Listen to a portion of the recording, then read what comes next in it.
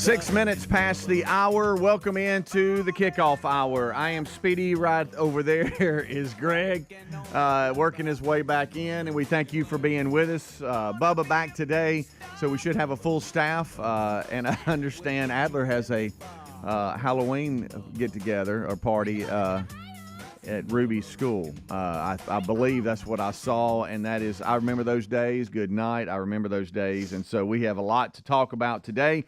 Well, your phone calls, of course, 866-932-3244 or 866-WE-BE-BIG. You can call or text that. But Adler will be here. He might just slip out for a little bit, go do that at school, and come back. I remember those days, Greg. Welcome in, sir. How are you? Hey, you doing all right? Good. And then the kiddos are in school, and they got little things at the school and all that, kind of flying in there on two wheels to try to be there. And so all that's happening today. We have a friend of the show, A.J. Rice. We had him back last July on RBU. He's got a new book out that's doing extremely well. It's been at the top of the list. The White Privilege album is his book, and we'll talk to him on RBU this week, less than a week away from the election. Now, I know other states you've been doing in-person early voting and all that, but just Election Day next Tuesday. And some states like ours and others, just about 3, I think, do not have early voting, in-person voting. So for in-person, it'll actually be on Election Day. Other states coming out already going, hey, man, it might be a minute till we get everything counted up. So it's going to be chaos. So don't procrastinate. Don't put it off. Everybody, whoever you vote, everybody needs to get out and vote. That's right. Make sure you vote. And that's something that needs to happen. So anyway, so we're here. We are. So Greg, last night, that owns me up there, Trump, and that riding in that garbage truck. With Gosh his flag almighty. After Biden's insult that we talked about yesterday, Trump went out and they put Trump 2024 on a garbage truck, painted it up in the logo, and he jumped up in that garbage truck. He didn't want to miss an opportunity. Greg, him looking out the side with his vest on. Got his vest. vest. My gracious! All right, so last night. And I know I had nothing to do with the Yankees blowing a 5-0 lead, but I did turn the TV off and go, well, looks like they, my mind thinking, well, it looks like they're going to get back to L.A. Yeah. Hey, you never know what happens. Game 6 in L.A. They're up 5-0. Yeah, I mean, look, Judge. Everybody's relaxed. All the New York fans are in a great mood. Yankees had back-to-back home runs in the first inning. Everybody's going nuts. And then how in the world they defensively implode in a row. I think it was the fifth inning, and give up.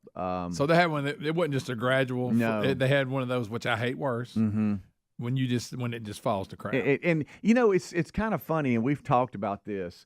The big inning, it doesn't like exclude a certain level of play. No, it's from major leagues to youth coach pitch. Yeah. Okay, it just doesn't matter when you're having that defensive inning. It's like it's contagious. Whatever level you're on, it doesn't matter. Doesn't matter. You make them goofy errors that a kid makes. Yes, you see it at all levels, and if you follow the game enough, you know exactly what I'm talking about. If you've played it, if you're a parent of it, or you're just a fan of it, you've seen the big inning where you've had it's a terrible experience. You have one error. Then you have another error, and then you have just a mental lapse that causes runners to move or somebody to score or somebody to be safe. It just happens, and the Yankees had that inning yesterday. The worst example of that inning, and I ain't saying this is the way it was, when that all happens with 2 outs. Oh, it's awful. Remember that when you have that inning, you get 2 outs and you think you're out of it, and all of a sudden the wheels just come off? Yeah. Garrett Cole, the pitcher for the Yankees, was owning the Dodgers. I think he had. I think the Dodgers. they hadn't even got a hit through 4. I mean, he was owning it, and then here comes the 5th, and it all went. Aaron and hey, look, he went up and climbed the wall early in the game off Freddie Freeman, who hit one to left center, and he goes back, and I don't know how the wall's still standing. He plowed into that wall. They were talking about him being 6'7", 280 or 282. He was that tall. Huge. And they were talking about the average height and weight of different major league sports. For NHL, it was like 6'1", 192 or something. For baseball, the average is like 6'2", 205, and I might have it off. That's close. Yeah. The average defensive end or lineman in the NFL is like 6'4", 225 or 290 or something like that. He's 6'7", 280 or 285, and can run the way he does and plays center field. Yeah, okay, extremely athletic. He goes back, catches the ball, plows into the wall. Okay, catches it. I mean, everybody's going nuts. Yankee fans are absolutely losing their mind. And then in the fifth, he just misplays a line drive right to him, hits him in the glove, and drops it like he's in coach pitch. Like you said earlier, it doesn't matter. Yeah, and anytime you have a line drive hit right to you, it's a little tough, but it just hit the way it hit his glove. He just dropped it. Oh wow! And then they had another infield error, and then Garrett Cole, the pitcher, the ball's hit to first base. And Rizzo gets the ball to feed it to the pitcher who needs to be covering, and he's standing on the mound. He don't cover.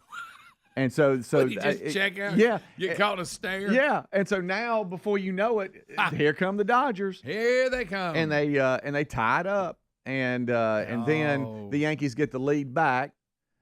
Please tell me the Yankee fans. I bet they. Oh man, hey look, there's some video out of just the fans. I mean, because you think Yankee fans are, I mean, they're high-level fans, but, you know, we've all, if we've either played, been a fan of or something, we've all had our team give it away. Sure. And the Dodgers came back, tied it up. Then Mookie Betts, I think in the eighth it was, he hit a deep sacrifice fly to take the lead, and they held it, and they won. Good night.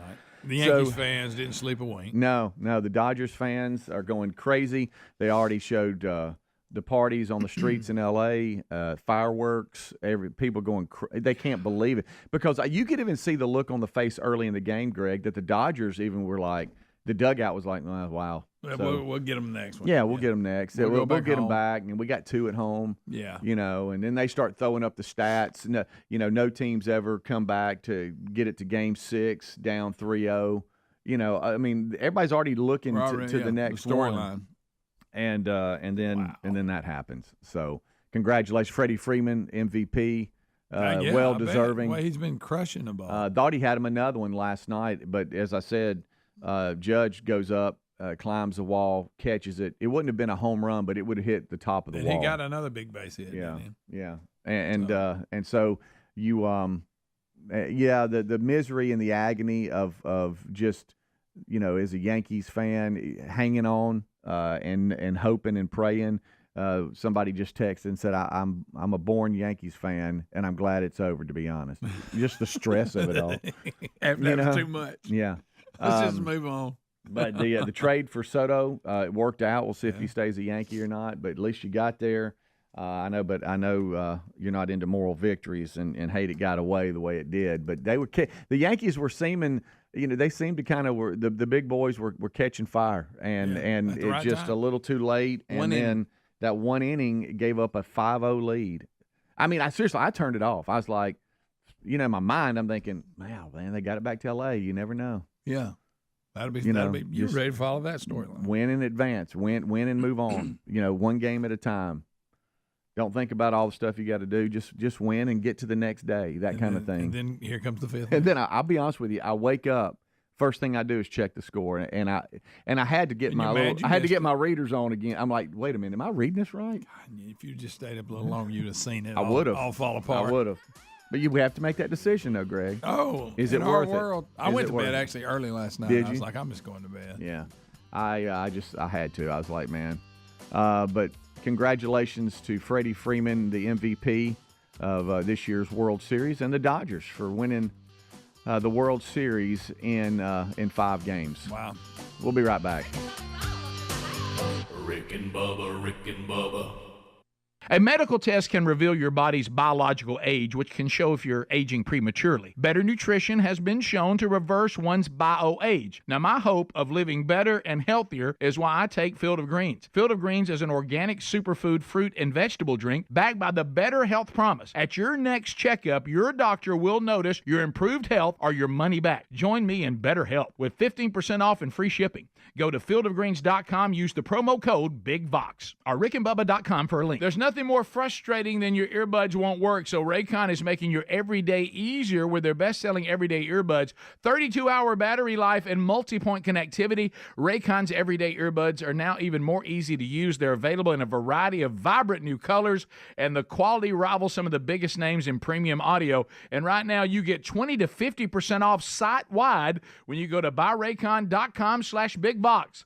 buyraycon.com/bigbox, or go to the link at rickandbubba.com. So let me guess, your medicine cabinet's crammed with stuff that doesn't work. You still can't sleep, you still hurt, you're still stressed out. Well, clear out the cabinets and reset your health with CB Distillery. CB Distillery's targeted formulations are made from the highest quality clean ingredients, and with over 2 million customers and a solid 100% money-back guarantee, CB Distillery is the source to trust. Get 20% off today at cbdistillery.com with the code BIGBOX, cbdistillery.com code BIGBOX, or rickandbubba.com under the sponsors. In just a few short weeks, Americans will head to the polls with critical issues at stake. It can feel overwhelming, so why not align with a company that stands for the values of its members? That's why we stand with AMAC, the Association of Mature American Citizens. For just $1 at amac.us/bigbox, you can get all kinds of benefits, retirement planning, and discounts, and AMAC card-carrying members get savings on travel, roadside service, and an array of other cost savings. All you got to do is go to amac.us/bigbox. If your approach to everyday aches and pains is to mask them, then repeat that cycle all over again. It's time to try Relief Factor. Instead of masking pain, Relief Factor helps eliminate it with a unique formula of ingredients that helps support your body's response to inflammation. Give it a try and get the 3-week quick start pack for just $19.95 at relieffactor.com, or call 1-800-4-RELIEF to get that deal. You can also find that information at rickandbubba.com under the sponsors. Don't mask pain. Fight it naturally with Relief Factor. Our friends at TheraBreath have some good news if you have bad breath. Try TheraBreath Fresh Breath Oral Rinse. TheraBreath is dentist formulated by Dr. Katz himself. TheraBreath doesn't mask bad breath like those burning alcohol mouthwashes that can actually irritate sensitive mouths. It's alcohol-free and free of gluten with no added dyes or colors. Find TheraBreath in all your favorite retail and drug stores. Look for the bright orange cap or online at TheraBreath.com. You can find a direct link at rickandbubba.com under the sponsors. TheraBreath, confidence in every capful. The Man Church Conferences are coming in 2025. Inspiring speakers, powerful worship, great fellowship, and incredible resources designed for men's discipleship. Tickets are on sale now for Birmingham, Panama City, and Atlanta. Get your tickets and all the details now at themanchurch.com. Disciple men. Change everything. If your spine needs some extra TLC, then you need a Helix Sleep mattress from helixsleep.com/bigbox.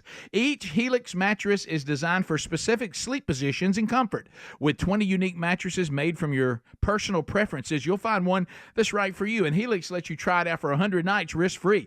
Take the 2-minute Helix Sleep quiz to get matched with the perfect mattress. Head to helixsleep.com/bigbox to save 20% off your mattress order, or go to rickandbubba.com. With Helix, better sleep starts now. Our friends at Tax Network USA tell us if you owe back taxes, don't gamble with the IRS. It's a no-win. You need Tax Network USA on your side. Their attorneys and expert negotiators employ aggressive strategies to help settle your IRS issues quickly and in your favor, even if you haven't filed in a few years. They've helped resolve over $1 billion in tax debt for people just like you. Talk with one of their strategists for free. Call 1-800-780-8888 or go to tnusa.com/bigbox. All right, when it comes to protecting your home, it's always better to stop trouble before it starts. That's why Simply Safe is changing the game with Active Guard outdoor protection. Now, it offers a double layer of defense, cutting-edge AI plus real-time monitoring by Simply Safe's agent to prevent crime before it happens. Save 50% on a new Simply Safe system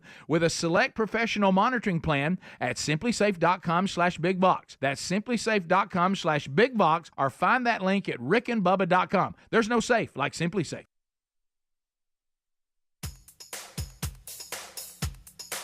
Rick and Bubba's in Ohio. Rick and Bubba. Pass the gravy, please. Rick and Bubba. Ooh, it brings me to my knees. Rick and Bubba. I can't start 20 minutes past the hour. It is the kickoff hour. Thank you so much for tuning in to the Rick and Bubba Show. 866 We Be Big is our number. And speaking of Rick and Bubba, they're both here. Bubba here today. He's back from his day off yesterday, and so we'll have a full staff. Adel will join us shortly, and then we'll be off and running. The kickoff hour, though, it's Speedy, Greg, and we thank you for being a part of the show today. 866-932-3244. That's the text line. That's also the number 866 We Be Big. I know a lot of you are using that text option today and weighing in. You hear Greg coughing in the background because he just ate Don Day's peanuts like they had legs and were running away. No, I mean, that got me. hey, you ever swallowed water and it goes down the wrong but you can pipe? slow down. They're not going anywhere. That was not a peanut involved. That was water. Buddy. I did. I mean, I've been eating peanuts, Boy, yes, but no, I I wasn't at that moment. No, you've been devouring peanuts. Well, I don't know why you got a problem with me and my peanuts. No, I well, really buddy, don't understand how it affects you at all. Be over you here. Got a problem with Be it. over here. Be over here and just watch it. It's fun. It's funny to watch. I don't mind it. I know your love of peanuts and Don Day. But wow. You know, have you told Don Day thank you lately? I have. Thank you, Don. Heck of a Have you called him and said, "Hey, buddy, I just want to thank you"? Called him yesterday. Hey, we're on you a lot about this, but have you seen the guys in line to get his peanuts at the Bible study? You're not the only one. I know. Hey, he'll he'll sit there and have a line of guys just standing there waiting on him, waiting on their delivery. Give me mine. Yeah. Hey, all I can say is you're welcome. Yeah. Well, I know the peanuts are here. My gracious. Tearing them up. Hey, congratulations to Jack State. We were just sitting here talking. We were so, we were so focused on the World Series on Wednesday. Yeah, they defeated Liberty last night. That's a big win. 31-21. They've turned it around since a slow start. Yeah. So congratulations to them and all the Jack State fans. That was a big win. Yeah. That was and look, let's just be honest. One that a lot of folks before. Liberty lost to Kennesaw State, but that nobody really thought, oh boy, this is going to be a tough one here at Liberty, the way they're playing and how good they are, and to go and get that is big for the program. So congratulations to them. Yep. Tonight, I know it bothers you, but I just want to mention it. It is Amazon Prime game, and it is the Texans at the Jets. Mm. Can the Jets finally win? The Jets, and I understand Aaron Rodgers. Everybody wants a story, but it seems like every time I turn the TV on, they're on. I know. I'll give you that. And and they don't even know the record. It isn't great, is it? No, it's not. They've lost a lot of close games, but no. It's to answer your question. It's not. It's not great, but they do host the Texans. The Texans are 6-2.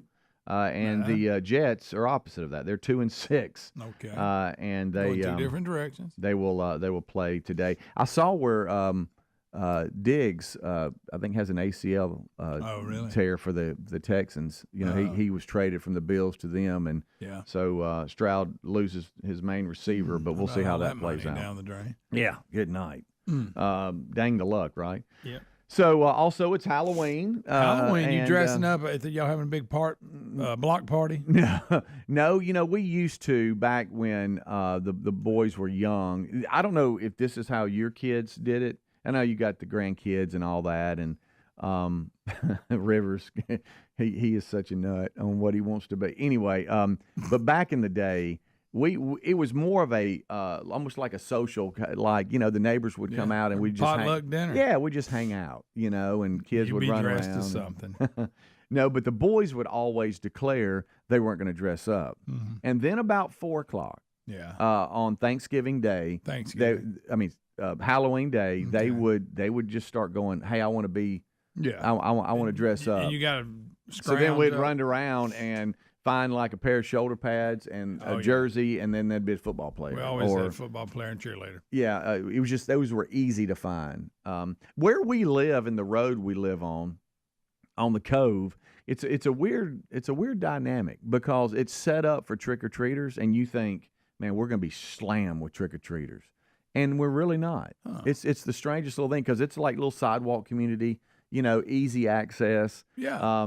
You think people would come there just because I used to have to take my kids in to town, we called it, to neighborhoods because where we live, there's you're kind of by yourself. Mm-hmm. And but I got to give it to some of these folks, man. They have like these big side by sides with the flatbed trailer or something, and they've got they got about 10 kids on the trailer with a couple adults, and they're just kind of easing around to the different streets in the neighborhood. They got it going on, so we'll get a big crowd, but it's not constant. Yeah. But I haven't had a trick or treater in 30 years, I think. Well, you live so far off the road, and I had a little bit of that back where we lived prior to this. It was so far off the road, it probably looked like a haunted house back off the road with little kids going, I'm not walking up there. And you turn the lights off, so you have to It's so dark. Have you done that before? No. Yeah. Greg? No, I don't think I have. I always liked it where we used to live when the kids were babies, basically, and we lived in a neighborhood, and I always enjoyed giving candy out. Yeah. I like being that guy. Well, back when the boys were doing the trick or treating, and then they got too old to do it, we would go. Terry would always feel guilty. Well, we're not going to have candy. I'm like, well, babe. I mean, I know you don't want to stay back. I don't want to stay back. We both need to go. We want to be with the boys. Well, we're going to leave candy out. Well, I guess so. Which means one person gets candy. Yeah, we'll put come get it all. Yes, we'll put a TV tray out in a big bowl, and sure enough, Greg, to your point, we'd come back, 35, 45 minutes later, and it'd be empty. Yeah, and the first person that came out and got it. You know it. But I've got to stop by and get just a little bit more. We have some candy at the house. Need to get a little bit more just in case we're hit hard. Okay, so we've never, especially in our current situation, we've been in our house now 16 years where we're at now. Mm-hmm. Never, ever had a trick-or-treater. Lisa, she tells me, you need to stop and get some candy. I said, you want me to stop and get some candy? She goes, well, you just never know. I said, well, I kind of do. But I will say, my grandkids that live down the road from me, they'll come by and trick-or-treat, and then they'll go down to another little neighborhood. So I will have them, too, as trick-or-treaters. I wish that Ellis and Marion could come, too, but they're too far away. Yeah, yeah. Well, it was somewhat similar. It wasn't that we don't ever get one, but we have enough candy, I think, to get through it. But Terry said the same thing. Hey, on the way home from work today, you think you could just jump in somewhere and grab not a bunch, but just some more candy? I'm like, baby, I think we got enough. Yeah, no, the second we don't do this, we're going to get hit hard. How embarrassing would it be? So we're not. Are we not going to answer the door and hide? Yeah. When they're knocking because we're out of candy. So I've got to stop and get some. Oh yeah. Well, at least you actually have a chance of using it. I'm going to get some that I'll end up eating. If you don't mind, I'd love to talk armadillos. I saw one this morning. Did you? Similar. Our little cove, we're being terrorized by either one or a family of armadillos. How about what they do to your grass? Hey, and that's why we found out. One of the very nice couples that lives right beside us was walking last night, and I was doing some yard work, and I said, hey. Certain areas of the yard are just ripped up. We got us an armadillo. And they said, huh? And so we start looking around at the different yards, and now before you know it, neighbors are coming out, and we're being terrorized by an armadillo. Oh, yeah, I got it. I got the same problem. I mean, just eating it up. And I don't know really why. I mean, I know what they're after, but our yards don't seem. Must be something in y'all's yard that has a lot of those. I guess so. I don't know. Or whatever it is they eat. I know how you take care of one if you see it, but the question is, how do you see it? Because of the time of night. And you're going to get out there and stalk it. I may trap it or something. I don't know. Bubba, Rick and Bubba.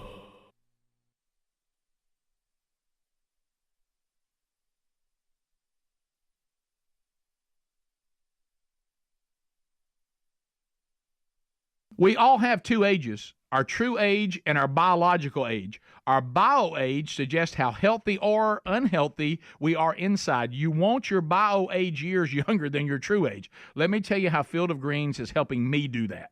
I love this stuff. I definitely feel better taking it. Field of Greens is an organic superfood fruit and vegetable drink. And listen to this. Field of Greens was approved for a university study that doctors believe may lower your body's biological age. That generally means better health. Each fruit and veggie in Field of Greens was selected by doctors to support vital body functions like heart, liver, kidneys, metabolism, your immune system.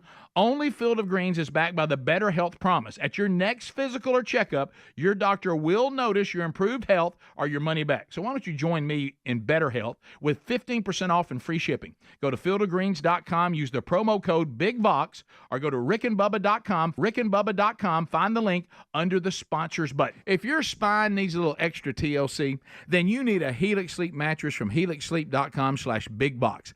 Everybody's unique and everyone sleeps differently. Helix has several different mattress models for you to choose from, and each mattress is designed for specific sleep positions and comfort preferences. In fact, the Helix lineup has 20 unique mattresses, including the award-winning Luxe collection and then Helix Elite collection, a mattress designed for big and tall sleepers, even a mattress made just for kids. Nervous about buying a mattress online? Don't be. The Helix Sleep Quiz takes into account your individual sleep preferences to match you with the perfect mattress. It only takes a few minutes to answer a couple of questions, and once you pick your mattress, Helix knows there's no better way to test a new mattress than by sleeping on it. So you get a 100-night trial, so see how you like it. With more than 12,000 five-star reviews, it's time to head to helixsleep.com/bigbox. Save 20% off your mattress order, or visit rickandbubba.com for the link. There's nothing more frustrating than when an everyday item that you depend on doesn't work. You know what doesn't cause that kind of fuss?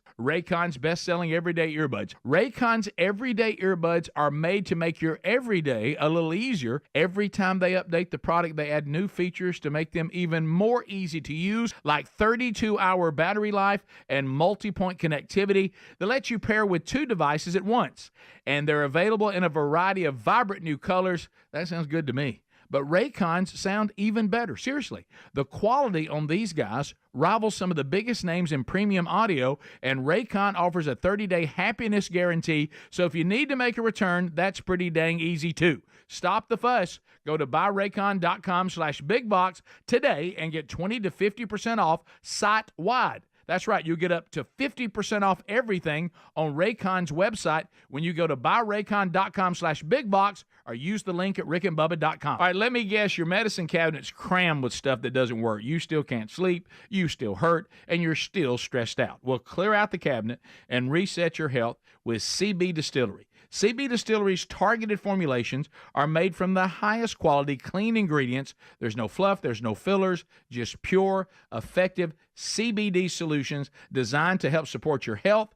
In 2 non-clinical surveys, 81% of customers experienced more calm, 80% said CBD helped them with pain after physical activity, and an impressive 90% said they slept better with CBD. If you struggle with a health concern and haven't found relief, check out cbdistillery.com, but you need to use the code BIGVOX for a discount. Over 2 million customers and a solid 100% money-back guarantee. CB Distillery is the source to trust. Get 20% off today at cbdistillery.com with the code BIGVOX, or find a link at rickandbubba.com under the sponsors. I asked our friends at Tax Network USA about the IRS crackdown that everybody's talking about. Their advice: if you owe back taxes, don't gamble with the IRS. That's a no-win. That's why you need Tax Network USA on your side.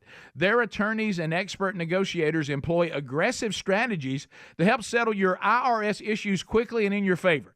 Even if you haven't filed in 1, 5, or 10 years, what gives Tax Network USA the edge? Their preferred direct line to the IRS and their knowledge about which agents to talk to and which ones to avoid. Now, they're not going to back down until they secure the best settlement for you, which could save you thousands. That's how they've helped resolve over $1 billion in tax debt for people just like you. Don't wait until the IRS closes in. Give Tax Network USA a call. It's free to talk to one of their strategists. 1-800-780-8888, or go to tnusa.com/bigbox, or the link at rickandbubba.com under the sponsors button. Rick and Bubba's in Ohio. Rick and Bubba. Pass the gravy, please. Rick and Bubba. Ooh, it brings me to my knees. Rick and Bubba. I can't start another. Rick and Bubba. Day without 'em, brother. Rick and Bubba. Ooh, there is no other. Rick and Bubba. It is 25 minutes until top of the hour. 866 We Be Big is our number. So real quick, we just to finish up, I'd seen evidence that we had an armadillo that was it was hitting the side of our house between mine and the neighbor. I'm talking about having a good old time. And we started looking around yesterday, and apparently it came back. And I've noticed that it'll hit the area a little bit and be gone for a little bit, because it's been about 2 weeks since I've last seen that. And then before you know it, I got a couple of neighbors out, and we're all checking our yards, and it had a good old time. So I'm getting some advice from some of you. I mean, I know how you take care. If you can catch it and see, when I say catch it, if you can see it, I can take care of it. I haven't told the neighbors, if you hear something real loud in the middle of the night, just going back to sleep. So you haven't. Has anybody spotted them? No, but we can just tell that there is one. It's obvious that there is one. So, so I am getting some grub killer for your yard advice from some of you that are texting, saying, of course that's what they're after. But I mean, we get the yard sprayed and taken care of, but not and all grub, that. not for I grubs. guess not. I mean, or is he looking? He just ain't finding anything. But I will say this. Let me tell you something. He is digging. Let me go ahead and. People, we all know about they carry leprosy. Right, yeah. But here's my question. I've been hearing that for years, right? Armadillo's been around this part of the world for a good minute. Where's the big leprosy outbreak? I've never heard of one, because people have to warn us of it every time. And you act like they're this big. I be honest, I've never seen a leper, much less. Yeah, I mean, no, me either. But they may carry it, but evidently they don't transmit it very easily. I guess not. I don't know. Because we would have a big outbreak. I mean, y'all's neighborhood would be a bunch of lepers. It would. Right, be a leper colony, but then you get that every time. They carry leprosy. Really, how many people? I've never heard of one person get leprosy from an armadillo. I may be wrong. Right, right, yeah. I mean, now when they start having these big outbreaks, then I'll be concerned. Yeah, not going to go grab one up. So you're good. I'm good. They carry leprosy. I right? do. Yeah, why would you wouldn't pick one up for nothing? No, look at them. No, ugly little. Good night. You ever been coming out of the woods after a hunt and you hear something? Oh, yeah. And you don't know what the heck is coming on. Yeah, they walk heavy. Yeah, and then all of a sudden you see it, and you're like, that's what I'm saying. Hey, they can jump, too. They can. Not getting They don't close see out. very good. They have a hard time seeing. Yeah. So, yeah, I was thinking maybe we set up I can put one of my Moultrie game cameras out there. I told the neighbor, I said, what if I just did that? And then pattern it. Yeah, and let's just see. Hey, we can time down. Oh, it's here. It's here at 2 a.m. every night. Oh, look at here. So there. Yeah. But everybody's saying that Scott's makes a grub EX, and then this Spectracide, they make a good grub plus killer. So they some folks have said, I've just sprayed the yard for that, and it kind of took care of them. Yeah. So we'll see. I don't know. But yeah, I'm just dealing with that. They now. carry leprosy. I do. I just thought I'd bring that up. All right, so we talked here's about one. Somebody says that it's active in third world countries, so we're good here. Thank you. Like I said, I haven't heard of the big leprosy outbreak. Oh my goodness. Anyway, I'll quit reading. Yeah, I'm with y'all on that. On the and let me, the guy that keeps claiming I've got Alzheimer's, it's called a misspeak. I actually said Thanksgiving instead of Halloween. You DA. Have you ever pretty big mess? Have you ever? It is, but still. I mean, it just happened. It doesn't mean that something's wrong with me. Oh yeah, he can't quit texting. Oh, he still does. Yeah. Okay. And he also put P.S. that armadillos carry leprosy. Yeah. So Halloween and Biden. So what is this headline I'm seeing? He bit 3 babies at the White House. When you read that, at the White House Halloween. Listen, Biden bites babies visiting for the White House Halloween trick or treat celebration. Now, he you know how you do, little kids. Man, he's mad. But the headline is basically it does say he bit in 3. this picture. He's got a kid's foot in his mouth, and it's still creepy. It's still weird, but. I mean, he's just messing with the kids. He's trying. They even said one of them got tickled laughing. You know how little kids love stuff like that. Oh, yeah. But listen, with this headline, then this picture right here, and he's got the kid's foot in his mouth. I mean, I know he's not biting babies, but it's just funny. He's biting babies. Eating the cats, eating the dogs, biting babies. Said, be honest. When you see him, do you forget he's president? Oh yeah, he does too. But yeah, One baby was dressed as a chicken, even giggled after Biden took a nibble of his or her leg. And then he engaged with some easy banter with the baby's mother. Wouldn't you love to have heard that conversation? How about your leg? Oh man, y'all! The headline, it does say he bit 3 babies. I know. If you don't look, I mean, there he is. Look right here, Speedy. Look at him. There he is, chomping down on his leg. He does have a little leg. That in his headline mouth. in that picture. Good gracious! It makes you think he's biting babies. Of course, he was just trying to make them laugh, and one of them did. It said, the Dems, they're the only party that can kind of just disappear, and just be given a pass. How about Biden? Seriously, he's our president. Like he's the president. You sure? And you never hear from him. No, they got him biting babies. That's about it. Yeah. And then he got up and tried to make a speech and got everybody all mad. Called people trash or something. I don't know what he meant. He doesn't either.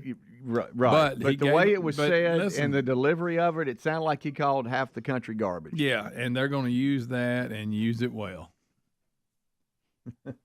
You know it? They're going to make dang sure. All right, so there's something else. We got to show the video during the main show today of Trump in that garbage truck.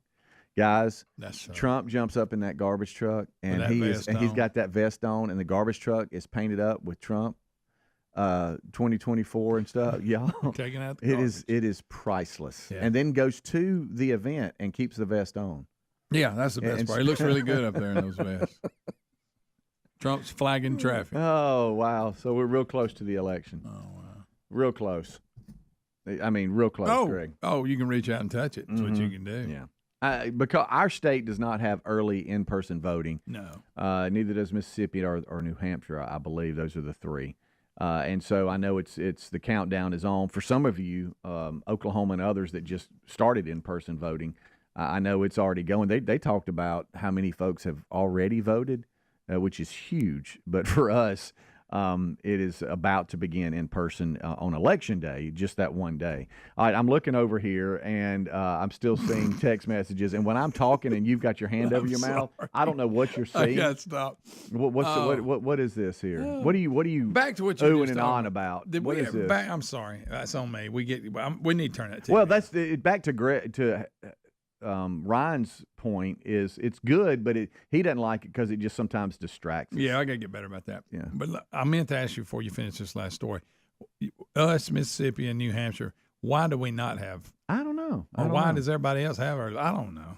Whatever. I have no idea. I know it'd be nice and very. Yeah, I know for the convenience of it, it's very helpful. Like for instance, 2 of my 3 boys are out of the city, and maybe we should have done a better job of sending in something so they could get an absentee or whatever. I don't know. But with Reese working in Huntsville and JC at school in Huntsville, they're going to have to make a trip back to Birmingham on Election Day. And I know they're not the only ones. Others are doing it too. But with their schedule, it's very difficult. But I think what helps Reese is I think his school night has been moved up a day. And so he'll actually be in town, stay, vote, and then going back in or something. I don't know what he's going to do. And then JC and them, they're in the middle of their inter-squad World Series where they divide up and draft teams and finish out their fall. And so he's a little bit more pressing on what he can accomplish. Do you catch yourself going, look, Trump's got Alabama? If a little bit, but if a bunch of us continue to think that way, then before you know it, you're in a handle. And really, I think it's more to being able to walk in there and vote and walk out going, my part. The proud patriotism of knowing I voted. The fact that you have a right to vote, you need to. Yeah, unless it's just impossible. Yeah, you need to make that effort. Because if everybody just has that mindset, then I agree. You look up and you're like, wow, so what happened? Mm-hmm. Well, so there. I wonder how many amendments and different things are going to be on the ballot. Oh. Well, it's going to be 2 block looking at it. I know. A lot of stuff I don't know what it is. You just guess and you say, I hope I did right. Rick and Bubba, Rick and Bubba.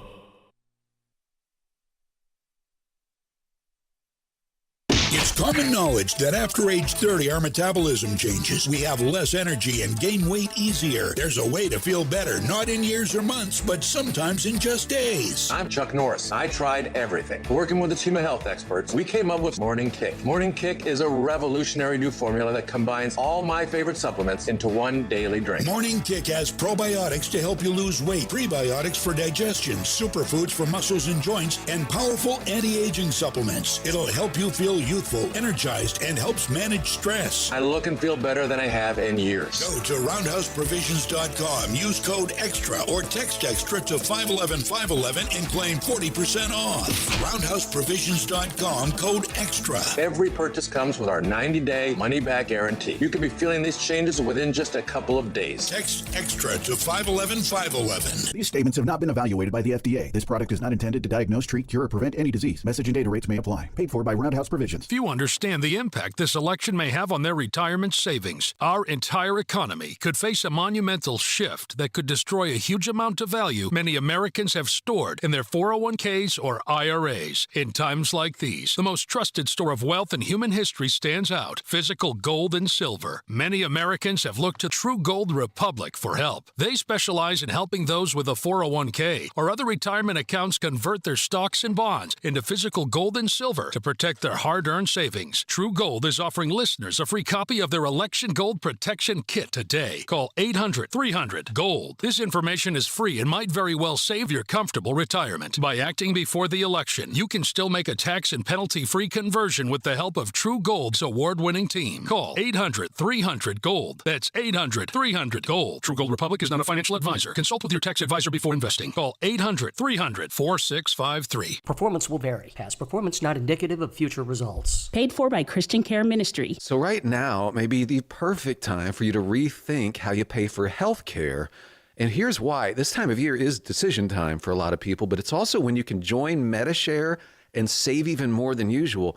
For many families, joining Medi-Share means saving about $500 a month, which is a game changer for a lot of people, obviously. But what's more, Medi-Share members like it. Their satisfaction rate is 98%. Imagine that. And Medi-Share is a proven thing, too, for over 30 years. It's a Christian community of hundreds of thousands of people now. And here's the thing. If you join before November 15th and you mention the promo code SHARE, they'll waive your application fee, so you save even more right off the bat. I'll give you the number here in a second, but just call and you'll get a price within 2 minutes. And again, the deadline is November 15th. So call now. You'll save even more. Here's the number: 855-51-BIBLE. That's 855-51-BIBLE. 855-51-BIBLE.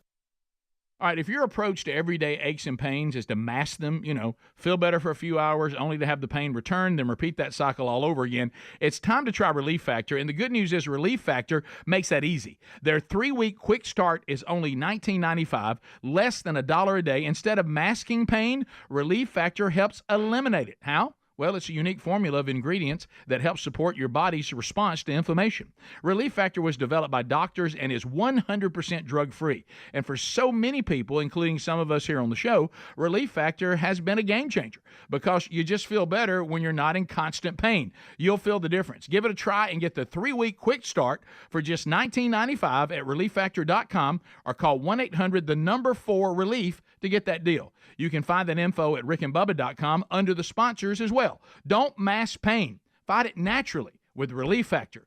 Go right now to rickandbubba.com under the sponsors button or go directly to relieffactor.com. There's nothing more frustrating than when an everyday item that you depend on doesn't work. You know what doesn't cause that kind of fuss? Raycon's best-selling everyday earbuds. Raycon's everyday earbuds are made to make your everyday a little easier. Every time they update the product, they add new features to make them even more easy to use, like 32-hour battery life and multi-point connectivity that lets you pair with 2 devices at once.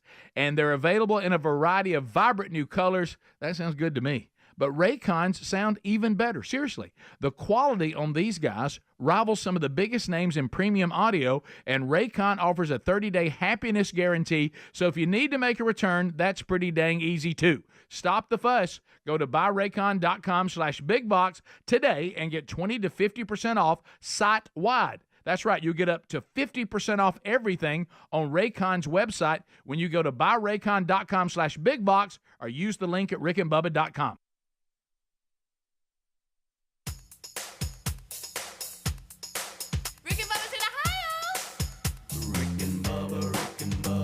Pass the gravy, please. Rick and Bubba. Ooh, it brings me to my knees. 10 minutes until top of the hour. Thank you so much for tuning in to the kickoff hour. We're going to reach out. Greg's like, hey, man, let's do some unscreened phone calls. Do it. Unscreened. Go for it. So I'm like, okay, let's do that.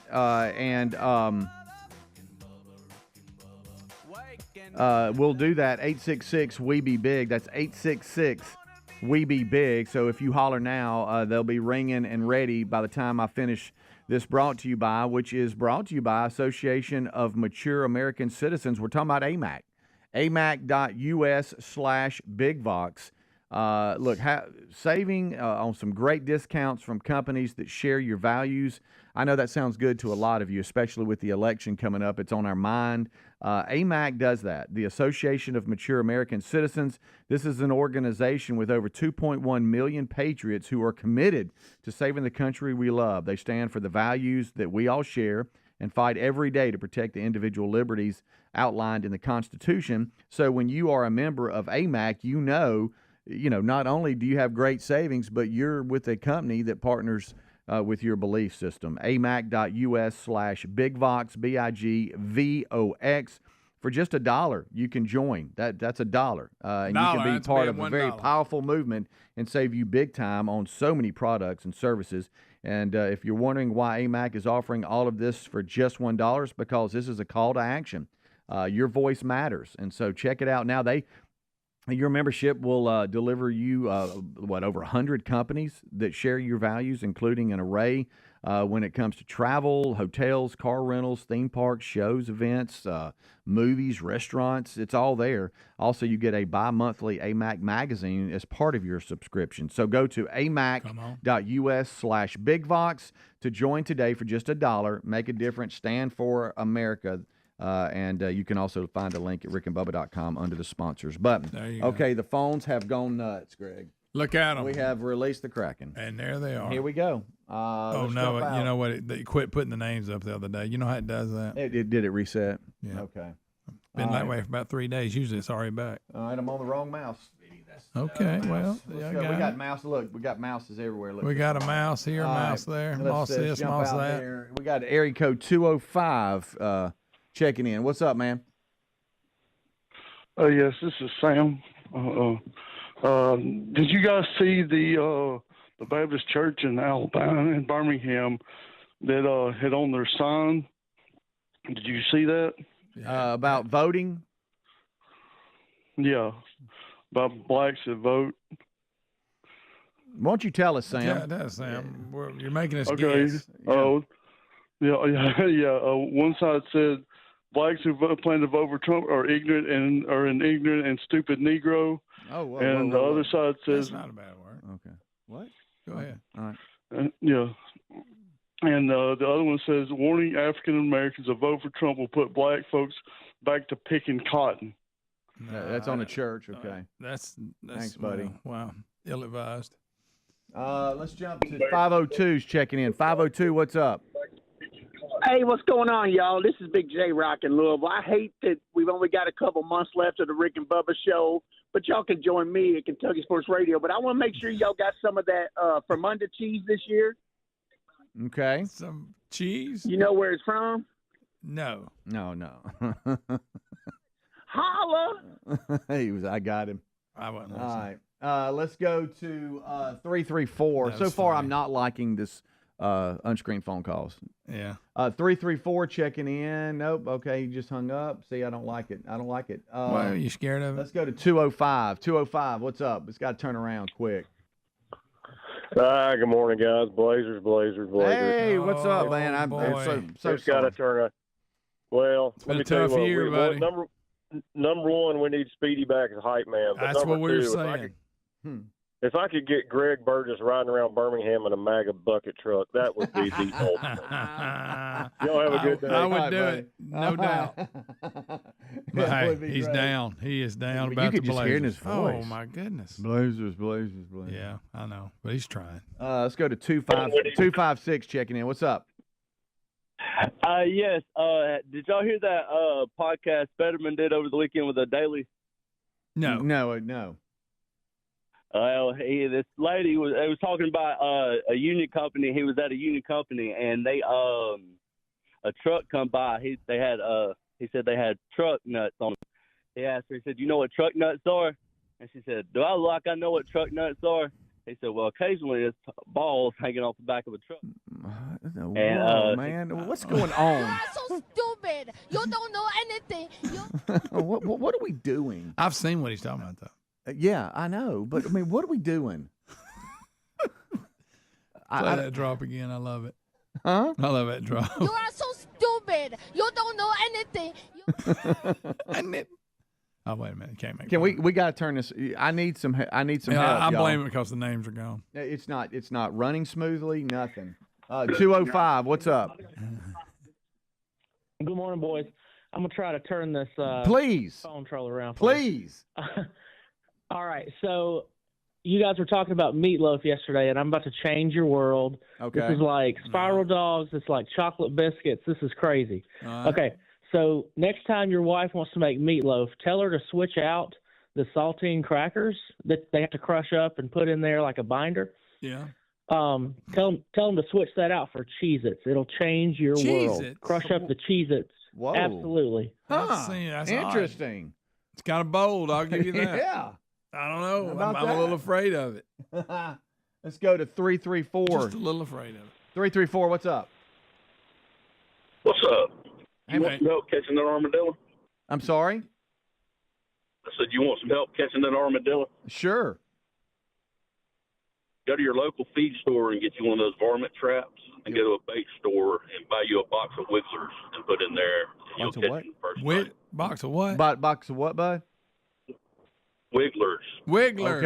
Okay. And then we get him, huh? So that. Yep, you'll catch him.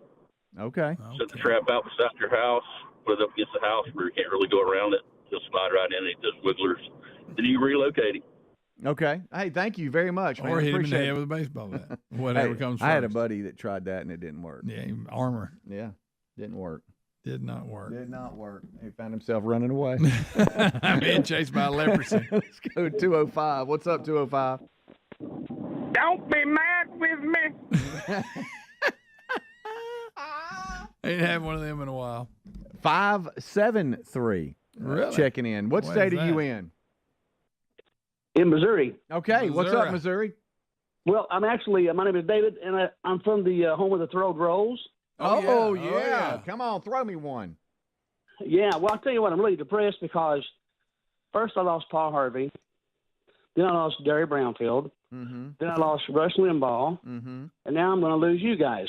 I have no go-to people for my daily news. Well, we are really enjoying all of the phone calls and emails and text messages and correspondence from all of you that have really spent a good portion of your life with the Rick and Bubba Show. And we celebrate that as we wrap up the year and are just so thankful for all of you.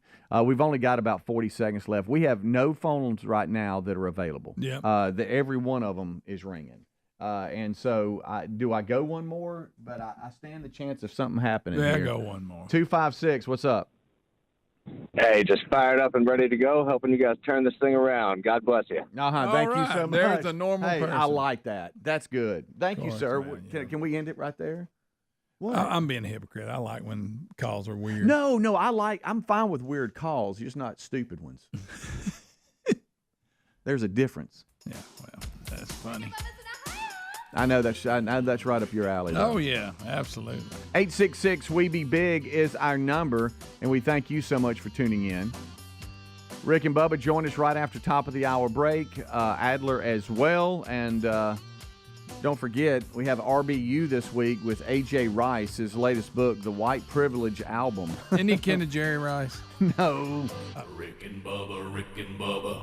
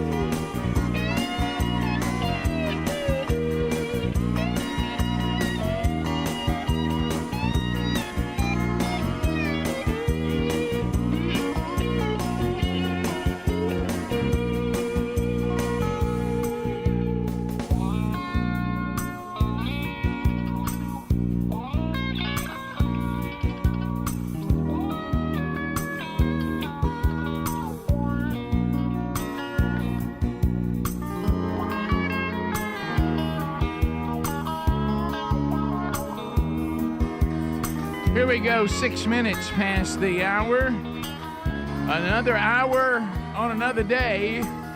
This baby starts with the national anthem. Here we go.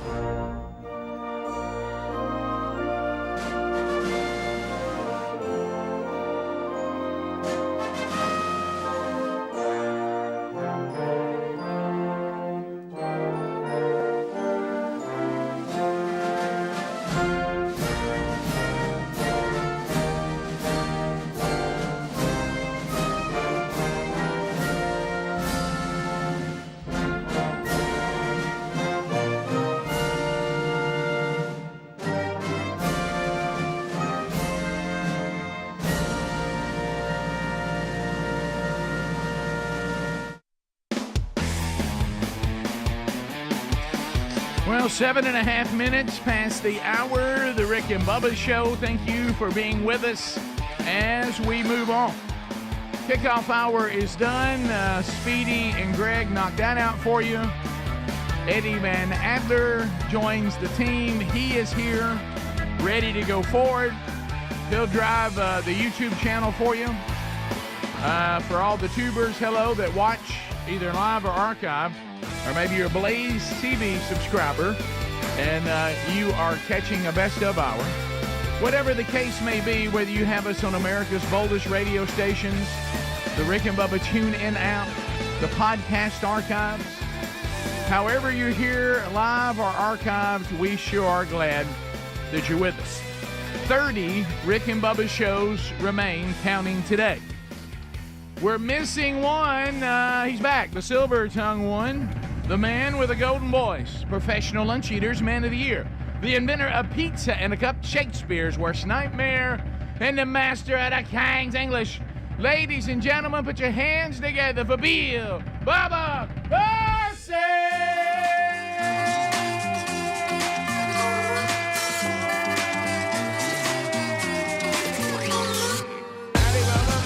How about it, Rick Burgess? Friends, neighbors, associates everywhere. Welcome in to another edition of Rick and Bubba, where you never know if it's trick or treat. Yep.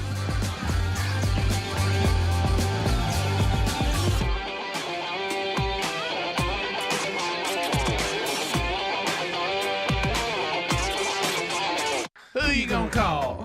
Ghostbusters!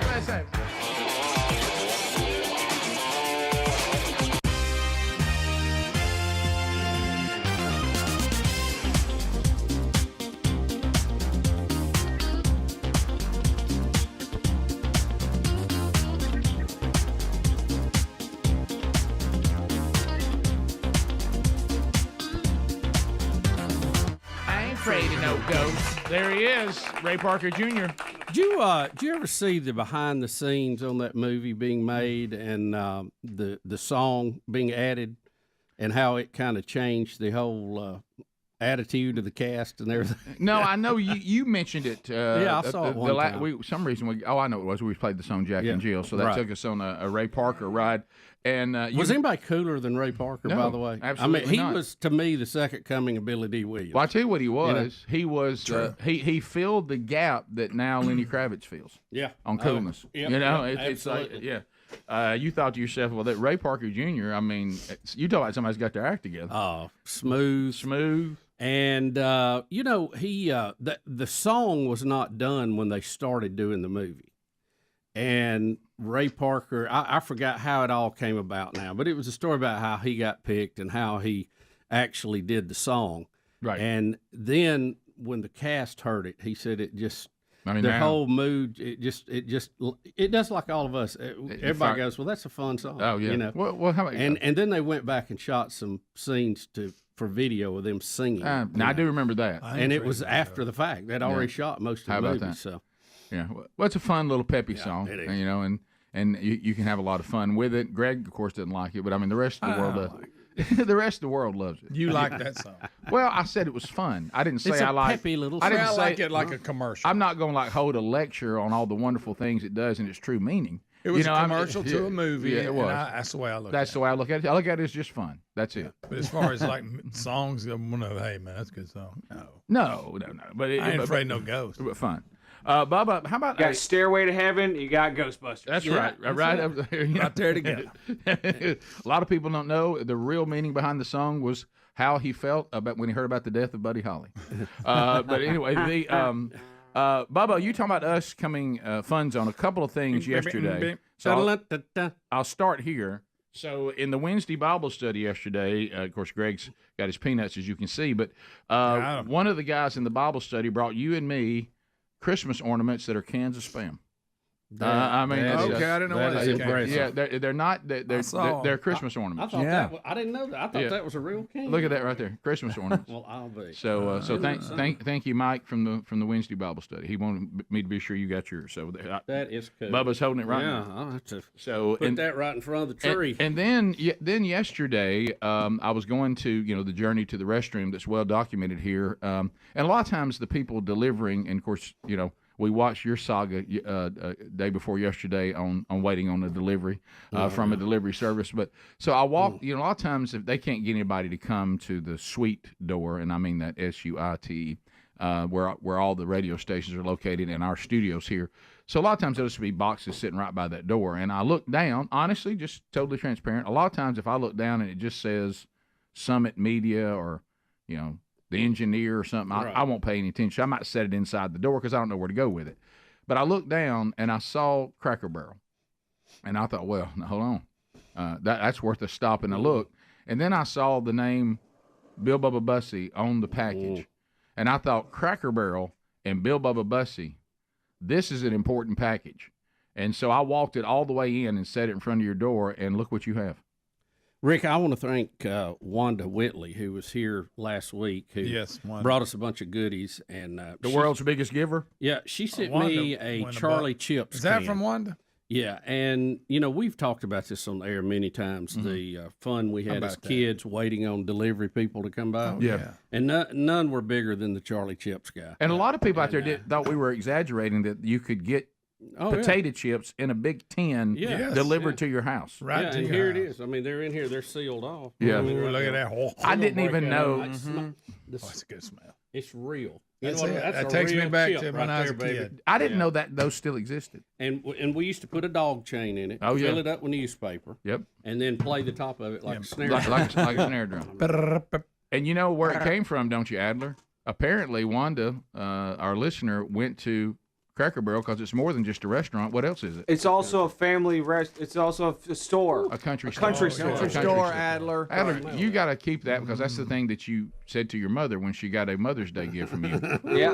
From Cracker Barrel. She still has I want you to it. hear this. How about that?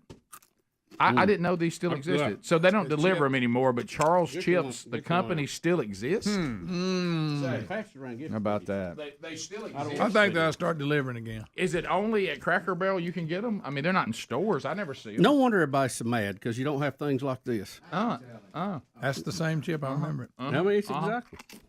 Real fresh. I guess it would be. Extremely fresh. Oh, I know. Our boy Charlie. But can they stay in business? I'm with sorry, everybody. You now are craving chips. I know. Well, yesterday we had everybody craving a meatloaf. You sandwich. know what it is, right?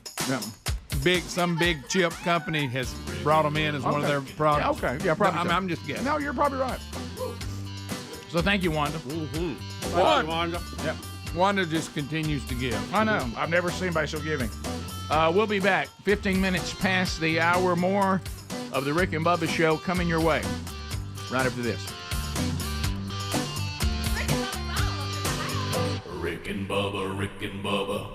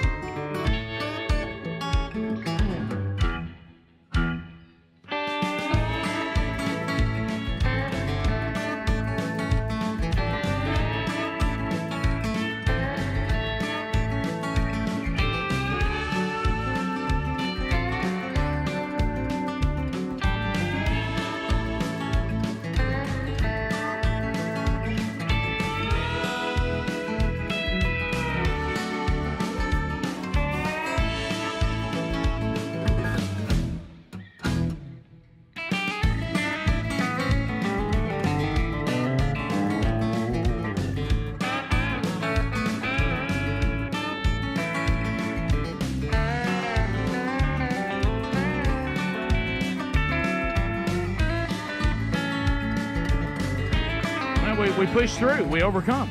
All right, so we're back. All right, I knew this was going to happen off the text line. Those that can see the Charles chips, because that's what it was. It's not Charlie, is it? Or is it Charles?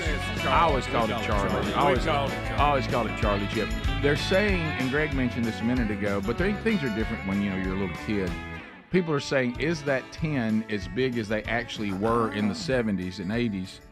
And I think it is because I was. Says it looked short to them on TV. I was smaller, so it seemed bigger. It seemed bigger because we were littler. I don't know, but I can't remember. Greg says we were littler. We were much littler. But now I'm bigly. So I know that one thing like this show will always be remembered for is our devotion to unpacking everything you could possibly ever want to know about food. Mm-hmm. I mean, we probably have. If there's anybody that can match us on that, I'd like for you to show them to me. I mean, not even a chef. I think we talk about food more than a chef does. Right. And so anyway, we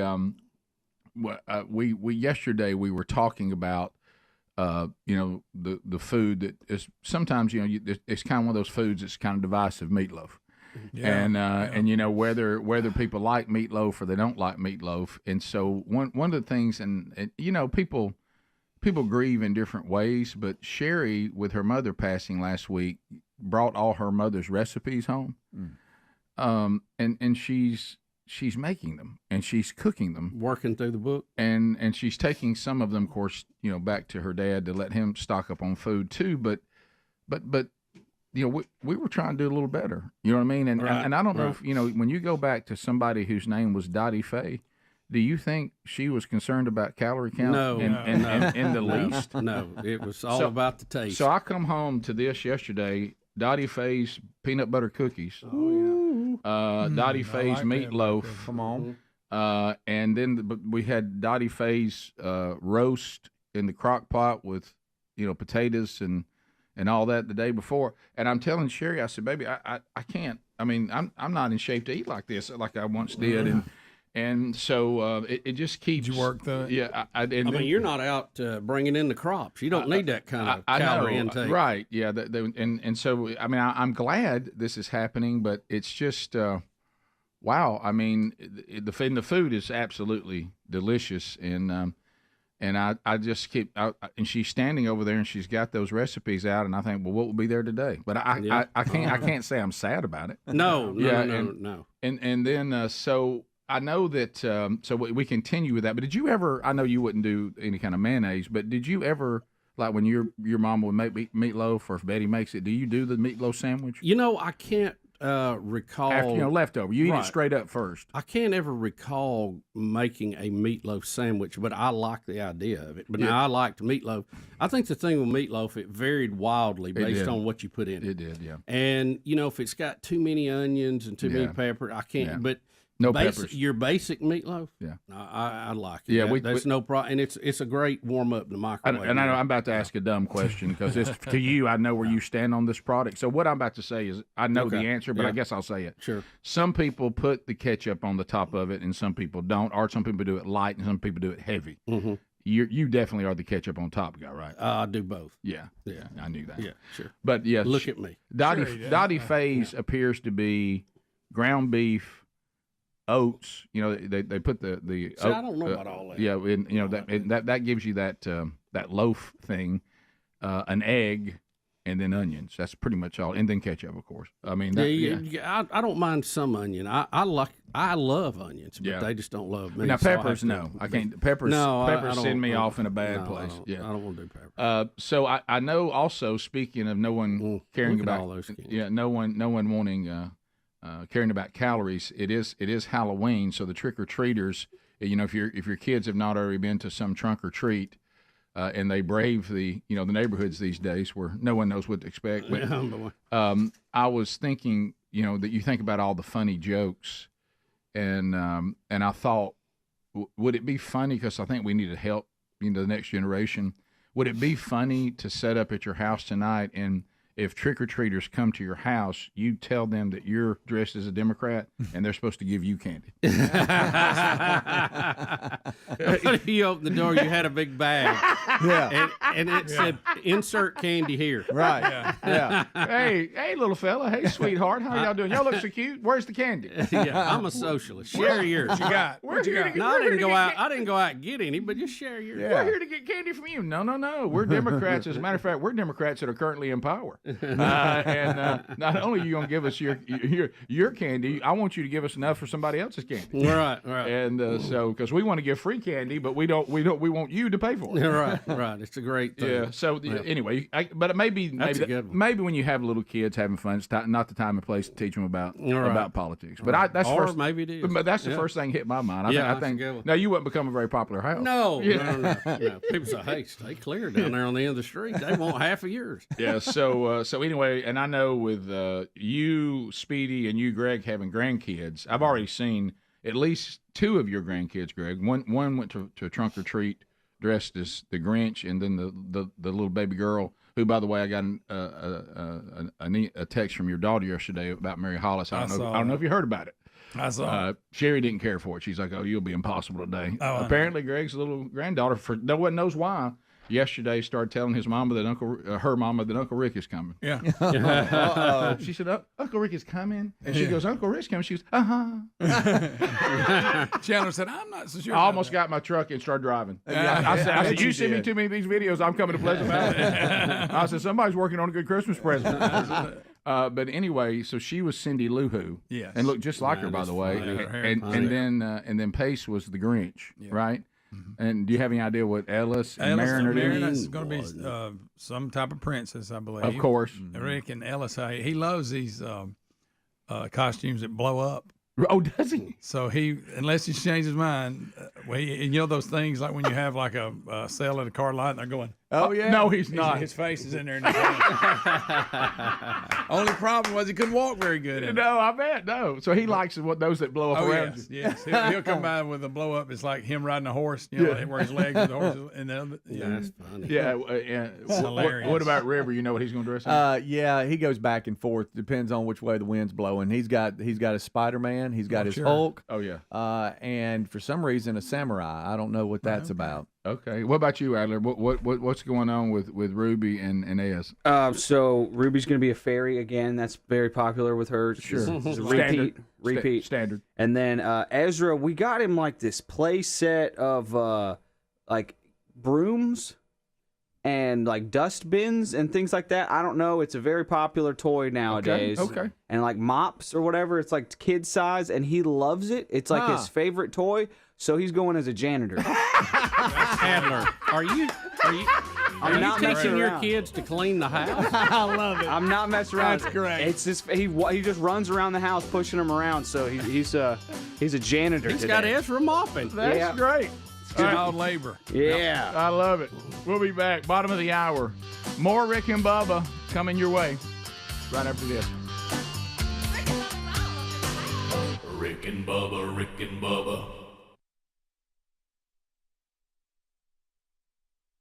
Guys, I don't know why y'all so upset that I have an issue with watches. What I can't help it. I think you don't like to wear them, and that was your way of getting out of wearing Sherry's gift to you. Got it, Rick. That's a good point. Rick, I am not denying it at all because, like I said, I know other people that have that problem. All right, I'm going to go ahead and tell you what it is. I know you're not you're trying to look sharp. I know you're not doing that. Yeah, now let me throw that out. Let me tell you what it is. And there's these things happen every now and then. Greg's the one trying to look sharp. I am. Yeah. And these things happen, and I don't know what it was. Yeah. But this is one of the. There's a couple little things that go on with me that are kind of weird. Mm-hmm. A couple. And I don't think it happened. It didn't produce itself fully in me.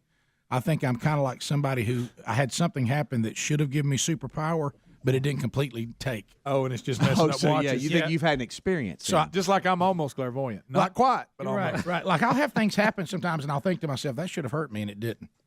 You know, I'm like stopping watches, and so I don't have it, but it's like maybe a semi radio. John Travolta in Phenomenon. Maybe a semi radioactive something bit me, but it didn't have enough in it. It didn't take. So you think you were supposed to be a superhero? I you think should so. be able to fly. I think so. Yes. There it is. I said it. It's out there now. Now he is trying, Bubba. Now he is trying to be sharp. I think so. It's like I don't have superhuman strength. You're not an X man. You're a Y man. Is that what you're saying? Yeah, I didn't get the full X. You swatted that spider real quick when he bit you. Like I can when I look at that wall right there, I can see the post inside it, but I can't see all the way through it. It's like I'm kind of I didn't quite get it. He wasn't done yet. We pulled him out. So your gift now is to stop watching. It's like when the bug bit me that was radioactive. I got it off of me too quick, and it didn't fully get to me. Yeah. How'd you get off? And the only thing he got was the ability to stop watches. Time pieces. I can stop watching, You know what? and apparently I appear not to. I mean, things will happen. I go, man, that should have. The only problem for us superheroes go, unless Dr. Clock shows up on the scene, it's not going to be a very good power to have. It's giving you the ability. Greg, I thought you'd give me more. It's on like Dr. Clock. I was reading email. It's like I can't pick up. I an thought Dr. Clock could be sharp. Dr. Clock, yes. I can't pick up an SUV, but maybe a Volkswagen. Right. You know, or smart sure car. what that power is. I know you've got one ability, and that's to ignore Doc things. Clock. Oh yeah. Yeah. And he That's does one of your evil when the superpowers. hands strike midnight. That went all the way in. You know what? I've completely got the superpower to ignore things. You know, Speedy said that one is full blown. Yeah. I got that one. The other one. You know what I didn't mean? Go all the way through. You know what I'm saying? I mean, Oh yeah, Rick. I mean, who don't know that? But so you're almost superhero. I've been keeping that to myself. That I thought, well, if everybody, I didn't know I'd be hounded about it, and have to admit it.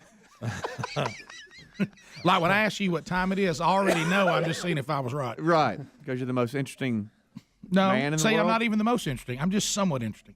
You know, it didn't quite take. I'm not full blown.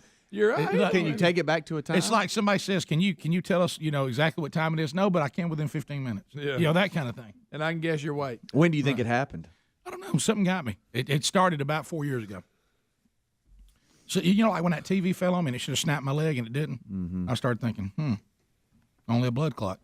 I mean that should have just snapped. Maybe. And like when they saw the weight of the TV, they're like, "How'd that happen?" I don't know. Like when my bicep tore, my arm should have maybe fell off and it didn't. And they said, "Now what time did this happen?" You went, "I'm not sure. I ain't got to watch." Right. Let me ask Speedy. Yeah. Speedy. So it's not full blown. Just maybe a sprinkle. It's a sprinkle of superhero. Right. So I don't know what'll develop itself next. Makes sense to me. Yeah. And it may not be that, but I'm just saying I know something else that you've got. But we'll be back. Rick and Bubba, Rick and Bubba.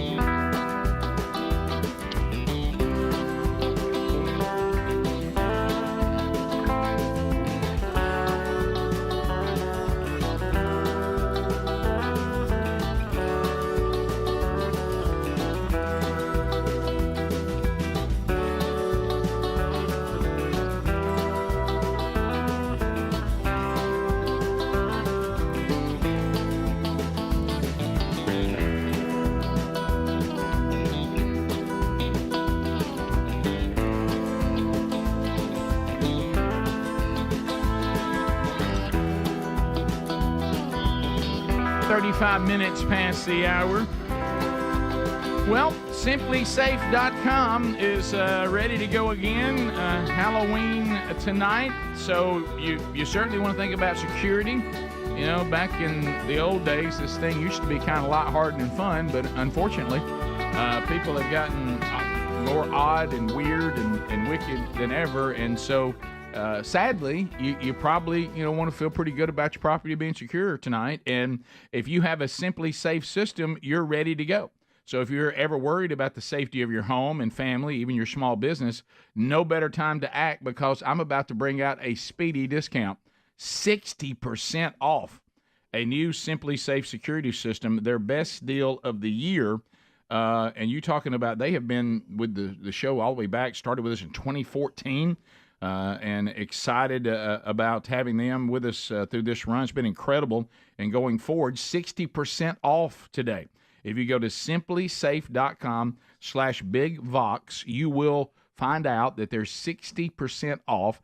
That means you also get to use this new Live Guard, Active Guard outdoor protection. This is incredible. The live agents keep watch outside the property 24/7. If they get something they don't like it, they go live and, hey, what are you doing out there? Oh, wait a minute. That's just Adler's kid. He looks like a janitor. You're good. But what if they saw somebody that they didn't? They can do floodlights can come on. They can put sirens on, and they're contacting help. No better way to keep something bad from happening inside the property if people can never have access to it at all. So 60% off right now.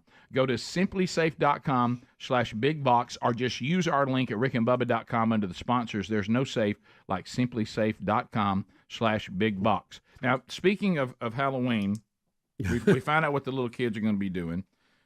So I want to warn the tubers, and some of you are going to see this as a piece of horror in your experience today, and that is that Adler is going to leave the show about midway because, like we've all tried to do on the show for years, if you can be at your kids' things, you try to be there if there's any way possible. So apparently, Adler's little kids are involved in some sort of Halloween parade today.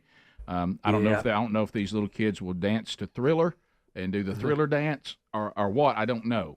But Adler's going to run out real quick, go see that, then come back either by the time the show ends or for RBU today, Rick and Bubba University, the podcast. We have a new one coming out this weekend. So that means, tubers, we will put you again in the hands of Speedy.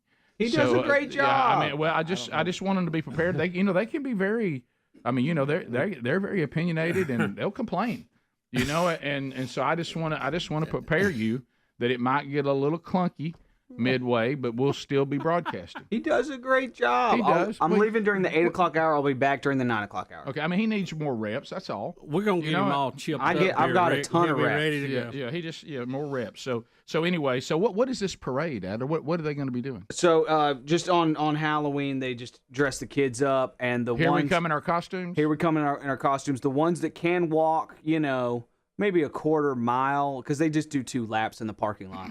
And the ones that can do that, walk it, and the ones that can't just ride in like a cart or a buggy or whatever, and the teachers carry them around and stuff. So where would Ezra fall in this? Because if he's going to be a janitor, he needs to be pushing his broom. He's going to probably be riding in a cart. I thought still too little. So little. He's so small. And you guys are talking about those Charles chips, the popcorn in a bucket thing. It's not popcorn. There's chips in the bucket. Or chips, whatever. It's not Charles popcorn. He would.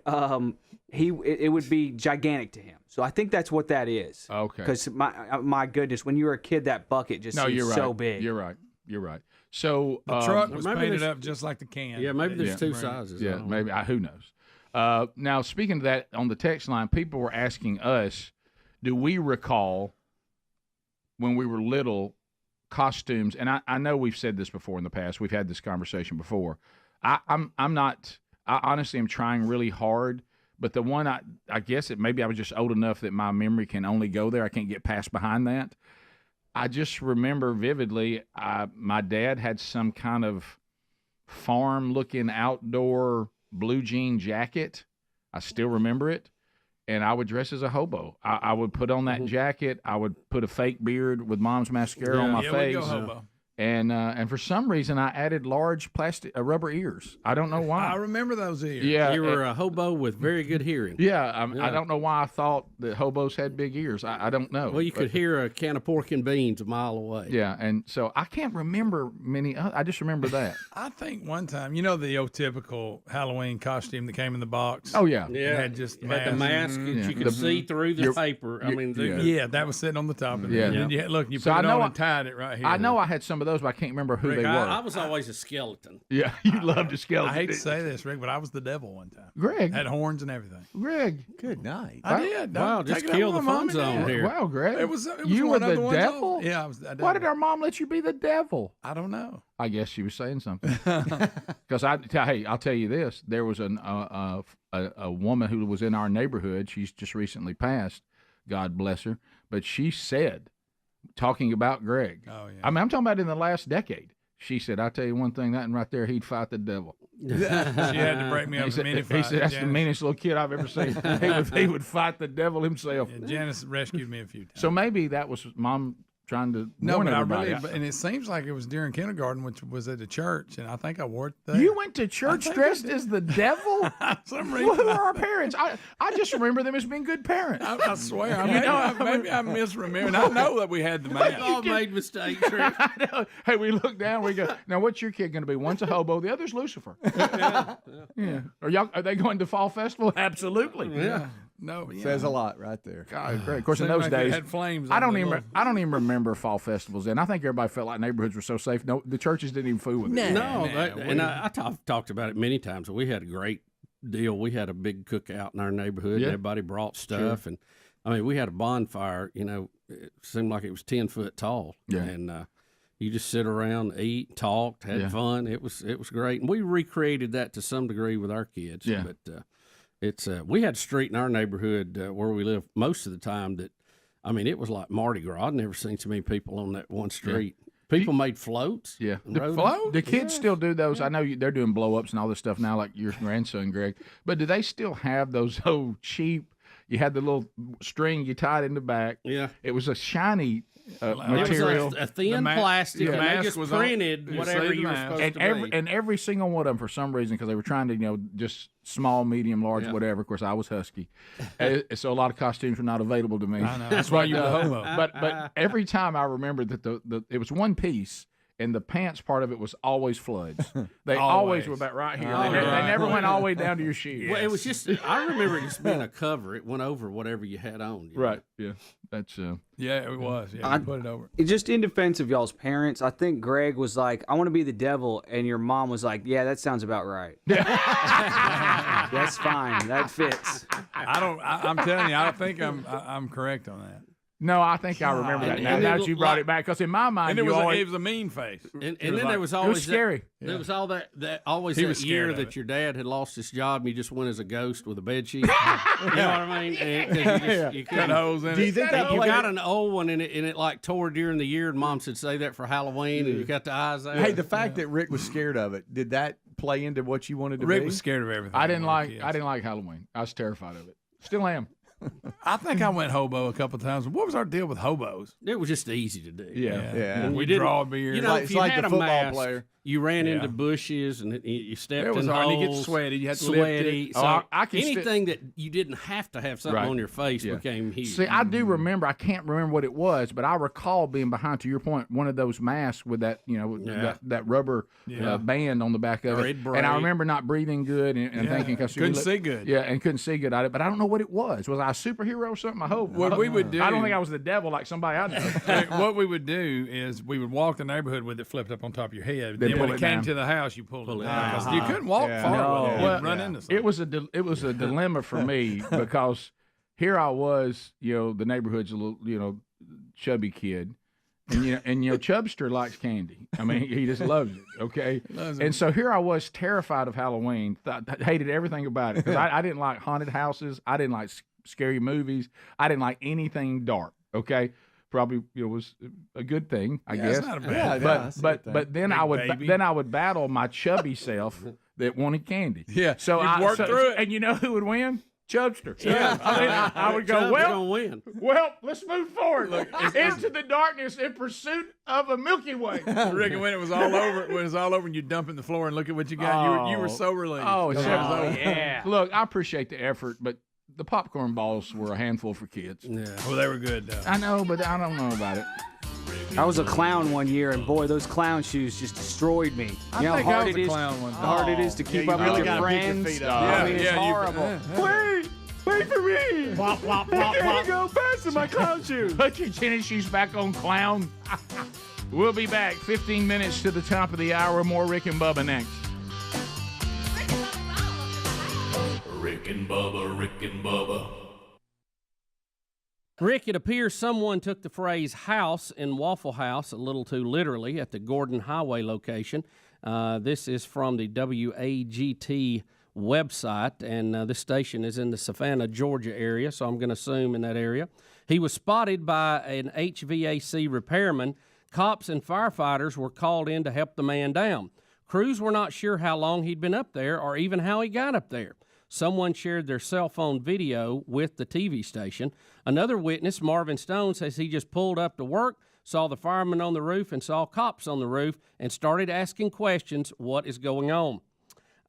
They said they had never seen anything like this. The man was unidentified and dehydrated and taken to a nearby hospital. They don't even know how he got up there. You know what he was doing? Trying to start his version of New Hope.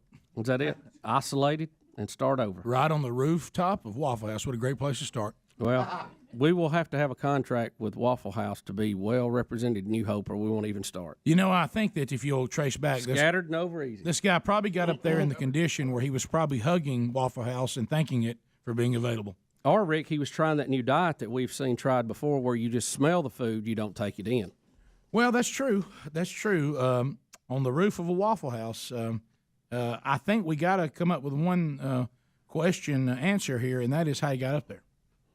Yeah, that is a good question. Is it easy to get on the roof of a Waffle House? I mean, that ain't that hard. Well, I'm looking at the picture of the event here, and the firemen and all have an extension ladder that they're getting up there to get him down with. So it doesn't look like there would be anything easily to get up there. I've heard of scattered and covered, but this is over the line. Yeah, this is. Get pretty hot up there, I'd imagine. Yeah. Smell good, but hot. Yeah, I would think so. I mean, I love the comfort of being near a Waffle House. I get that. What if they had like a fireman pole? You could just slide right down into a booth. Wouldn't that be cool? Man. And there's your loft apartment. And that waitress every day say, "Sugar, how you doing? What you want?" And tell you about a lost dog she picked up on the way in. I go into Waffle House sometimes just so I can be called Sugar and Honey. Sugar, what you want? What can I get for you? You know, this goes back to people, giving people little common names when they refer to them. I'm not offended by that. I love it. I love to be called that, don't you? Oh, yeah, absolutely. I think it's sweet. Yeah. So anyway, don't call me Sugar. Yeah. So do you go scattered and covered? No, I'm pretty much scrambled eggs and dry wheat toast. That's what I try most of the time. I'm not talking about something you're trying to do now. I'm talking about if you can. No. I mean, what kind of answer? If you can go in there and get it like you like it, because I've ate with you before, I've never seen you eat that. I've never heard dry wheat toast mentioned anywhere around. I know you're doing it now, but I've eaten in there with you many times before. I've eaten that way for a long time. Bubba. A long time. What? I have. No, what's that call that we get? Bubba, the Great American? Bubba, what is that? Bubba, we don't tolerate lying in New Hope. No, I'm not. What do you call it? This is a perspective issue. I don't What know. is that? It's not the Grand Slam. That's somewhere else. No. But I will, to his the big defense, house as long as I've known Bubba, okay? Now, he gets a lot more on his plate than he may want you to believe, but he does the dry toast every time. Right, but what else is that supposed to like counter all that? Well, no, I think that's the way he likes it. Is that his Supposed to get that in a Diet Coke with it? I ain't good. I had dry toast. I like butter on corn, but I don't have to have it on toast. That's one of those things I can skip on. It's really no big loss. Right, but but I'm talking about you go scrambled eggs and nothing else. Wheat toast usually, and if the grits get pushed over there toward me, I may take a bite. Here's what happens: is we get now, can I go and eat that, all of it, and a waffle too? Sure, I can. Yeah, sure. We usually split As this you can meal, tell. okay? All right. And he gets the scrambled eggs and the dry toast, and I get the waffle and the bacon, and whoever's hungry gets the grits. How's your toast? It's called the All American, I think. Does he come after that waffle most days? No, some of it. And then y'all get here and eat again. Matter of fact, I've tried to give it away if I ever end up with it by accident. Yeah. Mm-hmm. I tear up some grits now. I like them. Hey, I like some breakfast food now.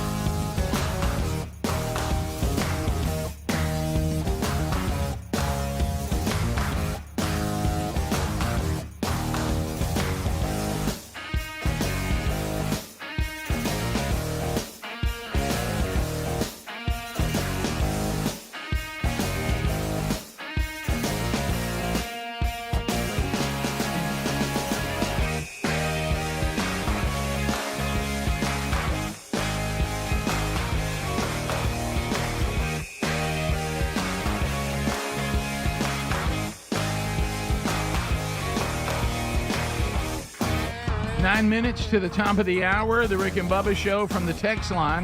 Somebody said also one year the devil went as Greg for Halloween. So that's funny. So anyway, be careful. Good luck out there. And as we tried to say, let's don't be creepy with it. Let's don't dress like the devil, Greg. I don't know. And please take it into something fun. Don't be. Some of y'all out there, don't be so weird about it. Don't be so dark. Don't be so gory. So anyway, we got that. So other things to discuss. Bubba, what about them Gamecocks? How about those Gamecocks? Those Jacksonville State Gamecocks, like a good one. The Wednesday Warriors. I thought their game against Liberty was Saturday. I don't know how. I don't know. It's like we talked about the game was coming. Yeah. And then when it got into the week, we didn't mention it again. And I thought, well, it must be Saturday because of all you're doing with Jacksonville State. And then all of a sudden, I start seeing people congratulating Jack State last night. And I'm like, what happened? Yeah, big win over Liberty, 31-21. Liberty's become a big rival. Mm-hmm. And that was a big win on the road up there. And, of course, Liberty had a super team last year, went to the Fiesta Bowl, lost to Oregon. Oh, yeah. So this has really become a big rivalry. And big win for the Gamecocks on the road, keeps them in the hunt for the conference championship. And still got a lot of football to play, Rick. Oh, yeah. But, I thought it was a big win. I thought it was interesting that, and I know that I would have thought Liberty would be more conservative. Their mascot is the flame, right? But yet they have an eagle. Yeah, and they said that last night that Tim Walls let them onto the field. Yeah, how about that? So. But the guys, that's a good one. I mean, come on. I know it's uncomfortable because since it's a Christian college, that's still funny. Yeah, we have a lot that they went with the Flames anyway. They've explained it before. Yeah, we have a lot of connection there with Liberty too. So outstanding school, and glad to win that game last night. Yeah, that's a big one. So Jacksonville State, after getting off to a little bit of a rocky start, they're rolling. Yeah, they've got dialed in. That's 5 in a row, and got some big games coming up. And Western Kentucky's looming out there, which right now looks like it will be for first place in the conference. Are they done with Wednesdays? Yes, October is the only Wednesdays that we have games during the week, and that's a Conference USA deal. Yeah, and they basically made that to get national coverage, of games that normally wouldn't. So I can't imagine last what that night game was on CBS Sports Network. Yeah. Which we've had them, in Jacksonville too. They do a great job, but it's the same bunch pretty much that does or used to do the SEC, on Saturday. So it's really cool to see them talking about Jack State and Coach Rich Rod and all of that. So it was good. I think it's good exposure. I know it's tough on I'm trying to Wednesday nights to go out to the games, especially if you work early on Thursday, but it's great exposure. Oh, yeah, that last Wednesday game, they played at home, you had to do all that. I thought, well, this is going to kill Bubba. Yeah, almost did. But I want to go back to this. How do you do it as a coach? I understand everything and why they're doing it. Completely get it and applaud it. And it does accomplish what you're trying to accomplish. But I'm just thinking practically, I'm the coach. What does my game week look like? I know. They just turn everything, up, and they have a real short week to begin with. But I also didn't. Now they'll have a few extra days as we flip back to Saturdays. Like, when was the last time they played before last night's Wednesday game? Last Wednesday. They play four Wednesday night games in October, 2 on the road, 2 at home. So I guess what you do is, because normally you give your team 2 days off. Well, then now that's Thursday, Friday. Yeah. You can't do that because now you're into the weekend. I guess, do you practice on Saturday? Is a good that'd be like your Monday practice? Probably. Then you practice Sunday. They Monday, and then Tuesday everything. You're light again. Right. I guess you just do the same thing just on different days. Yeah. And that when you do that flip, you have a real short week. Now on the back end, they have like 10 days before they play. That's right. It's not an off week, but it's you get extra days as you flip back. Yeah. Yeah, I was. The road they're on right now. I don't want to get anything started, but you'll probably hear from UAB to bring you to see if they can't steal you. Yeah. Oh, it ain't me. I have nothing to do with that. What? Don't make me break down what you broke down to me. I guess you had nothing to do with the tennis program at Broward either. Yeah. More to do with that, as far as on court. Yeah. Sure. What about that adult team that won all those? But I never played a point, though. You know what I mean? Everywhere you go, it's a win. Well, I like Except being Minnesota. Yeah. But you're not there. That doesn't count. You're just a fan. If he joined that organization, if they would hire him, yeah, that's probably the problem. Yeah, that's it. Yeah, and then the Viking horn would sound differently. Have you heard this owl outside we got here? No, I haven't heard it. Was he cutting up his morning? Yeah, every morning when I get out, he's doing this thing. So I try to answer him. And then I heard you cooking for you. Who cooked for you all? Bubba, I want you to know that with you not being here yesterday, I did go ahead and give you credit for the Yankees win, that they wouldn't let it go in 4 because of the 2. But then last night, L.A. comes back and the Dodgers won it in 5. And, Rick, clearly, because it's now under a microscope, they're trying to throw us off. They go, hey, they're on to us. Yeah. Hey, they're on to us. Quick. Go ahead and let it end in 5. But they kept some audience last night. I didn't watch it because I forgot it was on, but I'll tell you what I was doing later, which is kind of funny. But Speedy said that the Yankees went up 5-0. So say that's them letting that way the audience doesn't leave too quick. Right. You hang on a little bit, you give them hope. Yeah, we were discussing it doesn't matter what level of baseball. If you're going to have a blow up inning defensively, it doesn't like just stay with youth ball or middle school or high school or college. It happens at every level, and it was the 5th inning for the Yankees. They had 2 errors and a couple of just bonehead. Yeah, just absent brain. I'm not covering first kind of moments, and it led to the Yankees scoring 5 and tying it up, and then the Yankees gained. The Dodgers gained, scored 5, tied it up. Yankees got the lead back, and then in the 8th, Mookie Betts hit a deep sacrifice fly to take the lead, and they held it in the 9th. Rick, did you hear about the MVP of the World Series? You don't have to get former Brave? Former Brave, Freddie Freeman. Yeah, I don't know if you knew that. I chuckled when I heard that. I thought Bubba will have something to say about that. And the most impressive, Mookie Betts was playing injured after them fans nearly tore his arm. By the way, I saw that. That was crazy. Yeah, they just had to rip it out. Don't they know you're supposed to wait till you're outside the stadium to bug somebody? They're just holding it. They said on sacrificial fly, somebody tripped him. I mean, it's tough out there in the outfield. Let me tell you, did you see the footage of that? You look right here. That guy is. Look, he's fighting. He's pulling. Look at his face. I mean, and then his buddy grabs his other hand. Yeah. Look, get out of there. But now, see, that's fans. You don't think that's loving the Yankees? That's loving the Yankees. So, that's Bob Carey. I saw that. What was the eventual call on that? They chunked the fan. They were banned from coming back, right? And gave their tickets to someone else last night, I believe. Mookie Betts' family. No, it was actually a young fan, I believe, that it's been diagnosed with he's battling cancer or something. I can't remember, but I believe the Yankees did right by giving their tickets to someone else. Or something like that. Look at you now trying to tone it down. When the Yankees are involved, it's so funny because they are so. They're a lot like Trump. You either love them or hate them. Right. There's no middle ground on the Yankees. I think we talked about it. They actually did a poll, and they were the most loved team and the most hated team. At the same time. Yeah, that's hard to do. Because I was getting text and email last night, people that were watching the Jack State game, and they were also hating on the Yankees. Yeah. They're like, hey, what a great day. Jack State won, Yankees lost, and then the people that loved the Yankees were all down. Bubba, who helped the Dodgers win this thing?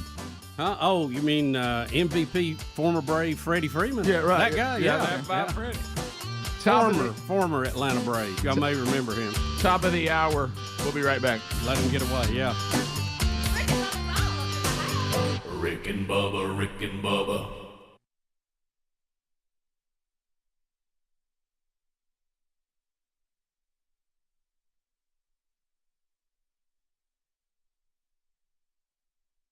So let's talk about it. It's hard to believe, but Bus, Tuesday here, it just keeps coming. Here, wow. Wow. Yonder come Tuesday. It's right on us. Yonder come Tuesday. So I know all of us, I'm even just kind of fatigued on the mainstream media. How about do something about it?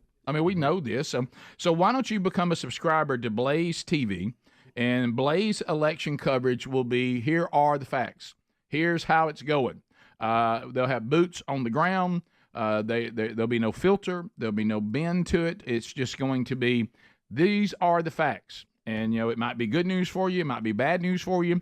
But here it comes. So if you would like to become a subscriber to Blaze TV, an independent media source, not going to be canceled by anyone or pressured by anyone, go to blazeelection.com/Rick and get $40 off. That's blazeelection.com/Rick. Get $40 off and be ready for Tuesday night and true coverage of exactly what's going on this big election.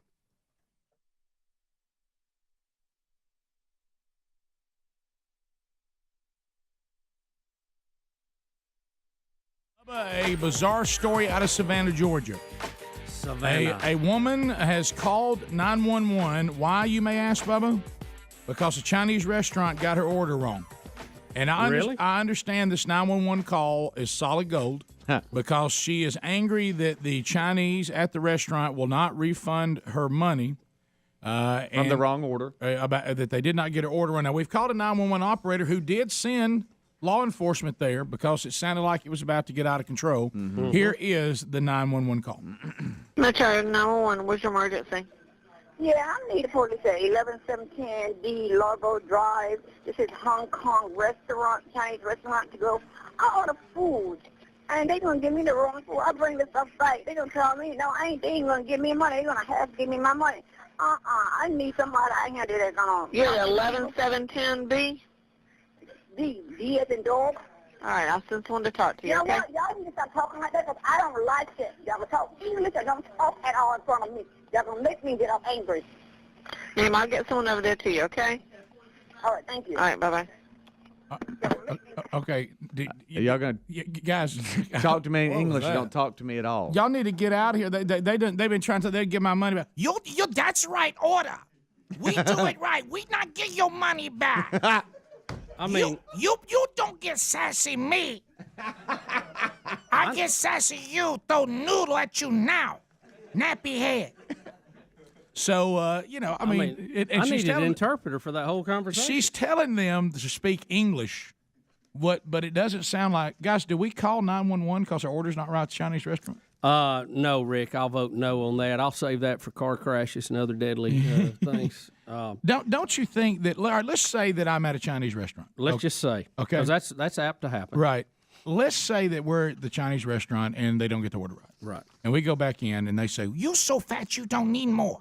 You remember when you and I got kicked out of a buffet? I know, one Rick. time? Thanks for bringing that up. Right. You eat too much. No more. We don't like you. We don't mean all you can eat. You get out here right now, Yankee dog.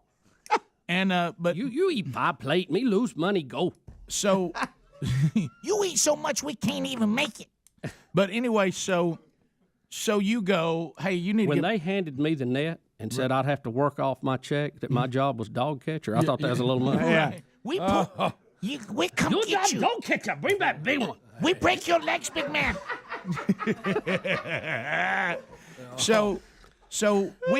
I'm not saying Bring back German Shepherd. I'm not saying that you might not call the local police station on a non-emergency and say, "Hey, I can't get this restaurant to give my money back," and it's escalating. But you don't call 911.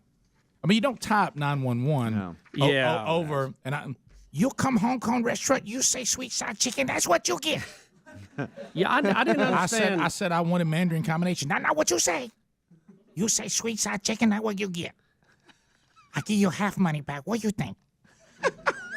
She wouldn't have nothing to do with that. And don't speak to me unless it's English. Don't be talking to me like that. You speak English to me. But I've never. I mean, what was the actual order argument? I never did get it. She said, wrong order. I want my money back. No, we're not giving you money back. Well, remember, she does say at one point they want to give me half. Half, yeah. Which I don't know where they come to that conclusion.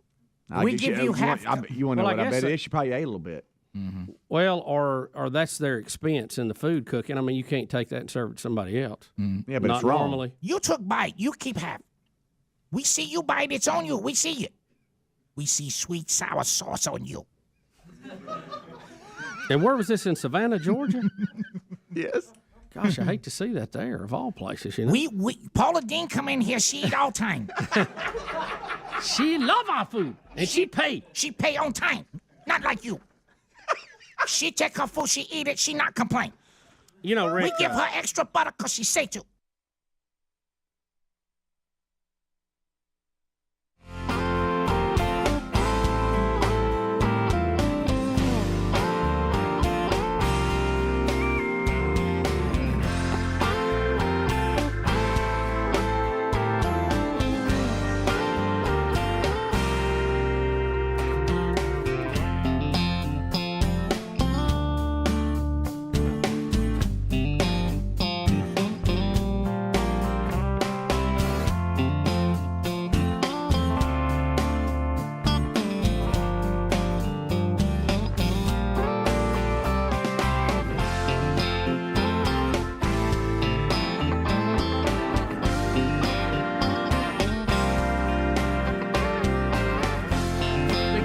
all here.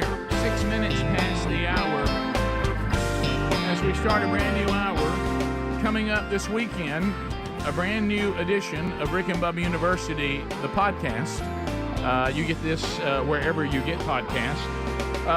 Bubba, and you were excited when I told you one of our new friends is going to be interviewed again. He's got a brand new book. It really is going to, he is using, like hopefully we do, comedy to make some pretty important points. As comedy's been used that way as long as it's been around. Yep. The book is called The White Privilege Album, bringing racial harmony to very fine people on both sides, by A.J. Rice. And we will interview him. The book is tongue-in-cheek in places, but it is clearly trying to make a point about the way we are using race right now, and it's just incredible. One of the points he was making, I was watching some of the interviews he's been doing on it. This whole deal that there's something wrong racially with people who are of color that want to vote for Trump. They've lost their identity, their ethnicity.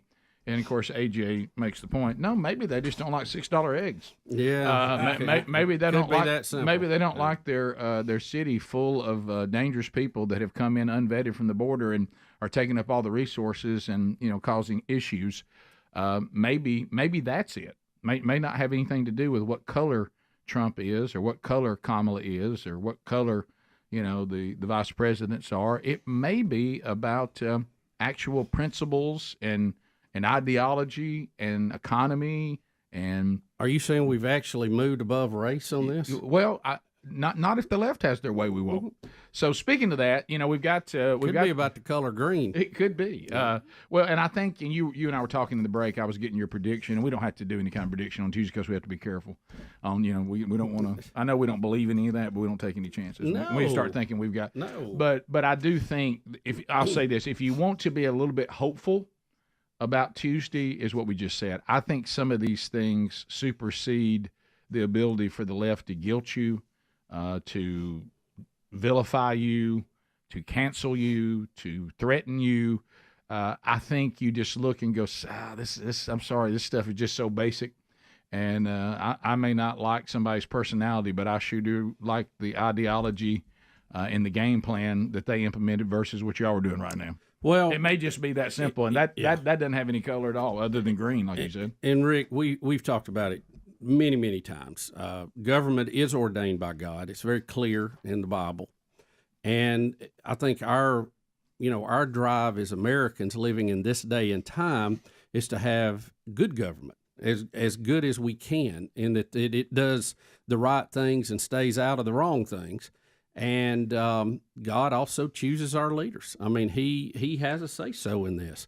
So sometimes our leaders come as as gifts, as blessings. Sometimes they come as punishment. Yep. So we're going to pray for them, whoever they are. Yep. And keep striving to enjoy all the freedoms we can and the things that we think have made this country great. It's not perfect. Our history is dirty, just like the history of man is dirty and full of bad choices. But we're going to do what we can do today to be all that we can be, and I'm excited about that part of it. Now, again, I'm asking, I know you are 100 times, how do we see this thing falling out? Yeah, careful. Okay. Well, no, I told you earlier or this week, I said, watch what the campaigns are doing. That's going to tell you what they're seeing in their polling. Okay. The VP is back campaigning heavily in Virginia, which is a state that they pretty much had in their column. She is now back there campaigning because their internal data is showing it's not the lock they thought it was. Right. Now, I'm not saying Trump's going to win it, but they're concerned. So they're back there campaigning. Trump, on the other hand, has gone to New York, which was a state that he has no hope of winning.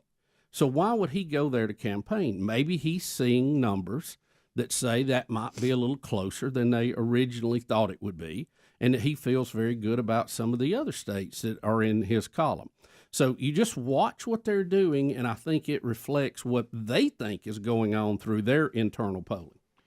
Okay, I love that. That was a great commentary, and you just threw the facts out there, let it sit.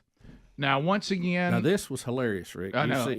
I know you didn't see the footage of him in the garbage truck yesterday, but he even carried it to the stage. Well, when you look at the left right now, him with that flag and vest on. Yeah. Well, you look at the left, what they're doing. Don't you love it? While vilifying, Look at the truck. There's the word again. While vilifying Trump, saying that he's a name caller and he's mean, the current president called all of us garbage. Trump supporters are garbage. Vote Trump. Well, boy, they are trying to walk that back. So they're trying their best. Showing us how to be loving and kind.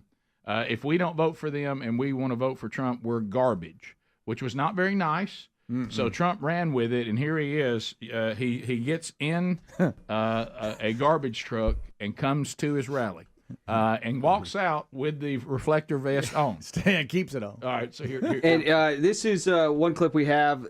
This is, what's his name? Wolf Blitzer interrupting his guest. I'm sorry, we got to go to Trump. Trump's in a dump truck. I'm sorry to cut you off. But he's in a dump truck. That's a garbage truck. Garbage truck. Interrupt you for a moment. Stand by for a moment. Trump is answering some questions from reporters. Joe Biden to make that statement from the truck. It's really a disgrace. Please.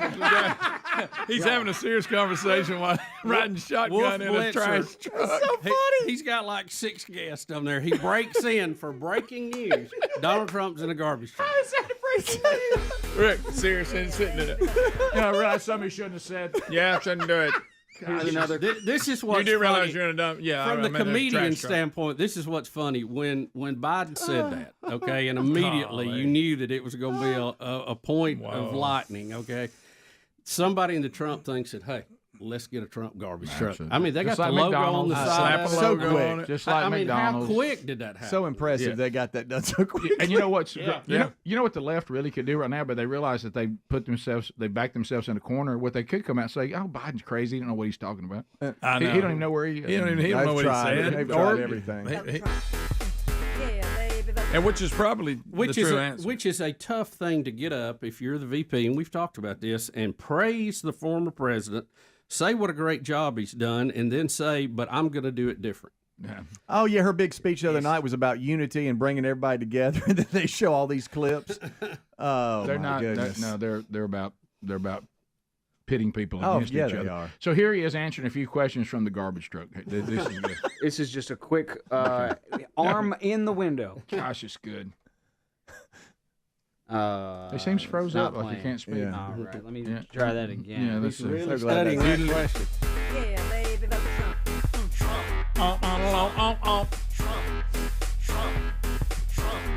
Vote Trump.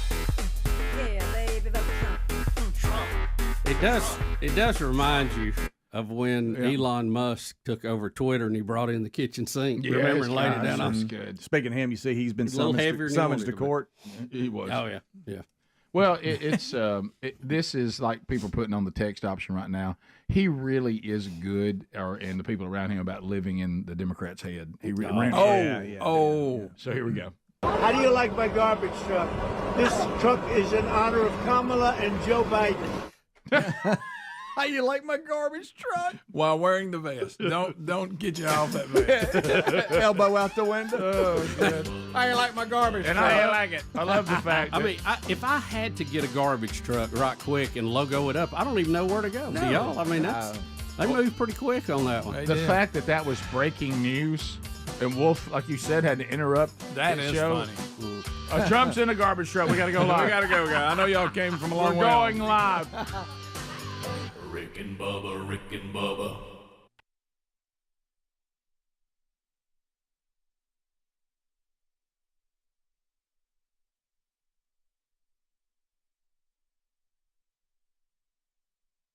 One thing we haven't really thought about is with it being Oregon in the national championship, how is that affecting one Bucky Beaver? You know, that's right. Right, you know, the Oregon State and the big rival, and Bucky has joined us. Bucky Beaver, how you doing, buddy? Good morning, Rick and Bubba. How are you? Hey, Happy New Year. Hey, I'm so excited about Oregon State being in the national championship game. Bucky. He's hitting his tail. Bucky. Go Beavers! Bucky, I don't know. I don't think it's Oregon. Hey, Rick. Yes. Hey, Rick. Go Beavers! Rick. He's so happy, Rick. Should we tell him? I don't know how to break it to him. Are you going to the game? Hey, spit it out, Woodchuck. Are you going to the game, Bucky? I'm going to the game. I got season tickets. I support the Beavers everywhere. But Bucky, the game is Auburn versus Oregon, not Oregon State. The Ducks. Say what? It's not Oregon. It's not Oregon State. It's Oregon. Anything but a duck. Yeah, it's the Ducks. Oh, what's the world coming to? Somebody told me it was the Oregon State Beavers. Well, we're a little behind on the news out here in the woods. You know how it is. Yeah, out in the woods. But you don't get a lot of that news, do you? No, we don't. We're a little behind out here, but we have a good time. Heck. Have you? What the heck? Have you noticed that your duck friends out in the forest, maybe they're walking a little differently right now, different waddle? You didn't say the D word, did you? Well, I know. That's your big. I'm sorry. Hey, Rick. Well, I got you. How about a public service announcement? A public service announcement? Yeah, we got a problem here in the community. All right. What is it? A lot of the young beavers here are not getting the nutrients they need every day. They're not getting the nutrients they need. They're not getting the nutrients they need, and it's causing a big problem. You see, Rick, what happened, you may be wondering. A lot of the young beavers are leaving the traditional job of logger and civil engineer. They're no longer following the family business? No, they're breaking off and doing all these new kind of fangle things. I got a cousin named Bernard, and he got a job over at McDonald's. Bernard the beaver in the drive-thru. Well, he did a pretty good job till he ate a chair over there. I had to let him go. The shame of it all. Oh, gosh, when a beaver and the family's working to drive through. I'm so sorry, Bucky. Hey, I want to tell you this. I enjoyed the show you and Bubba put on, but I want to tell you, y'all got some fine voices and callers on that program. I know. Look, we were How just... do you understand it? Hey, that David from Louisville, he's a good one, ain't he? Yeah, I'll tell you what, he is a fine one. I wish he'd come live with y'all out there where the beavers live. Hey, I never have to worry about him not calling in because he's headed over to a Mensa meeting. You know what? It's hard to understand. I don't understand. Hey, how about that brother of yours, Greg, huh? How about him, Bucky? He's done something for himself, hasn't he? You know, if he'd have finished 6th grade, they don't tell him what he'd have turned into. That's good. How about when Bucky's going after him? Well, Rick, he's upset. He thought the Beavers were I know. in the national Go Beavers. championship game. I think you're lying to me. I'm going to go look it up. No, it is Oregon. I'm just go Google that, pal. Pal? I'm out of here. I got some wood to cut, and if the woods ain't cut, then the woodchucks will get it. See y'all later. Thank you, Bucky. There he goes. First call. Bucky Beaver, a little confused. Just a little off. First call of the year. And, you wonder, you hate to see Beaver fans think they're in the championship game and find out it's their rival. Yeah, that's not good, especially if they make the trip. Well, but out there in the forest, how in the world did he get a phone line out there? He said he was going to Google. It sounds like he's got high-speed internet. A little beaver home? Well, they'll just dam up anything. How about you get down into those dams? They don't tell you what you can find now. That's true.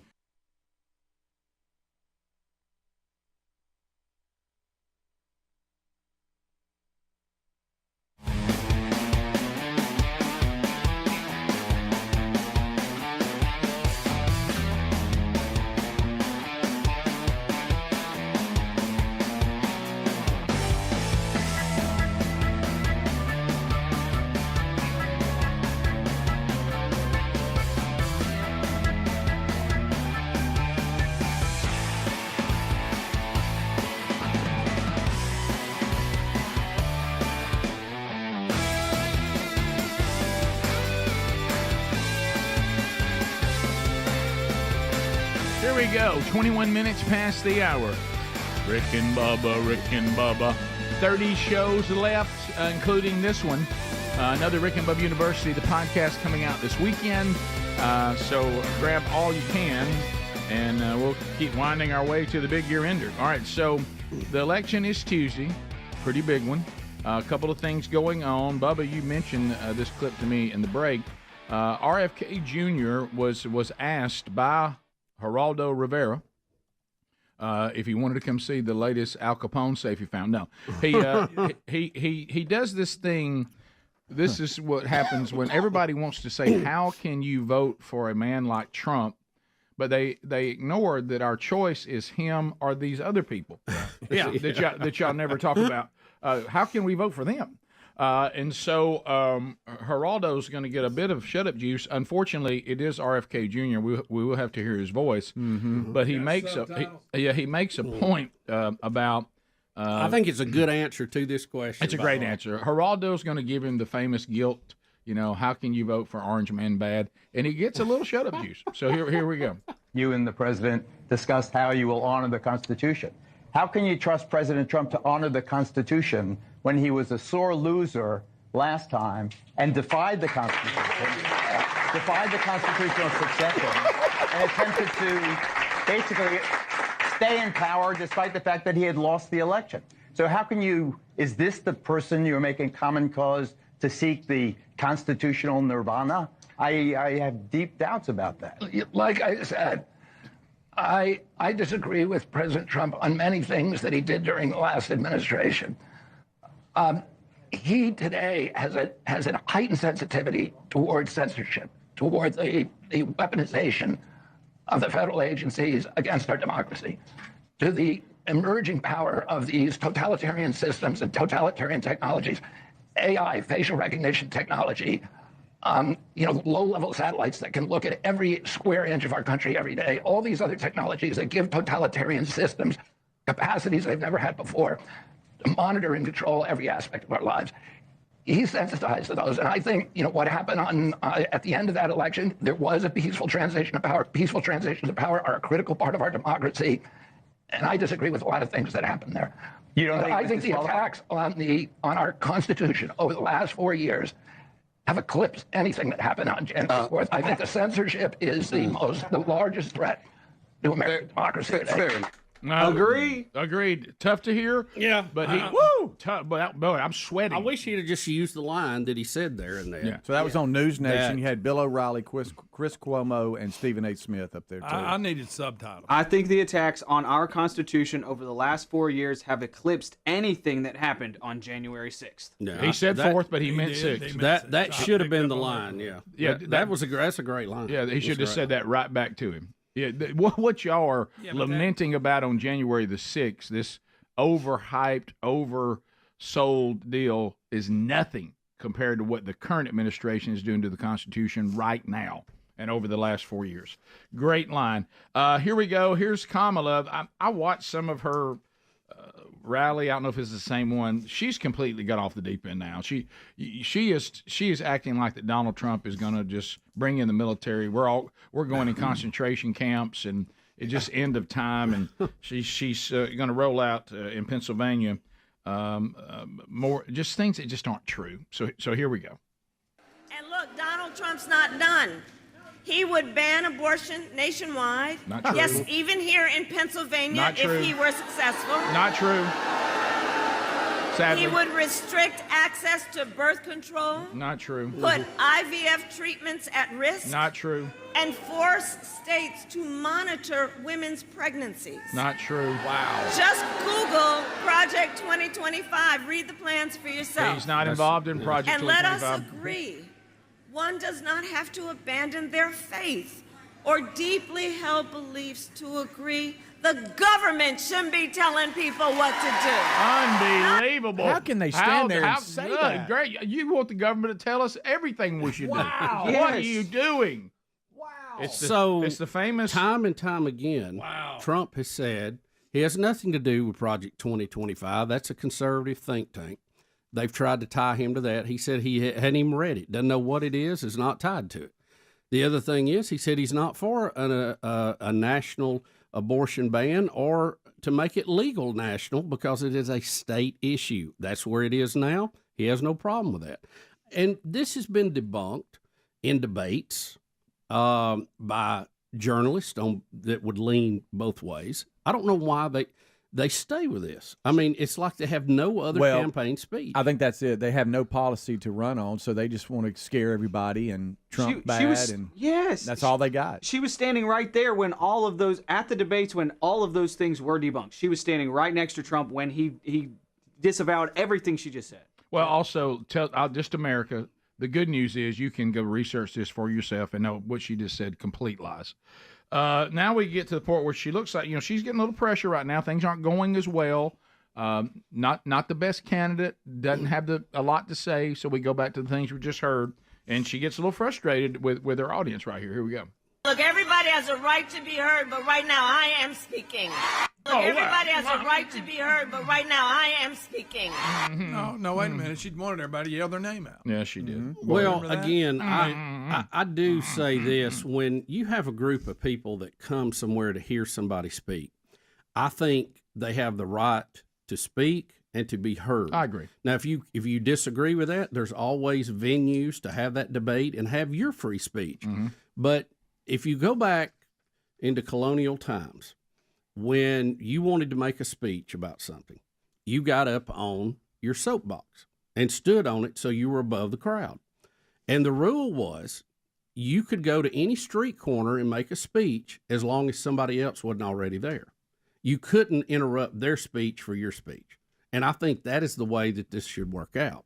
Not this, and sometimes they have controversial guests that come to a college or something, and people try to disrupt their speech, but there's an audience there that wanted to hear what they had to say. They may not agree with them, they may not be a fan of them, but they wanted to hear what they had to say, and they don't even get that right to listen to them because of you exercising your free speech. So I think that's where the boundaries are, the free speech. You gotta let everybody have their say, and I may not like what the speaker's saying, but I'm not going to interrupt them. That's ridiculous. That's where we're getting off the page. But the hypocrisy here is the left are the ones that would send in people to disrupt you. Oh, I know. And now she's complaining about somebody hollering something. She created that atmosphere. Well, that's the thing. They're getting it back, and they don't like it. Here's Joe Biden biting a baby's foot, and we'll go to break and come back and take phone calls. All right, so here I don't know why he's biting a baby's foot, but here he is. Oh, it's too much. It's too much. But it's in his mouth. It's in his mouth again. He's biting a baby's foot. It's in his mouth again. Look, you can take the baby and give it a little Gucci goo. Don't put his whole foot in your mouth. I mean, he took the whole foot. Yes, I mean, he's gracious. Now, you might do that with your own grandkid in your house or something. Oh, my God. I don't even know. Right. That's a strange baby foot. And look at his old crazy look on his face. That kid, y'all, God, Lord, he's so cooked. Well, and then he talked about it tastes like chicken. I'm like, come on, come on, buddy. That's crazy. I mean, oh man. So we'll come back. Wow. The number 866 We Be Big. We'll go phone calls next. The whole foot. What's on your mind, America? I thought that was over the line for him to say, "Give me your youth." Yeah. Normally, Joe Biden puts his own foot in his mouth. That's true. This time it was a baby. Bottom of the hour, we'll be back. More Rick and Bubba coming up right after this. Rick and Bubba, Rick and Bubba.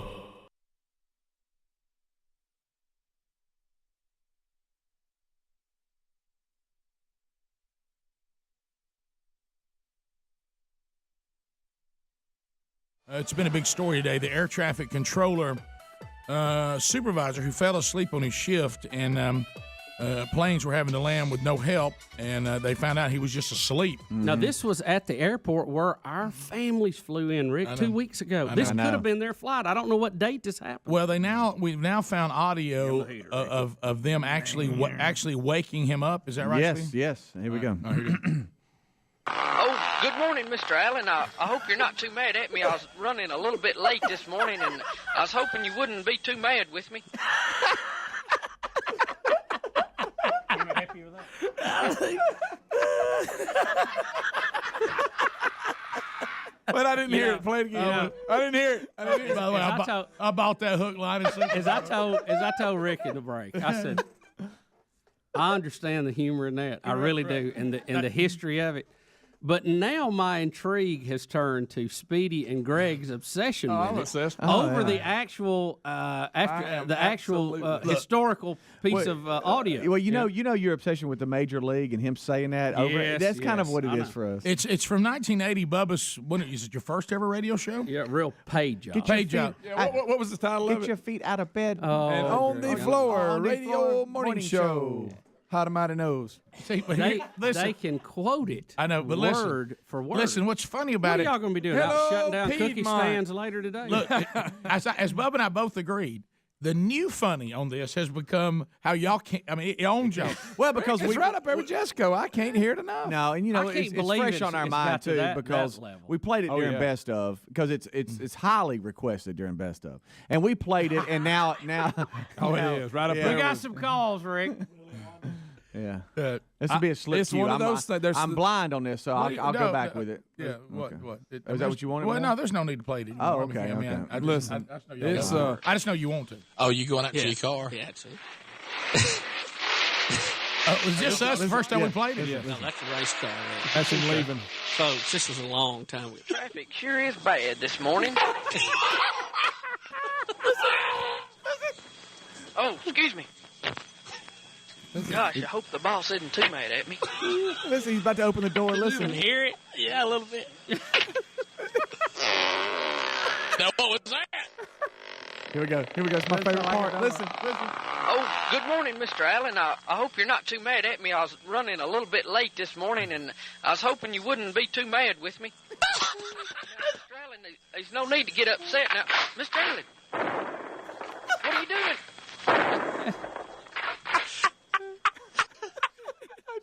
Can I tell you something, Bubba?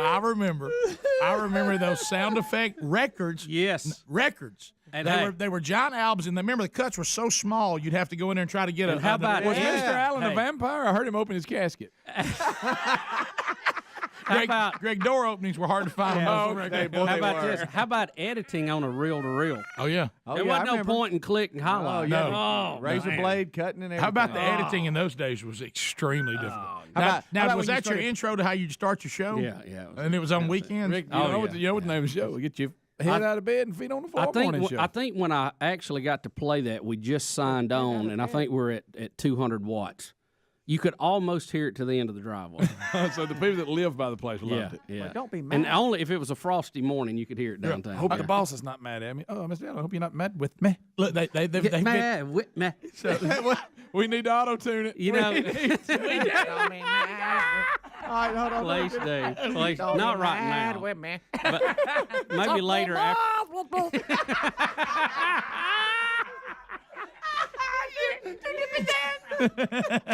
Don't be mad. Mr. Allen. I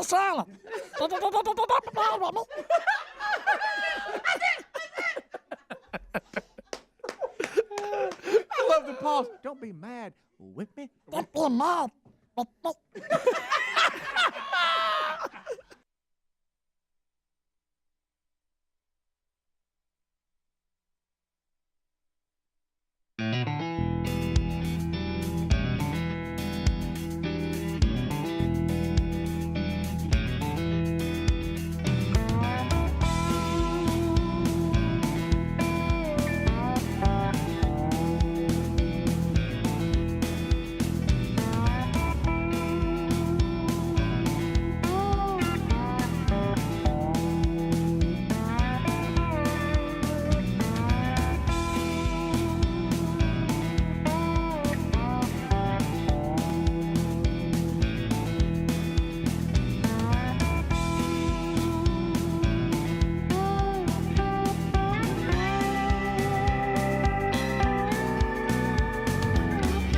There we go. 35 minutes past the hour. Thanks for being with us. Phone calls coming in. The real Greg Burgess taking those calls right now. So if you want to join us, you can. How's the medicine cabinet look right now? Fall is here, and if you've got a bunch of stuff in there that everybody said was going to help you and they really haven't, maybe time to clean it out, go all natural. Well, the fall sale is going on right now at cbdistillery.com. How about saving up to 40% off everything? That's just this week. So if you're stressed out, struggling to sleep, You have discomfort after exercise. CB Distillery has a plant-based solution just for you, natural solutions for everything. And the people that are using these products, overwhelming great reviews. The highest quality, the cleanest ingredients. And a lot of you have been raving about the benefits. So go to cbdistillery.com. We're talking 40% off. Here's what you need to do. When you go there, this week only, they have a special promo code for this particular sale. It's just for 1 week, and that promo code is VIP. I'm sorry for some of you out there, it's another V. VIP, special promo code, cbdistillery.com, or use the link at rickandbubba.com under the sponsors button. And by the way, they have pet products too. You got a pet, I heard y'all talking about this, stress out over storms and stuff like that. Mm-hmm. They got stuff for that too. All right, to the phones we go. Let's start with Jeremy out of Mississippi. Jeremy, go ahead. Bubba, you are intelligent. I would like to use your big brain and punch holes in the opinion that people are saying that Trump's economy was because of Obama. And while we're on the subject of Obama, did you know him and George Bush was cousins, and they was both connected by William Hinckley Jr.? We actually talked about that yesterday. Yeah. Sure did. 10th cousins, I think. Yeah, I don't know about all the family ancestry there. Right. So if Trump's economy was because of Obama, was Obama's economy because of Bush? Right. It just goes over. We have to ask the question. I think everybody probably inherits something, and then everybody also causes their own changes, either good or bad. And to some degree, the economy is cyclical, and it has nothing to do with the president. So you have to put all that together, and you get these very strange things going on.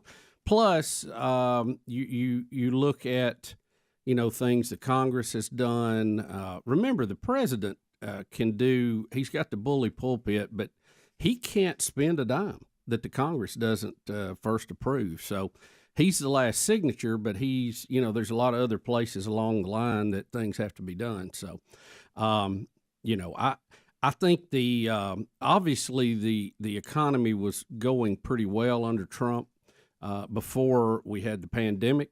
You kind of got to mark that out. That was going to affect anybody. Did the recovery that Biden claims that he was responsible for all these jobs, were they really just jobs coming back online from the pandemic? Yeah, pretty much. Obama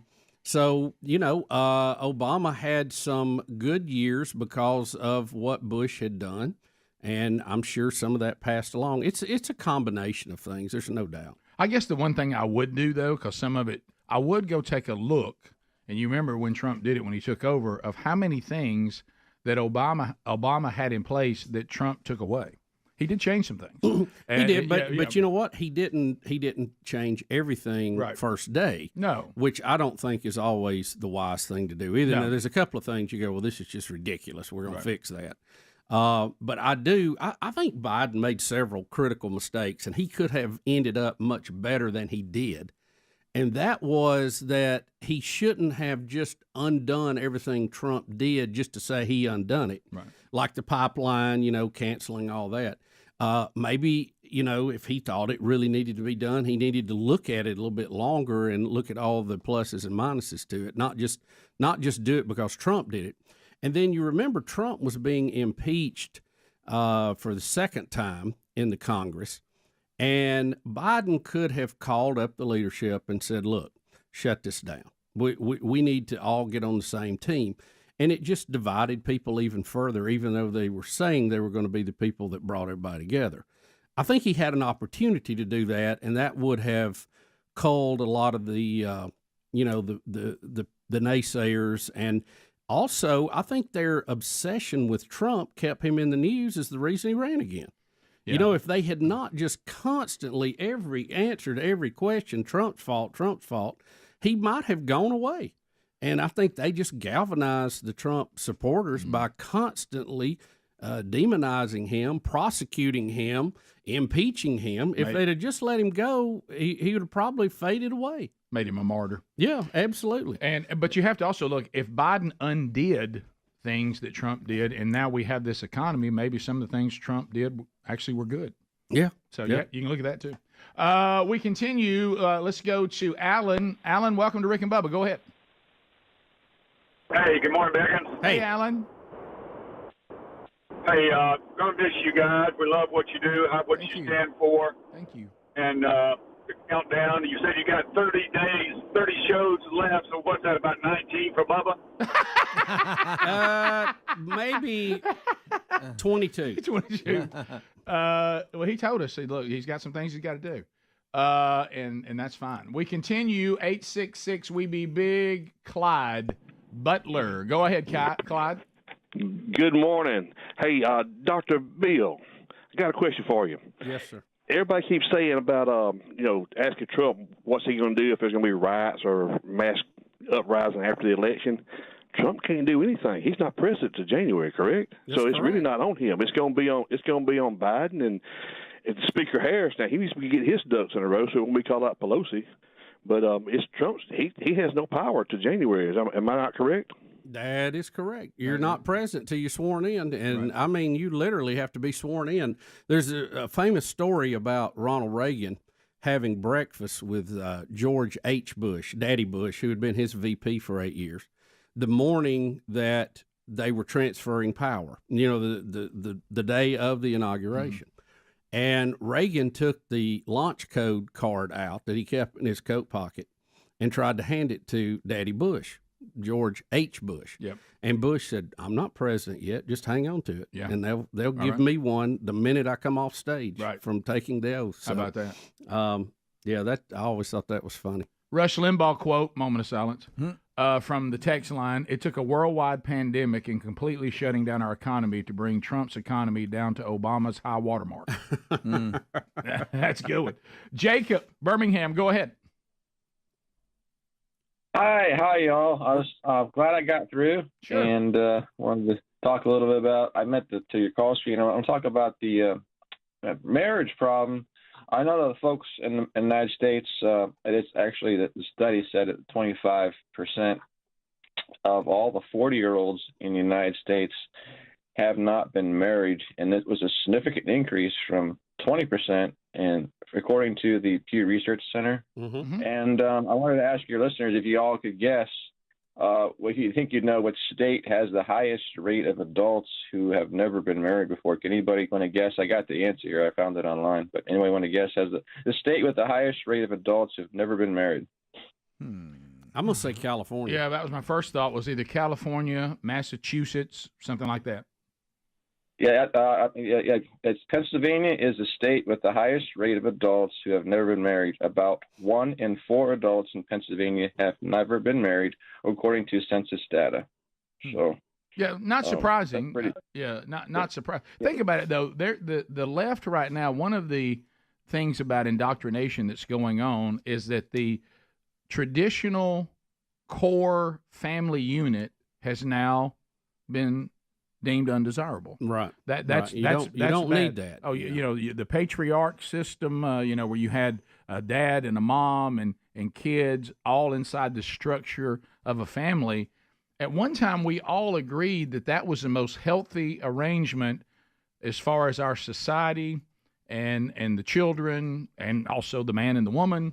And now all of that, the left has said, oh, no, that's not to be desired. That's to be hated. And not that some people can't make it in another way, but I think in a perfect scenario, that would be the best way. Yeah, as it was laid out originally. And that has been completely reversed. And now to live together unmarried, to stay unmarried, to get married much later in life, if you get married at all, that's become what is trendy.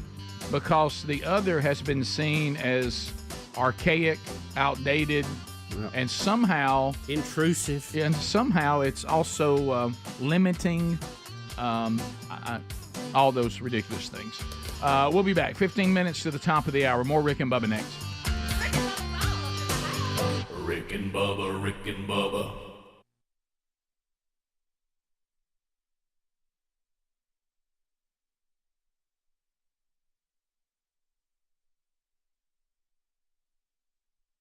Y'all, I really stepped it up this year. Double whammy. Not only did I double whammy present my mom, I gave her like a real. She was actually impressed. I handed her this present, and she looked at me as if, okay, who did this for you?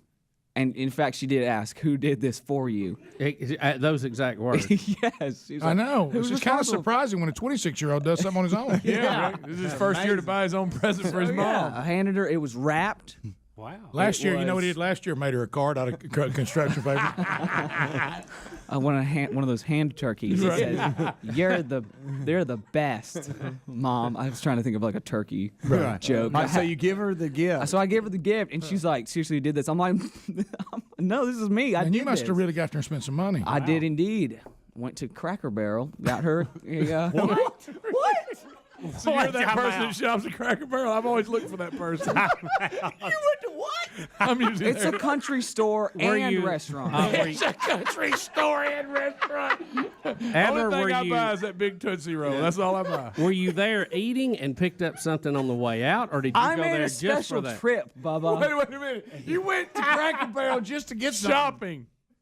They have. Most people are eating and they go, "Oh, I'm gonna buy that cute little thing." Nobody goes It's a there to country shop. store. And You then went a there restaurant. just for that? It's a country store, then a restaurant, guys. You know how some places are bar and grill or grill and bar? It's a country store and restaurant. Classy move on my part. But So most everyone time people shut don't up. just So everyone shut up. People don't walk in there when they say, "How many in your party?" Oh, never mind. I'm just getting some. What'd you get her with them Bubba Bass that sings on the wall? I mean, they got such a great selection in there. What'd you get her? John Deere coffee mug. Hey, if you want some John Deere stuff, they got it. Yeah, they do. Come on, guys. It's got to be remove a peg. Mother Goose cookie jar. I've seen it all. Are one of those classic candy bars that don't exist anymore? Yeah. Oh, yes. Oh, yeah. Old timey candy. I got you her. got her the big Goo Goo Cluster. It's in that old paper. Yeah. He got her a book on CD. I got her that golf tee game. No, I didn't. One of them cards you stare at and it starts moving. You know what I'm talking 3D eye. Yeah. You Kenny, get it, Kenny Rogers' greatest hits. Oh, yeah. Written on Peaceful Sounds, Running Water. You know, the CD of Running Water and all the birds chirping. I got her a candle, y'all. Ladies Did you get love candles. that bird that keeps dipping in the water?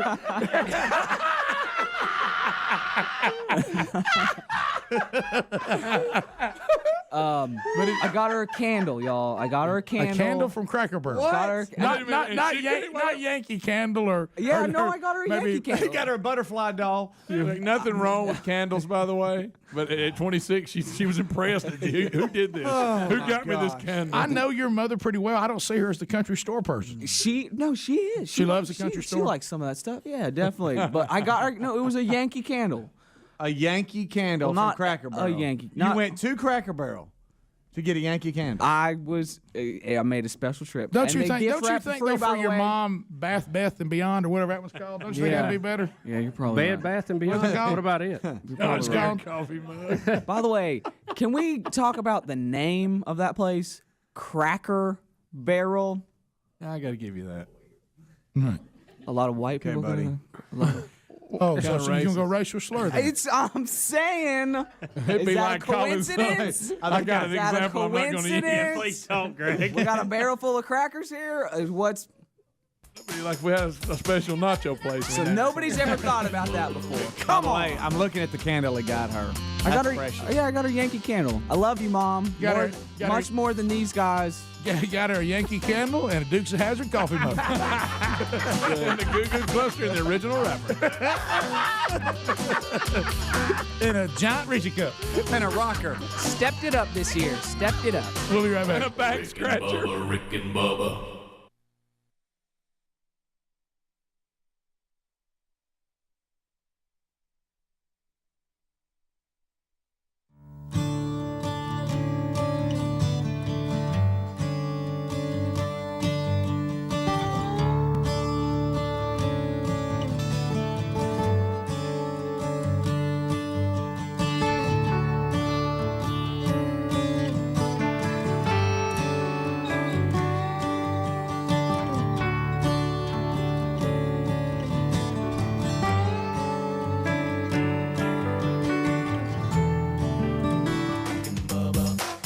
the gravy, please. We're back. 10 minutes to the top. Adler, let's go World Series highlights before you head to the parade. All right, so as we said, we better get that in. Yeah, I have confidence in you, man. No, Speedy's great. I just didn't want to. I mean, he doesn't do this every day. I want to make it as easy on him as possible. The bottom line is the tubers can see the show. That's all that matters. Right. I mean, that's the bottom line. If it was up to Greg, we'd just get a wide shot and forget about it. Right. Greg has said that over and over. I He know. said, Still "Look, saying it. He's like, why don't we just do a wide shot? By the way, still saying it. Yeah. He said, why don't we just do it like we do the kickoff hour? Yeah. Just get a wide shot. I Let know. her That's a rip. big- let her That's a rip. big Yeah. deal. Yeah. So World Series. Speedy, you sent me these World Series clips, and Yeah. they might be a little out of order, just to okay. be sure. A, B, C, D, E. All right, so hold on. The last two are the correct order, but A, B, and C might not be. Okay. Yeah, all right, I meant to so, check before we're live on the air as I'm speaking. I think test 1, 2. It looks like to me that A and B. Let's see. Nobody. Okay, A and B are the two errors of the fifth.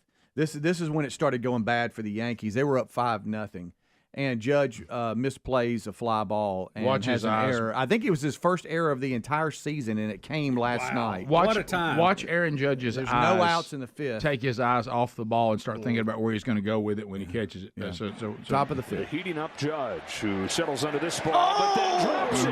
I mean, that's just. Can Hernandez get to the bag before the throw? He Took his eye does. Wow. With a heating up Judge, Oh, it was who in settles his under this ball, glove. but then drops it. And so there's a runner at first, so he can't just take off because there's no outs. So when he drops it, then he tries to get to second and does.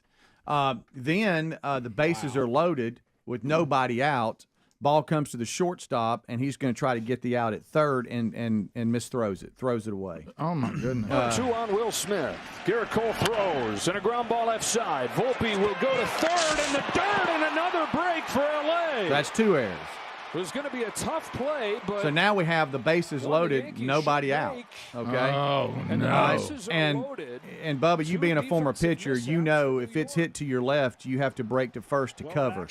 And this next play on 8C is the ball goes to first base to Rizzo, and he's going to get the ground ball, but nobody's covering first base. I mean, you'd work on that in Bases, spring training. bases loaded 2 away too. Ground ball right side. What is he doing? That was 2 outs.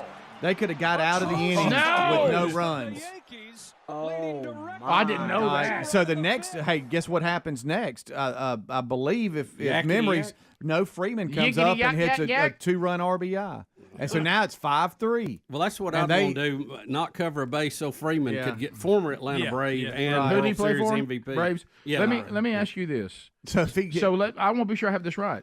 So they got 2 errors that got them in a bind, still up 5-0. Bases loaded. They get 2 outs without allowing a run. Right, it's and if 5-0. the pitcher just simply does what he's taught in Little League, they would be out of now the inning. the runner can fly, but if he breaks Understood. and covers, he probably gets him. Well, Yeah, at they least he probably has get a him out. chance. Yeah, they probably get him out, and they go unscathed. They could have got out of with not giving up a run, but instead they leave that inning 5-5. And then the rest is history. They ended up winning. I believe this is the final pitch here that you're going to see. Okay. Ends on his strikeout. All Here. right, here we go. Start the party, Los Angeles!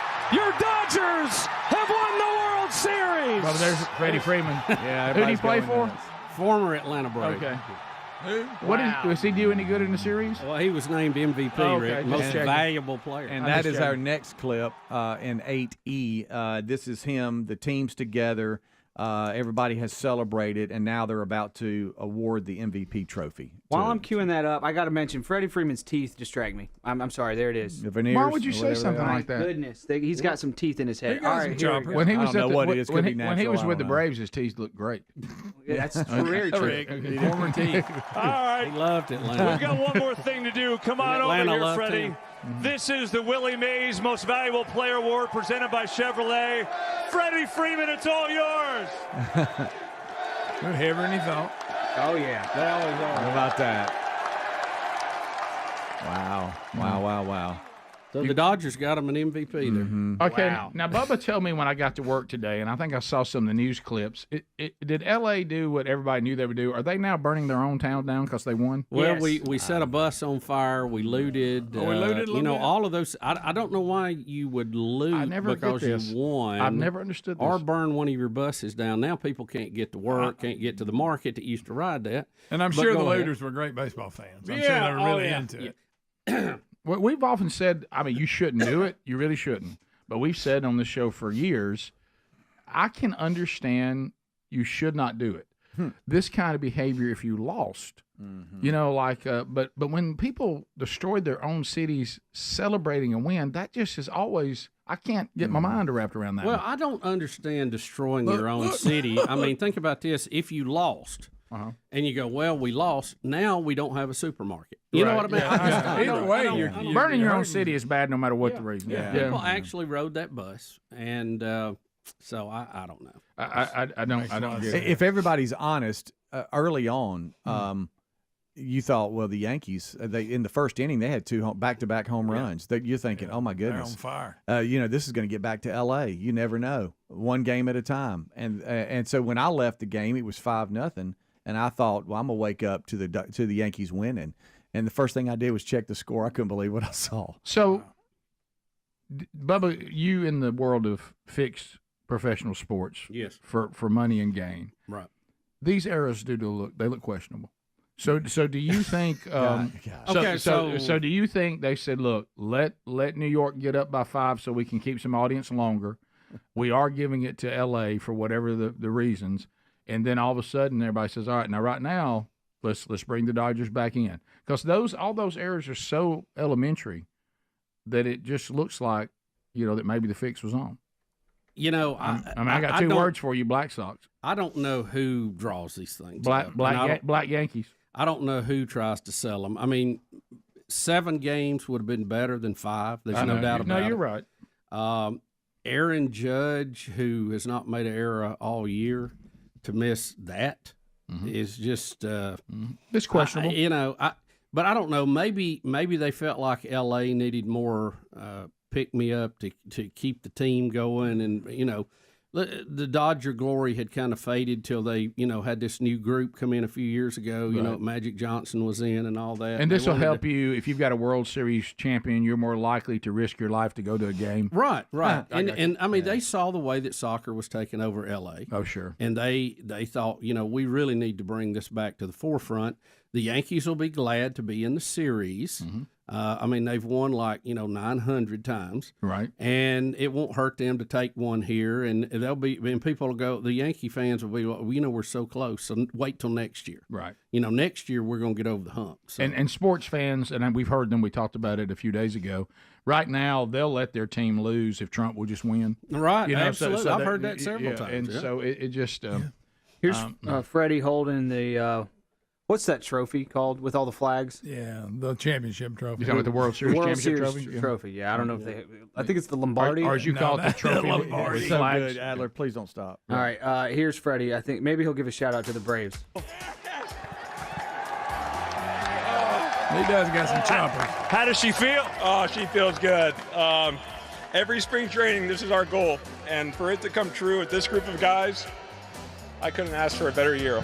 And not the Braves. But he didn't care about the Braves at all. He didn't care about the Braves at all. Well, we all felt like it was a mistake when he got away, and there's the proof. Rick and Bubba, Rick and Bubba.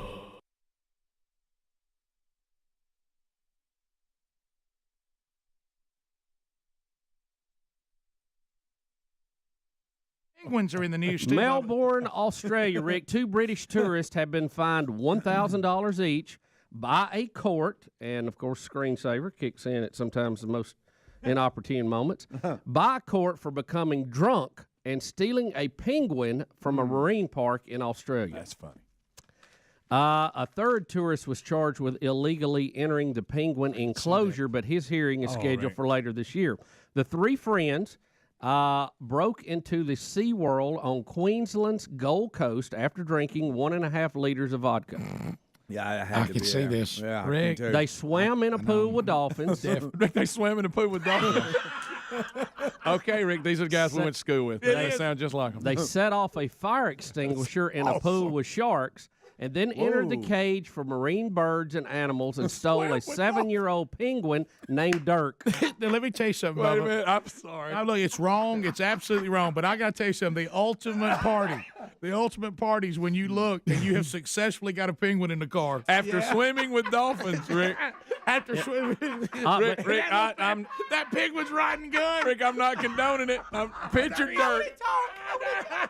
You and your buddies riding around drinking. I'm not condoning that. And in the middle of you's Dirk. Yeah. There's a penguin. I want to think somebody sober was driving, but I'm going to tell you what, when you look and that penguin's in there riding, you have pulled off the party. Yeah, But now You think, good, little buddy? Now think after they did all this, one of them was 21 years old, one of them 20, one of them 18. They had drunk 1.5 liters of vodka. Sure. That's so And they're going to swim with the dolphins. But what if you get in the dolphin pool and somebody goes, well, that dolphin's got a big fin. Yeah, you got to get it right. Yeah, you got to get that part right. You got to get that part Now, they right. set a fire extinguisher in a pool with sharks. Well, yeah, set it off. you can't just go in there and not do anything with the sharks. Right. You know, I mean, Now, get this. The men, as wrong as it is, great- you can't ignore that. How about this? It was worth $1,000, by the way.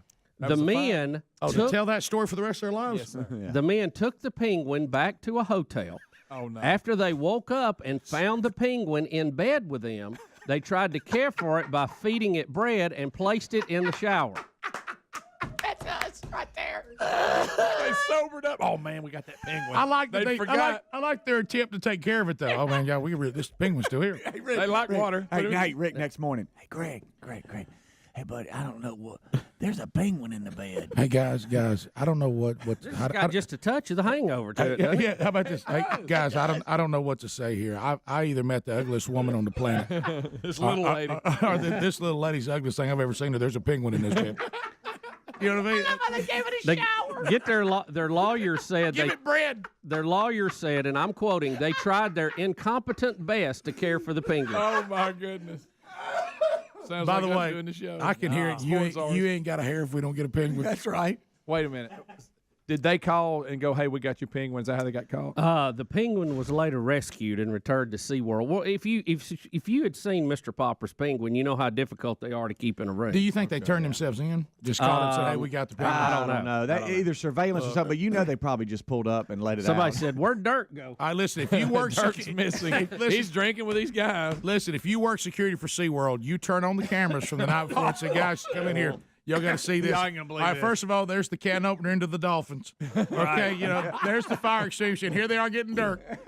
You know, and then, people say, "Well, Dirk go with them." You can't just pick any penguin. Dirk. Not all of them will go with you. Dirk was workable. Well, you know what happened. He came to them when they went in. And Greg, what is this that you always wanted? I always wanted a penguin. I'm Well, really jealous now that I heard about them getting riding around one. That's what I was going to say. I thought that'd be a good The pet. Greg and the group. Well, the good reason pet. they took it is I just love it, man. I want to take it home. Oh, if I'd have been drinking at SeaWorld and broke in, I would have left with a penguin. There's no doubt. No doubt. Greg, a good pet. Are you kidding? Yeah, they seem like they would be. Wrong. It was in the bed with them. If you live on an ice float, Yeah, that's what I'm saying. You can't have them because of the environment. But if you were these guys, Eskimo, you can't train them to hunt. It slept with them, y'all, in the bed. y'all, that's a great story. Rick and Bubba, Rick and Bubba.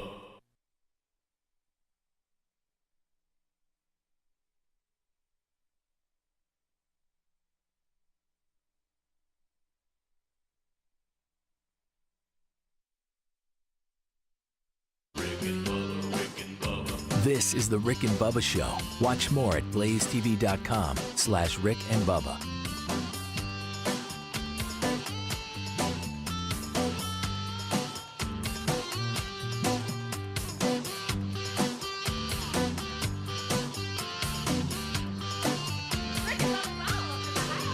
Rick and Bubba, Rick and Bubba.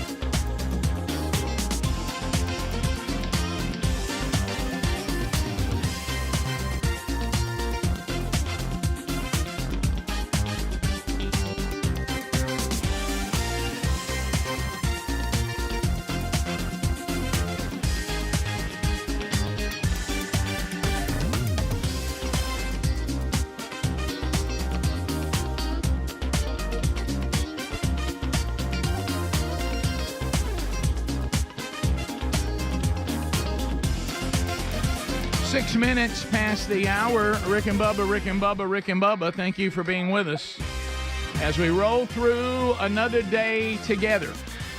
Thank you for being with us today.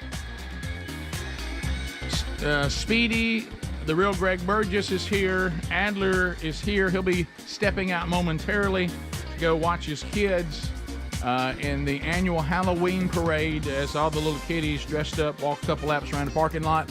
And welcome back, Bill Bubba Bussey. Rick, glad to be here. Thank all of you for joining us. It is the party we call Rick and Bubba. I remember, Bubba, when you and I, we had kids that all, we've been together for 31 years. But the when our kids attended a school that wasn't overly big, like the school that, we didn't attend huge schools, but it would be considered now, pretty good sized schools.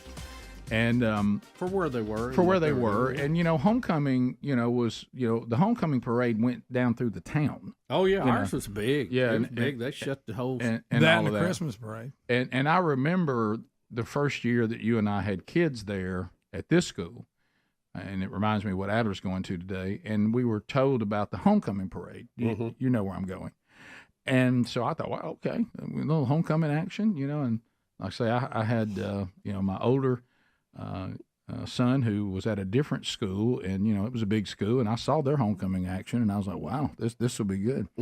And we were told to go over to the church that was the church that launched the school, and we were told to stand in the parking lot. And I remember the homecoming parade was 2 laps around the parking lot. Do you remember that? Well, the layout of the campus is a pretty big loop that goes all the way around the church and the parking lot. Right. Yeah. But it was a little different than what I grew up with. Yeah, I had never seen it. Well, the one that always got me, even when I ended up having, kids that were actually in the parade, it still was weird because I never really knew how to react to lap number 2. Yeah, because it comes by you twice, and I'm like, and you've waved, and held your thoughts. Again. Do we just do this again? Yeah, and 1 was not enough, and 3 was too many. It really was. It's like a Pop-Tart. Yeah. 2 is what you needed, but that second lap always just felt odd. I'm like, well, there's homecoming queen again. And waved at you. There's the youth league ball team. Yeah, there's my sons on the team. I saw them just a minute ago. There they come again. Hey guys, good luck tonight, guys. Like I said a minute ago. But anyway, candy, just like a minute ago. Right, just like a minute ago. Adler's going to go do that, so he'll be back in a little bit. But I told you that at the house right now, I'm coming home every day to Sherry going through her mother's recipes, and so this is kind of my standard move every day as far as how we handle coffee. 2 cups of coffee, that's usually what I have on a day, and then I may have 1 Celsius drink at another point, and that's it. That's every day. I don't do anything more than that. So sometimes when I'm married to a coffee drinker, who's just been drinking coffee as long as I've known her. My parents were great coffee people. I was late to the coffee game. But I know that sometimes coffee people will do something that took me a while to adapt to. They will acknowledge that their caffeine intake has maxed, but they still want the taste of coffee, and they'll go into the world, which to me is a very mysterious world, of decaf coffee. Nah. That's a mysterious world. I don't understand decaf coffee. No. I don't understand its purpose. I don't know why it was ever allowed. But you have people that like classic. You'll be out with some people, either family or friends, and maybe they'll be at a restaurant with you, and it'll be for us now. Us, we want our reservation to be 5 is over the line if we go past 5. Yeah, as late as I can go. But maybe you're going out with some normal people and they want to have a 6 o'clock, 6:30 dinner. Yeah. You'll watch these coffee people, like when they start talking about dessert, they'll go, "Do you have any decaf?" Because they don't want to take on the caffeine there, but they want the coffee. Mm-hmm. And I've never really understood that. So Sherry and I are hanging out yesterday, and so it got probably around 6:30, and she had made some of her mother's peanut butter cookies, and I felt like that if I didn't eat a couple of them, it was almost rude, and I was like, well, at least 2. I don't need that, and I normally wouldn't eat that, but I don't want you to think I'm not trying to memorialize your mother, so I'll have 1 and 2. And so she says, "Ooh, You know that. Ooh, why don't we have some coffee with them? And I said 6:30. Wow. She said a little late. She said no. We'll do decaf. I said decaf. Okay. Wow. So I'm going into this decaf world. And I remember thinking, I don't know, man. I just something about decaf coffee. It almost feels like I don't know that God likes it. And she was like, no, we'll do it this way. We're just enjoying the taste of coffee while eating Dottie Faye cookies. Does anybody really enjoy the taste of coffee? Well, I thought it's you an acquired I thought you Bubba. would drink it for the kick you get. Exactly. But when decaf comes to town, there's things like she says, I'm going to put a little pumpkin spice in it, or Oh, now you get out of hand. hazelnut. And now I'm thinking, so we're going to try to do hot chocolate is what we're doing. Yeah. Okay. And so we're doing that, and we finished that up. And then there was I was already a little concerned because we were going to watch a movie that we'll actually be talking about. I was sent a screener, how they'll send these screen things to us. Hey, watch this movie because you're going to be doing commercials about them coming up. And it's a great movie on Bonhoeffer, who, phenomenal story on Bonhoeffer. And a fun name to say. It is. Sure. And so, wow, what a hero of the faith. Bonhoeffer. But anyway, let's all say it together. Bonhoeffer. And what about when he came to that decision that he says, I really believe right now, I've been a pacifist, but I believe that God's good with us trying to kill Hitler. And he goes all in on an assassination attempt as a pastor. But anyway, of course, it cost him. But you got to get it if you do it. It's got to be successful. Yeah. But anyway, can't leave that one on the table. I started noticing that, we didn't even start the movie till after 7, and I thought to myself, I'll ask Sherry what this movie, what she thought about it. Because I'll never make it through this movie. There's no way. And all of a sudden, I see the credits coming up, and I'm still there. And I look down, and it's like 9:30, and I'm like, I usually don't make this. And so then we go to the bedroom, and Sherry's like, I'm gonna go in here, and I'm gonna take a bath, and you go on to bed. And so I get in there, and I realize pretty quick I've got big eye, and I can't get to sleep. And then I hear my wife come out of the bathroom, and she doesn't come to the bed. She goes out the door and disappears. And then I sit there and toss and turn until about 11:15. Oh no! And then finally fade away. You got caffeinated up. I never see her. I never saw her, which means I don't know when she went to bed. And so as I was getting up this morning, she was kind of like that, and I said, "What time did you go to bed?" And she was like, "I don't know. I just stayed up. For some reason I wanted to stay up and read." And I'm like, "Okay." So I go in there, take my shower. I'm coming to work going, I can't stand big eye. I hate it. No. Now I'm all behind on my sleep. That's going to affect everything. Well, all of a sudden the show starts about a couple hours ago, and I get a text. Oh, my. I made us caffeinated coffee. I got the wrong coffee. Well.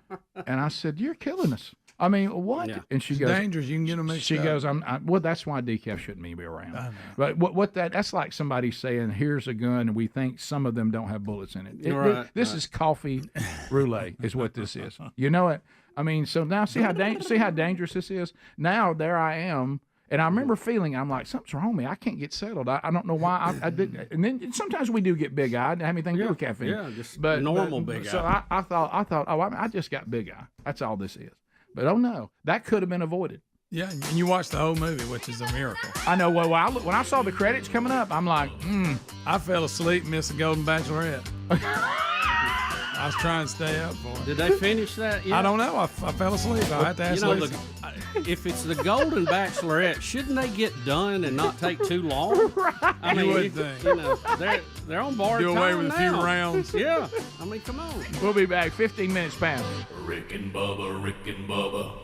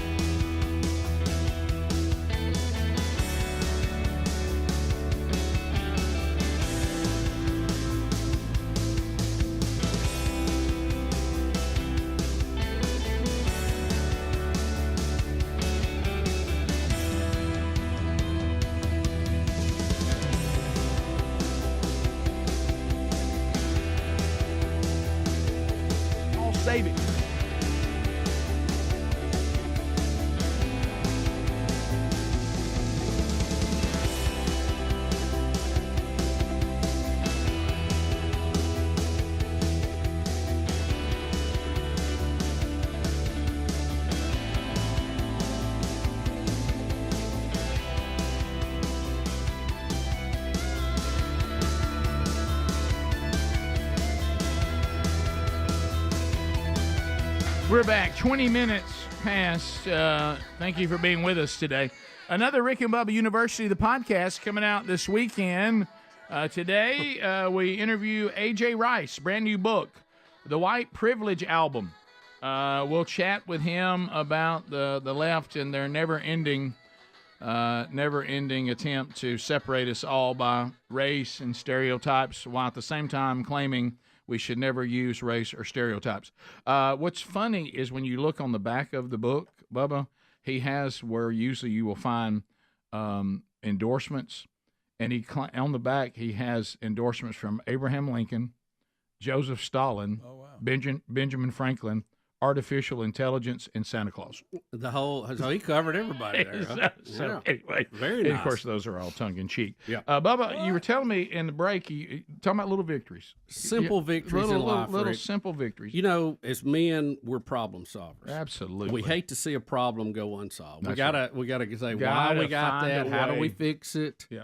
You know, no offense to you ladies. Sometimes I think y'all like talking about it more than you do fixing the problem, but that's just the way we're built. Bubba, Gotta do Bubba that. at rickandbubba.com. I said sometimes. Right, It right, seems yeah, that right, way. yes. So one of the problems I've been dealing with now that we're in our rebuilt house is the time that I get up. And we've had this different versions of this for 30 plus years. Oh, yeah. Waking up, getting into the bathroom, getting ready to go, and then coming back out of the bathroom through the bedroom to get out of that part of the house. Now, when we built a house initially in Jacksonville many years ago, we had two ways out of the bathroom. I could come from bedroom to bathroom, then I could exit back out through a washing area where the washing and dryer was and go into the den, so I didn't have to disturb Betty again. And that was really the best setup. Oh, yeah. So the setup we have now, I have to go in, I have to come back out, and I have to make like a long L. I have to walk down by the bed, then in front of the bed, then over to a door. And I've tried different ways to do that. And Rick, there's the hot dog again, by the way. Okay, I'm sorry. No, sorry. Squirrel. Squirrel. I just There's a you had to see weatherman that. dressed as a hot dog. Doing the weather on one of the screens. Rick missed it earlier, so Yeah. I wanted him to see it. Right. Yeah. So Joey Chestnut. He doesn't work he's done. here. There's one thing, you can dress as a lot of things and get away with it here and have a pretty good day. You're not going to dress as a hot dog and have a good day here. No, you don't. Nobody would even consider it. There's so many jokes. So when I do this L, there's things in the way. You have a chair over there that usually has, the leftover 6 to 8 pillows we couldn't No, I know sleep exactly with. what you're talking about. Yeah, similar setup. Yeah, you could have my part of the bed. You could have the cover in the floor. Sure. And I come through there. If I step on the cover, I'll twist my ankle. Then I hop into the dresser, which is dead in front of me. That doesn't go good. Oh yeah, God forbid. Or you if I get to hit that the bed. pillows, I Ooh. think I've stepped on somebody. Oh, yeah. Or a dog or Sure, something. What's it doing in here? It's not supposed to be in here. What's it doing in here? And if I leave the bathroom closet area with clothes or something I'm bringing to work, which happens sometimes, then you got your hands full. Then you're trying to work the doorknobs. And our bedroom is dark, like totally black. Oh, yeah. I mean, there's no anything but darkness. I like that. I do too. So I've tried to use my phone as a light to go through. And I would try to cut it on. And sometimes you get it on too bright, and sometimes it's not bright enough. Right. And sometimes you hit the flashlight, sometimes you don't. The worst thing, this is kind of the worst scenario. You have an armful of stuff. You're trying to work your phone. You step on some of the bed cover that's fallen in the floor, twist your ankle. Careen into the dresser, drop your phone, and the light goes out. And everything, and you're like, where am I? And where is everything I had in my hand? You know? And then by then your wife is usually awake, and they love that, and not in a really good and mood. that is their favorite. So I've tried everything, every kind of way to get around this, and I finally ordered, and I don't know why it took me so long, a motion-activated nightlight. Okay. That comes on. You can set how bright it comes on, but it's only on for like 1 minute, then it goes off. And, it didn't cost but like $3 or $4. So tell me where it's located in the room. By the door? It's I'd rather it be more middle of the way, but those plugs were full. Right. I put it closer to the door. Yeah, I like that location. And see, always with the door too, I have the problem with closing it too hard. Yeah. So I try to put my hand in it, especially in the dark, and I close it till I feel it on my hand, and then I, get my fingers out. Now, if you misinterpret that, you smash your fingers. Or if you sneeze while you're trying to shut the door, that's always pleasant. Oh yeah. And then you usually make other noises. Okay. But I got this motion activated night light. It was just a few dollars, and used it today, and it was just perfect. Like when I came into the bedroom, I had just a little bit of light, and I know it cut off right after I left because I didn't cause a problem there. I practiced it. I practiced with it last night just to see what it would do. So you gave it a couple run throughs? Yeah, I did, just to see. Did you let Betty lay in the bed? No, she wasn't in there. And say, hey, does this seem like I too would much walk light? through there and then stop and see how long it stayed on. It said it was just going to be a minute, but I had to check it to be sure. But it actually worked like it said it would, and it was a much easier getting out of the bedroom this morning. I thought, you may have done for it. $3 or $4, whatever that was, And why that did it wait so solved long? a problem. I don't know why. Right. Well, I know probably why I waited so long because I had other things I was doing. But you're right.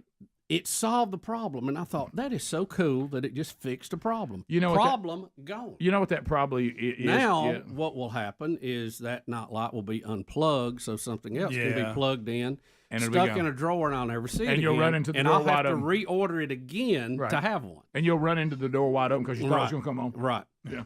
That's it. You're walking through thinking any moment it's going to come on, show you where the door is.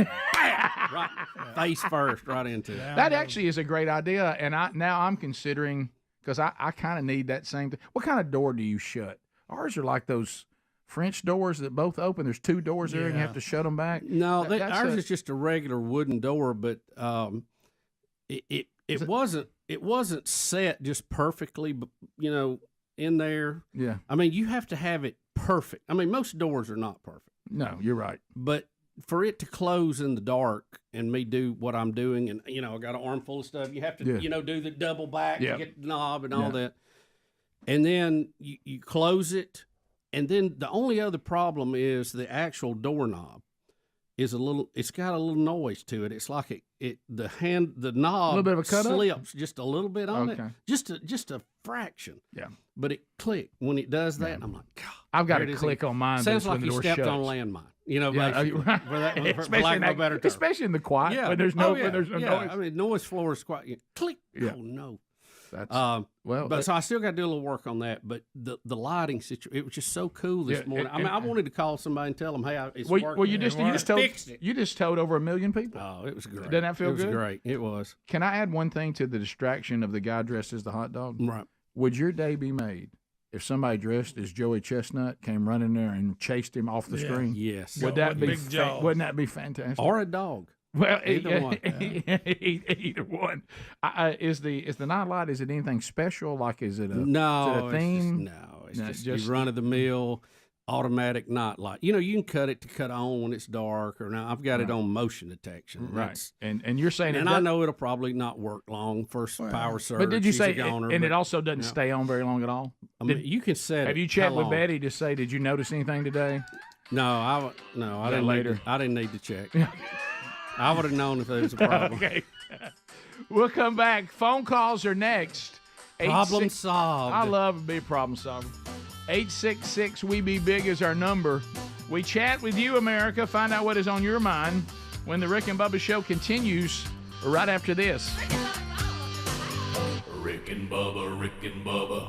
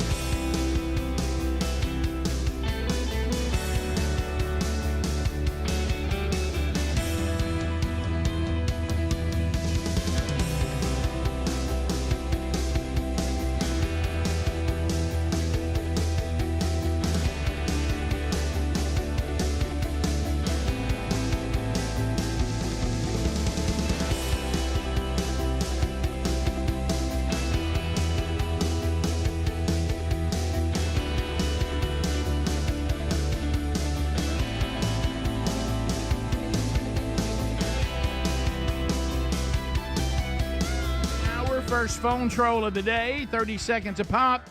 All 10 lines are available for you to make comments, ask questions, bring information to the table. Not designed for meaningless shout-outs or shameless plugs.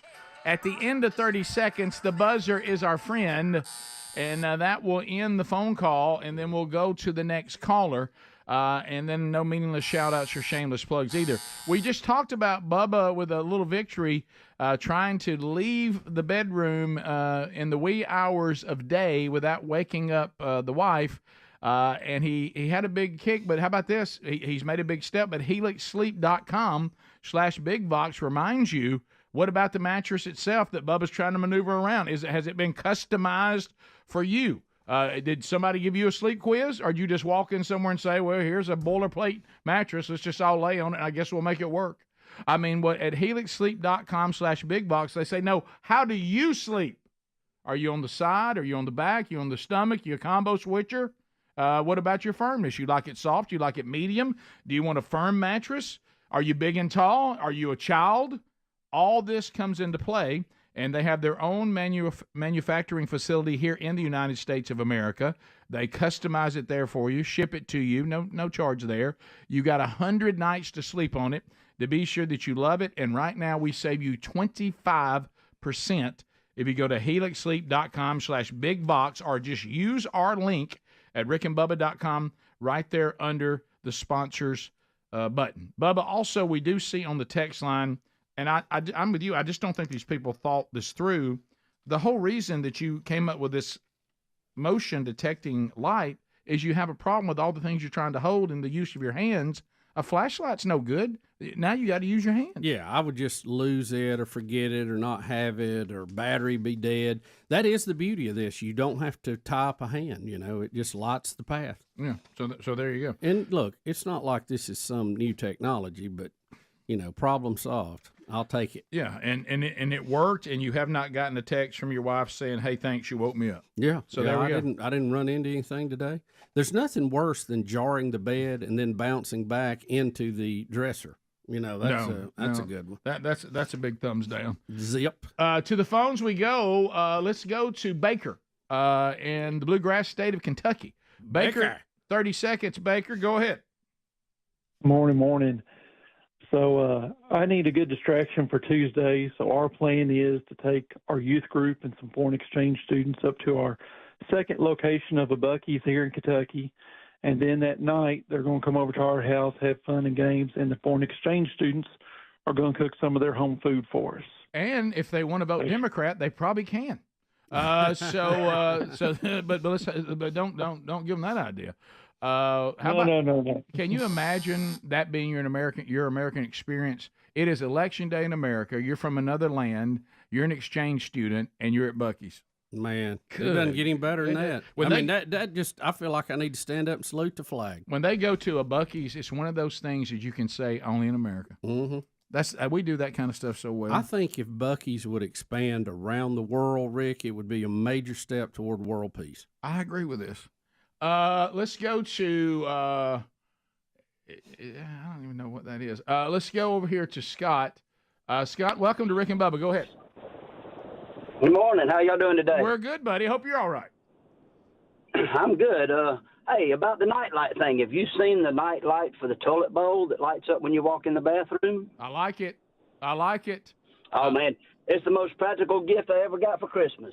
Yeah, because what I like to do is just leave the bathroom light on, but then, you get pushback on that. Hey, that light's bothering me. You can't leave that on. So this way it just turns on when you need it to.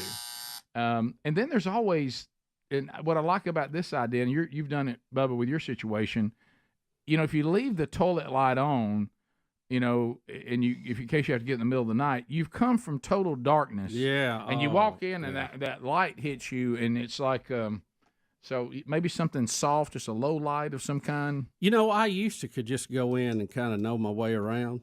And you know, if you sit, you don't have to worry about aiming so much. Right. But, without TMI, you're too far. But I just the one problem though that I do have, and I blame this show for it, Rick, in 30 years of indoctrination. Yeah. Now I'm always worried there's a snake in the toilet bowl. Because of these stupid I know stories. all these stories we see where people get bit, and I'm like, I got it now. I have to look before I see it. There's a lot of reasons I prefer to stand. First of all, I think it's one of the few advantages of being a man.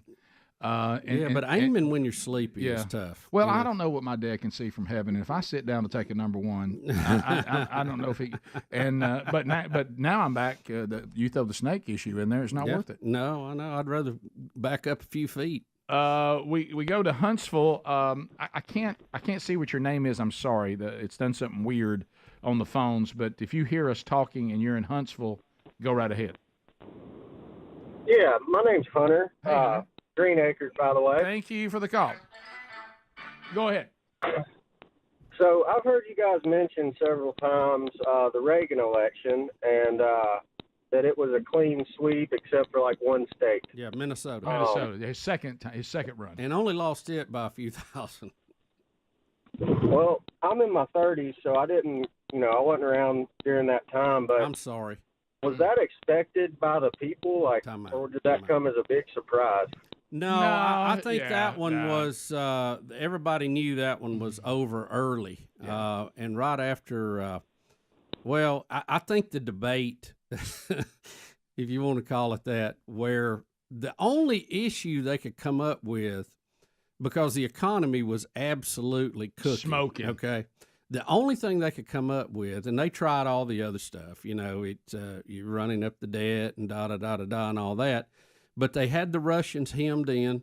The economy was booming, and they went, "Hey, he must be too old. Right. He's too old." Right. And of course, he had that legendary debate answer when asked about being too old. He said that he would not let his opponent, make age part of this debate, and he didn't want to take advantage of his youthfulness and inexperience.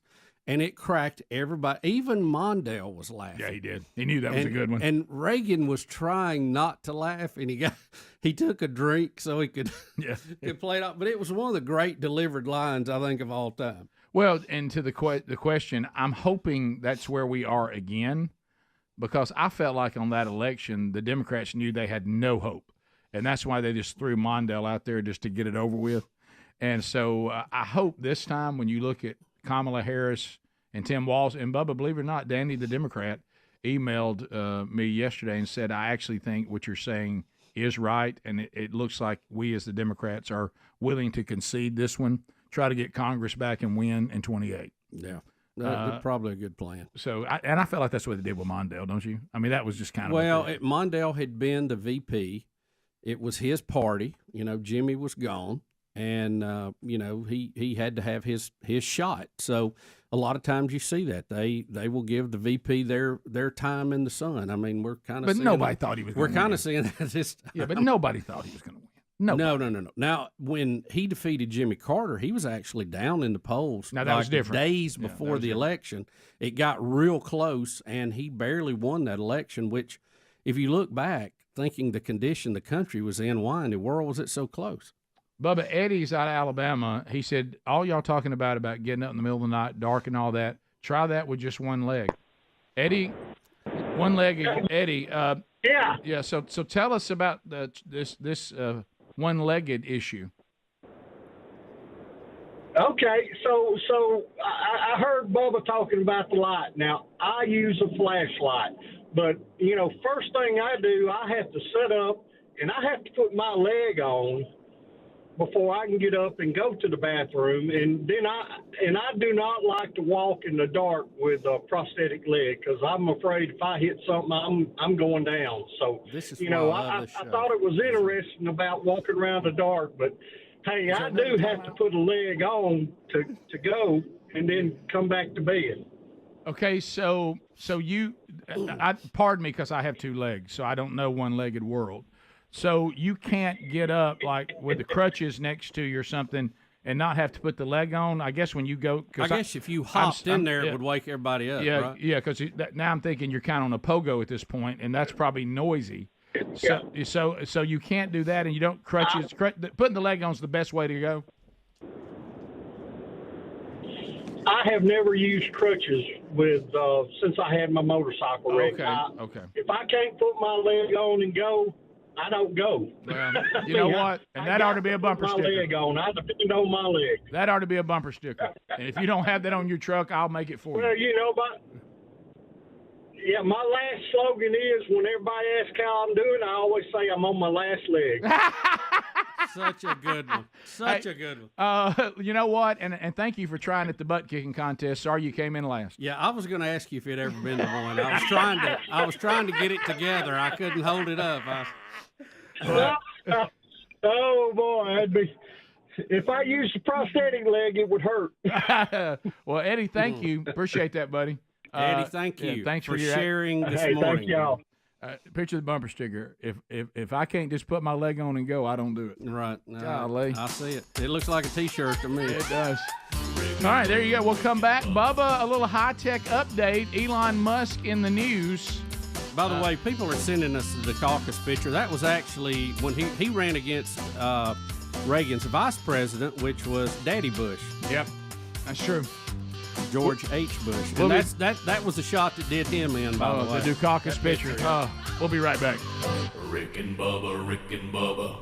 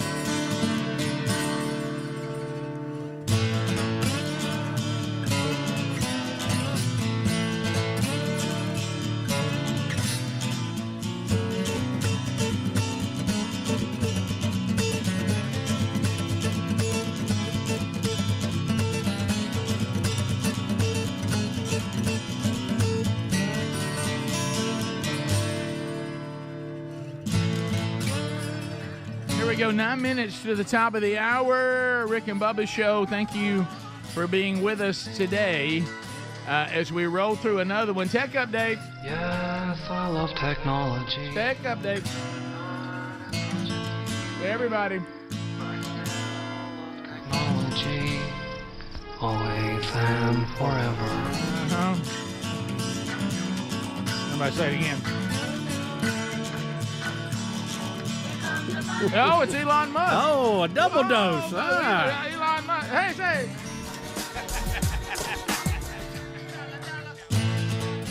All right, so Bubba, sometimes that song right there, I get to moving, and if you saw me moving, you'd doubt that I was even a Baptist. So let's talk a little bit about. You want to go with? I dropped it like a SpaceX booster. What are you talking about? Chopsticks couldn't even call me.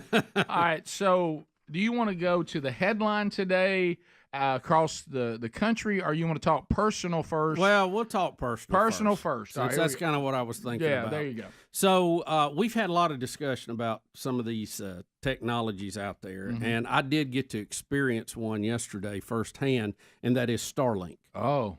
Hey, let me tell you, at Elon Musk, at Starlink, yeah. So, we're so dependent on internet now, and we have good internet service. We're very lucky. We have fiber right into the house, and I mean, it's smoking. Sure. But, everything goes out from time to time. It does. So when we do, we lose TV, we lose, everything that we're doing. And so I have installed a Starlink backup.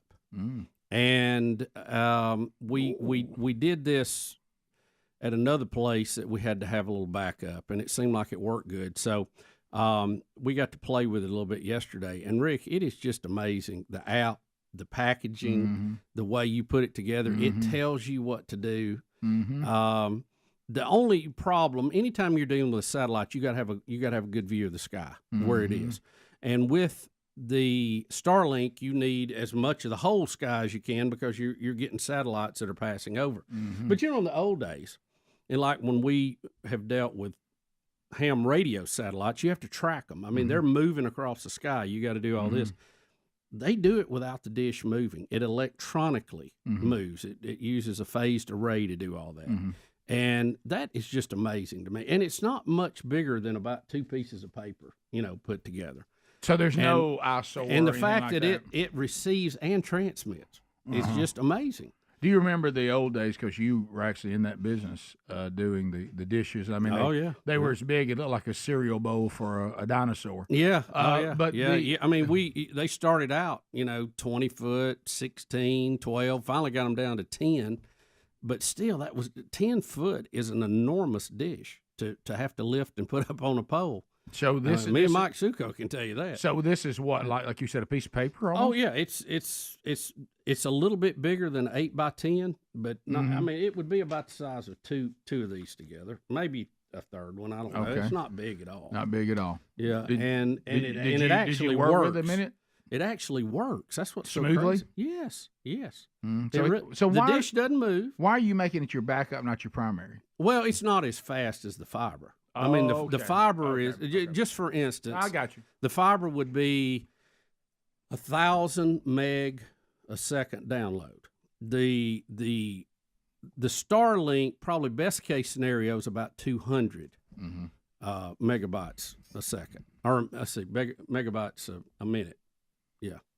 Got to think of my numbers here. Anyway, it'd be 200 versus 1,000. The fiber is still faster. Yeah, just keep me right there. It's right. One number's bigger. One number's bigger than the other. I was going down the hole. Just say bigger number. Yeah, bigger number. 1,000 versus 200. There you go. Okay.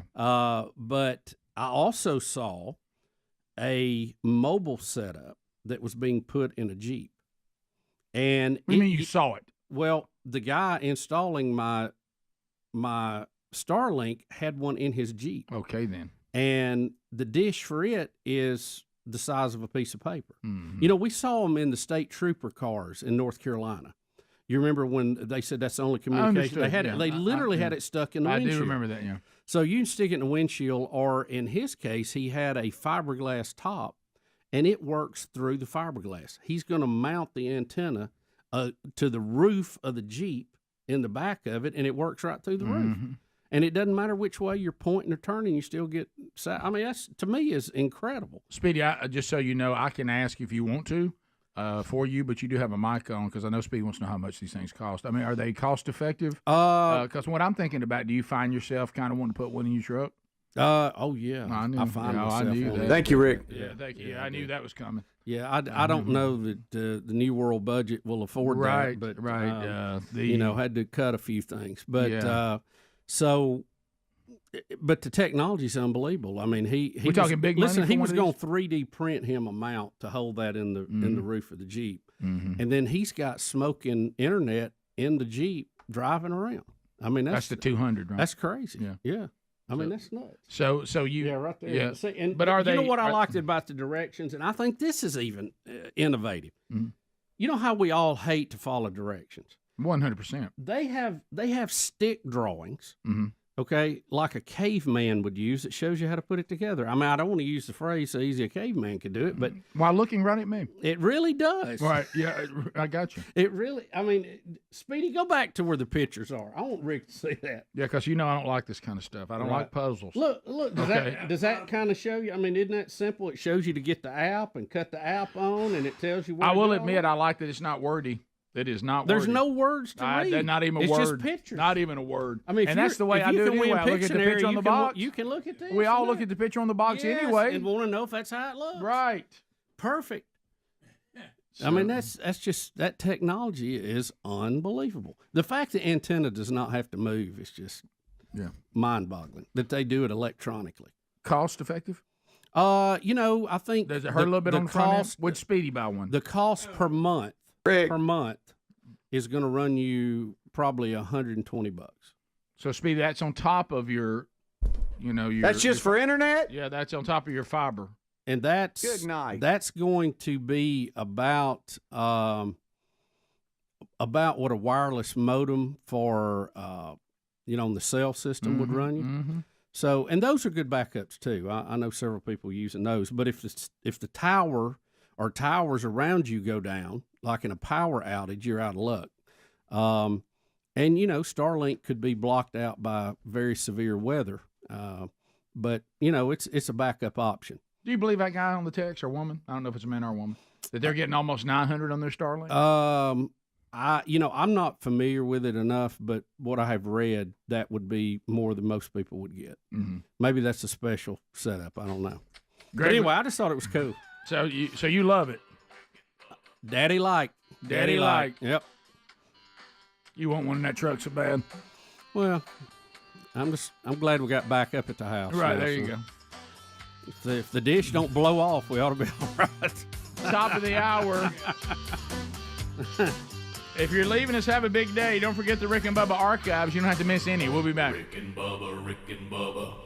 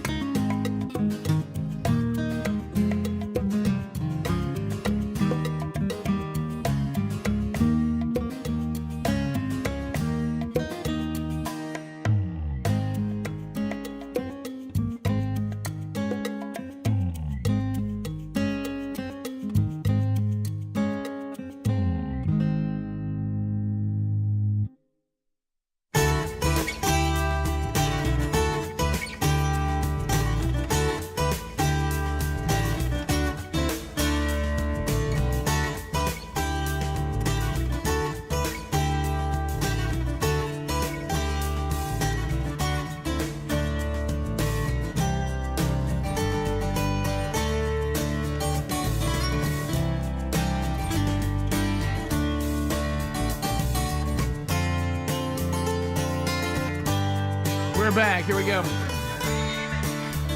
6.5 minutes past. We told you from Sweet Home Alabama to the rest of the world. Both live and archived. Catch it on your own time or catch it as it's happening. There's some things in this world you just can't explain. So as we start the hour, Adler is watching his kids in a Halloween parade. Should be back before the hour is over. A new Rick and Bubba University, the podcast today. Speedy handling YouTube. Greg is hanging out with us, and there sits Bill Bubba Bussy right there. Yeah, glad to be here. We appreciate it. All we ask for is 5 hours each and every day. I don't think that's an overreach by any stretch. No, it's not. We're finishing our Elon talk. Here comes the money. And so, Greg, I know you were worried. Bubba and I were talking about, he's a blessing to the world. But Bubba says also, though, those that are highly intelligent, gifted, savants, they don't look right. They can go diabolical as well. He doesn't look right. I'm telling you. So he could be a blessing to the world, but he also has a few traits of, you said in the break, Bubba, of someone who would try to take over the world. Well, I don't evil think genius. that. I don't think that. I'm just He's saying. not there. Not now. If the possibility of somebody becoming, an evil mad scientist like Doc Ock, say on Spider-Man, yeah, that's what he would be the closest to that. Well, I'm just saying he's the one closest just like to Doc Ock. I don't think he's good. going to, but he's the only one that has that capability. Yeah. Because how many people do you know that have rockets, have satellites, have battery operated cars? I mean, he's got all kind of stuff. Yeah, he does. That's what I'm saying. He gained. Hey, I'm PayPal, and then all of a sudden he took the world over. He worries. Look, no, I'm as big a fan of Elon as anybody right on the now, planet. I'm gonna say I would say right now I would love to meet him. You need. Yeah, I've never met him. I would love to meet him. Gave us free speech back on X. Oh, absolutely. Watch him. Think about he's got all. I mean, he's got social media. He's got satellite. I know, Greg. I know that. Something weird. Don't look right. I know, Greg. You've made that very clear. But the other thing too, what usually happens on Evil Genius is like he's trying to serve the world. He's trying to do well, like he's doing now, and there'll be some encounter, like somebody will anger him in some way. Right. He'll get mistreated in some way, and I'm worried this could be it. Elon Musk is summoned to court over his $1 million giveaways to registered voters. Now, he knew he was going to get. He stirred a lot with this. Yeah. And by the way, have you seen the woman with the check? The one who jumping up and down. You're talking about a happy winner. I'd be jumping. He has been summoned to emergency court, and I would say caution here. These are the kind of moments that someone who's ready to save the world will go to. I'm against the world. Yeah, I was saving the world. Yeah, they wronged me. Now I'm going to use my genius for bad. But anyway, it's right. Every movie, it always goes that way. Look, he's having amazing technical success in what he's doing, and he literally is going to build the ships that are going to carry us to Mars long term and make us a civilization that can be interplanetary. Yeah. I knew he was going to say that. Taking him back to his homeland. But the FAA is constantly trying to knock his legs out from under him at the urging of Bernie Sanders. Him and Bernie don't get along. So they're trying to use their government oversight to do all that as opposed to helping him out, which is making life better for so many people. Philadelphia is trying to get him on allegedly running an illegal lottery and trying to influence the election. And that's what they're trying to get him on. He promised and did give away $1 million every day until November 5th to registered voters in key swing states who signed his online free speech and gun rights petition. And he, like we said, he's already given away the first prize to someone in Pennsylvania. Did you see the footage? Yes, I did. She was going nuts. Yeah, which I would too. What they just If I random had $1 million check in my hand, I'd be crazy. And so now Philadelphia. Look at the irony there. Philadelphia is going after a guy that's trying to stand up for free speech and gun rights. My. What would Ben Franklin think about that? We're going to spit on the Liberty Bell next? What? Yes, Greg. We've already done that. We've done more than spit on it. Yeah, that's a good point. Right. I think it's Bubba said on ironic. it. I stood by it. I think it's ironic that as many things as we're seeing that are election interference. Prosecuting one of the major candidates and some very flimsy charges and I want to know some of the other things going on. And you're talking about buying votes. How about I'm doing away with your school debt? I'm doing this. I'm going to give you $25,000 to build a house. Sure. That's not tampering with the election. But if I encourage people to sign up to vote, and do a drawing to give them money, that is tampering with the election. He's not telling them how to vote. He's getting them to sign up to vote. Well, this is what the left in its modern form does. What they're saying is, how dare you try to buy votes? That's our stuff. We do that. Right. You're not allowed to do that. Yeah. And, they always talk about they want to give people money. Here he is giving people $1 million a day, and they're mad about it. I thought if I was a good little leftist, I'd love people to just be giving money for doing nothing. Yeah, I don't think the state there has thought this out because they're going to get 50% of that in taxes on every one of them, so they can make a lot of money off this. Well, here she is. We got audio, Rick. Can you hear? Yeah. Okay. All right. Is this the latest winner? Because I'm looking in this story. They said the first prize was actually a guy. President. Yeah, there he Okay, is. well, the woman is That's the him one I standing saw. back. Yeah, and I saw a woman too. That may be been another one because he said No, he was that's a gonna do it. different guy a He's few minutes holding ago, or that's maybe his helper. But Yeah. they did show a guy a few minutes ago getting. Yeah, well, it says here the first prize winner. And I'm with you, Bubba. I saw a woman who won. Maybe that's after this guy because he said he was going to do it every day. But the first winner, they said it was in Pennsylvania, and that's John Dreyer on October the 19th. So again, and I would, Rick, I'm going to guess. I don't know, but I would guess Pennsylvania has a lottery, right, where they give away money. I don't know, but I week. would say it seems like I would agree with you. It says that he's doing it illegally. They claim. So I'd be shocked if they didn't have one. Yeah, it's just funny that they're mad at him for doing what they're doing. That's what. Oh, Bubba, that's the way the left works. We will demonize you for doing exactly what we do because that's our territory. That's our tampering. And you can't tamper. Yeah. Has anybody made sure the check's cleared or anything? No. Listen, Greg, you don't think Elon Musk can clear a check up? I mean, he's things move slow. They move he's slow. loaded. Just like when we used to give away money for people getting the signs on. I mean, it's a process. Yeah, well, it is a process. Now, I don't know what you're. Hey, and just go ahead. Also, just make sure we clarify. He's not giving people a chance to win $1 million to register to vote. He's giving registered voters a chance to win $1 million for signing his petition. Yeah, I said that. Yeah, well, I mean, Bubba had mentioned. I said it the wrong way. Yeah. Even if I don't agree with his petition, I'll sign it for $1 million. Well, yeah. You know, that's what I'm saying. Because so what I like is it's not just $1 million giveaway; it's $1 million a day. Now the odds are starting to increase a little bit. Yeah. The petition says you support the Constitution that we live under, First and Second Amendment, which is the law. Right. So why are we upset that somebody is fired up about the law we have? Well, you know why? Because he's committed the ultimate sin, and they're going to get half of it in tax money. Bubba, he supported Trump. It doesn't matter what he does. He's the instant enemy of the left with that. Right. You put a MAGA hat on, look out. Yep. Again, and I bring this up just because I keep having so many people ask me how this is going to turn out. I know. I even asked you earlier tonight. Look at what the campaigns are doing. Are they panicking, or do they appear to be in coast mode or cruising? I don't want to say coast, but cruising. Right. You've got one candidate spending a lot of time in a state that they thought they had in their column. You have the other one driving a garbage truck, or actually riding shotgun, and making speeches in his garbage collecting outfit. Mm-hmm. So in a state that everybody says he has no hope of winning. Yeah. So just read into that what you want to, because I think that's what they think. Right. Well, and when I go back to this, I just didn't like that. If I was trying to win, I would not put Kamala Harris and Tim Walz out there. No, I would hide them. You know how you know what it feels like? They didn't want to waste somebody's red shirt. Yeah. It's we're gonna use him later. I put Gavin Newsom on the side and let's red shirt him. Or you pulled up a B team player just to get through the season. Hey, season's over. Let's give these guys a red shirt year. Yeah. I hope 15 minutes past. More Rick and Bubba coming up right after this. Rick and Bubba, Rick and Bubba.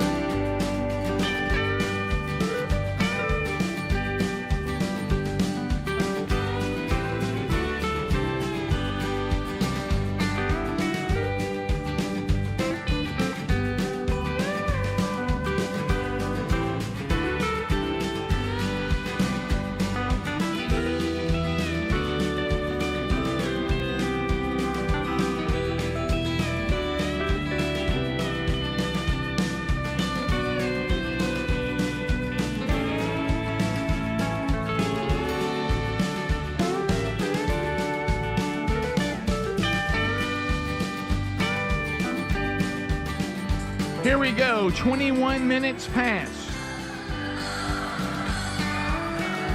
So we do get closer to Tuesday, and what I would say is no matter what is being put out there, as we have said over and over again, the voter turnout and already happening with early voting, but however you vote, it needs to be overwhelming.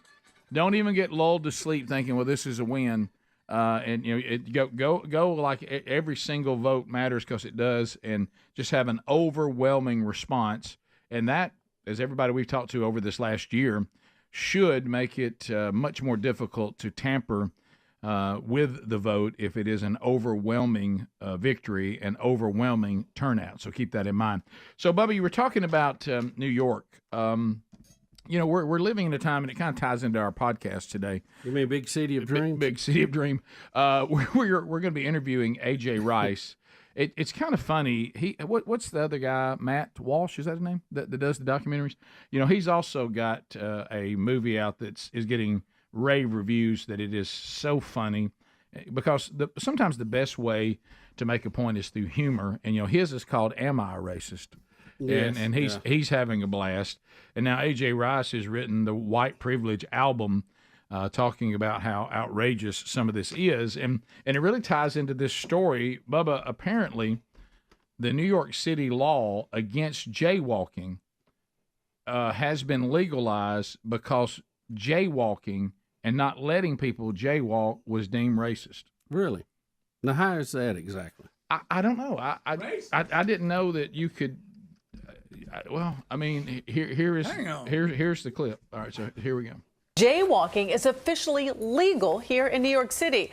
The new law allows people to cross a roadway at any point, including outside of a crosswalk. Yeah. Supporters of the law say people of color were unfairly targeted for jaywalking by police. City data shows police gave nearly 800 pedestrian-related summonses in the first 6 months of the year, with 77% of them going to Black or Hispanic people.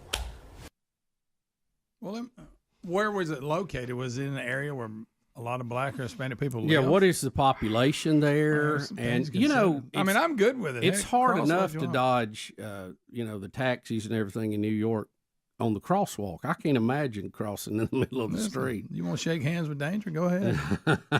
Yeah, the last time I was in New York City, which was about a year ago, we were nearly run over by someone, and we were coming across the crosswalk. They came through. I mean, they didn't even touch the brakes. I thought they'd like to kill all of us. It was almost Burgess just flying everywhere. I mean, barely missed some of the family. But can you imagine taxis and all the traffic having to start and stop with people crossing all during the block? Right. Do you think that they're makes just sense. handing out jaywalking tickets, and it just happens to be that the particular people who are jaywalking, to Greg's point, in different parts of New York City, Yeah, well, what is the population maybe more there? likely to be Black or Hispanic? Yeah, what is the population? I mean, that would explain a lot of it. I mean, if it's 50-50, then you might have an issue. But if it's already 70-30, one way or the other, I mean, that might explain it. I don't know. Right. Well, in all fairness, though, if you look at white people jaywalking, I mean, we got to deal with Karens everywhere. You don't see a lot of Black and Hispanic Karens. Yeah. And so what happens is we're always hollered at and screamed at by the white Karens that white people shouldn't jaywalk.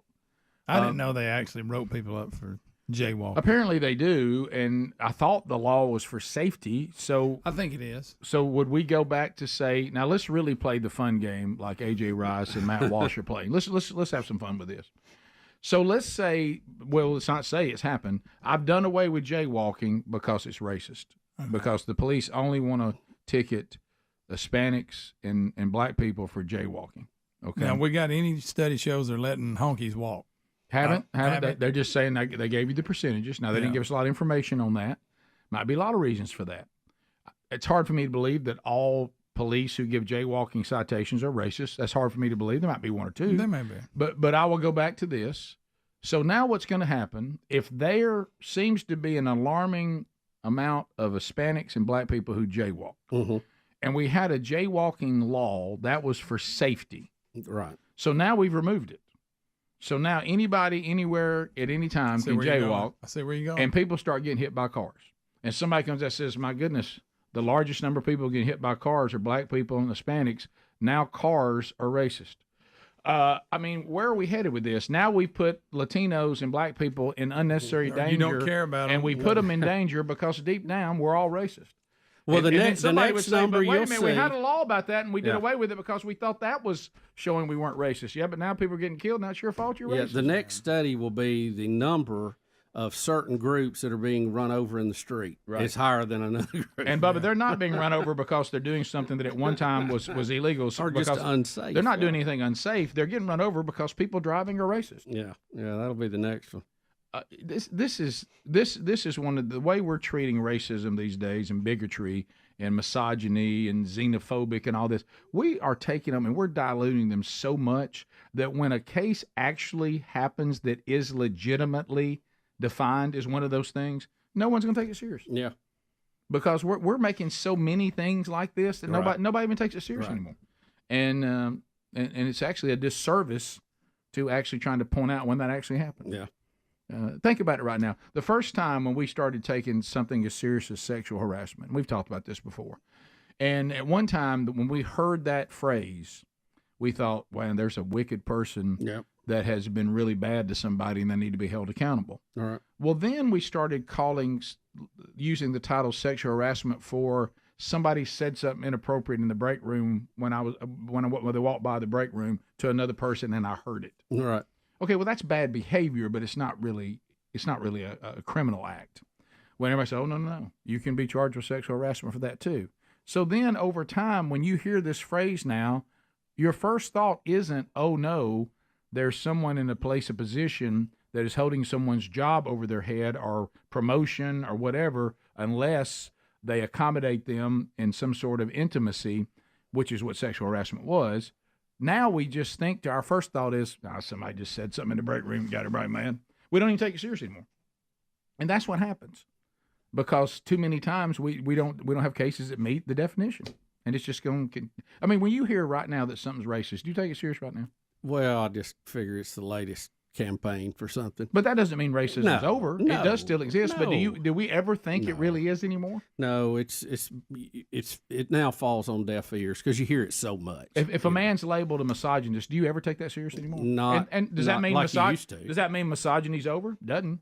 It just means we don't take it seriously anymore. Yeah. He's a xenophobe. You know, the texter makes a good point. You remember we had that story where that's it right. was the one city said that U-turns were homophobic. Oh, that's right. I forgot about that. So they were doing away with that. I remember when I saw that headline. It was messing up their cruising. I remember when I saw U-turns are homophobic. I remember the first time I saw that headline, and I thought, how can that headline be so?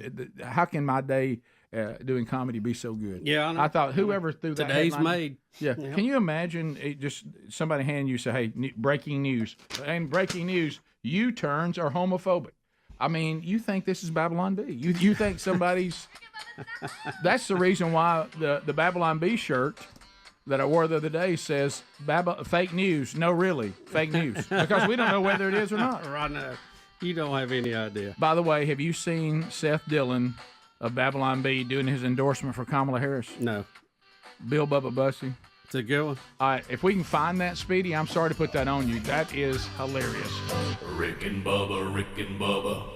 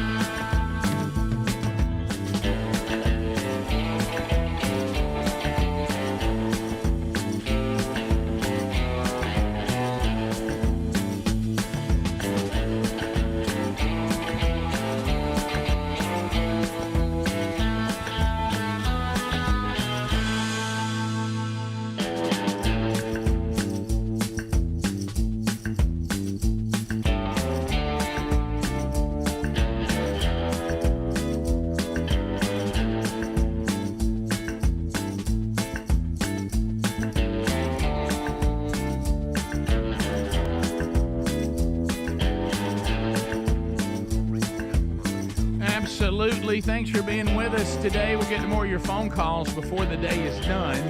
As we wrap up another hour, Adler is back. So he's back from the Halloween parade, which is great. He said everything went well. Neither kid cried. All went smoothly. And so he's taking back over the YouTube experience. Welcome back, buddy. Good to be back, gentlemen. Good. We're glad you're back.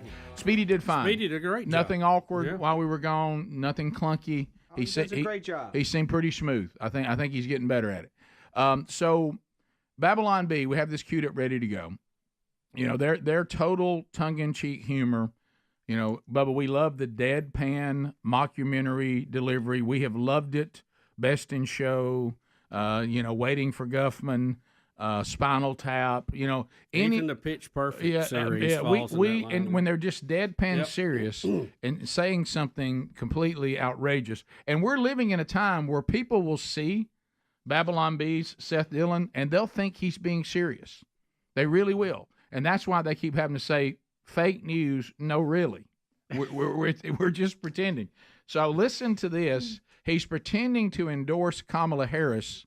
And he's telling you all the reasons that he at Babylon Bee will officially endorse her for president. Listen up. I'm Seth Dillon, CEO of the Babylon Bee. While other fake news organizations like the Washington Post and the LA Times refuse to save democracy, we here at the Babylon Bee are proud to do our part. Today we've decided to officially endorse Kamala Harris for president. Why Kamala? Well, we'd be here all day if I listed all the reasons, but I'll name a few. To begin with, she shot straight to the top because of her intellect. Smart lady. She's the first person in history to win a primary without receiving a single vote. That's impressive. She's a person of color. Indian, I think. She's a phenomenon. She gave Drew Barrymore a hug, an act that symbolized her willingness to wrap her arms around the country and give us all a hug whenever Republicans make us feel sad. She was such a popular vice president that over 12 million people hiked hundreds of miles to cross our southern border to vote for her without ID in this election. She has a melodic and soothing voice, especially when she laughs.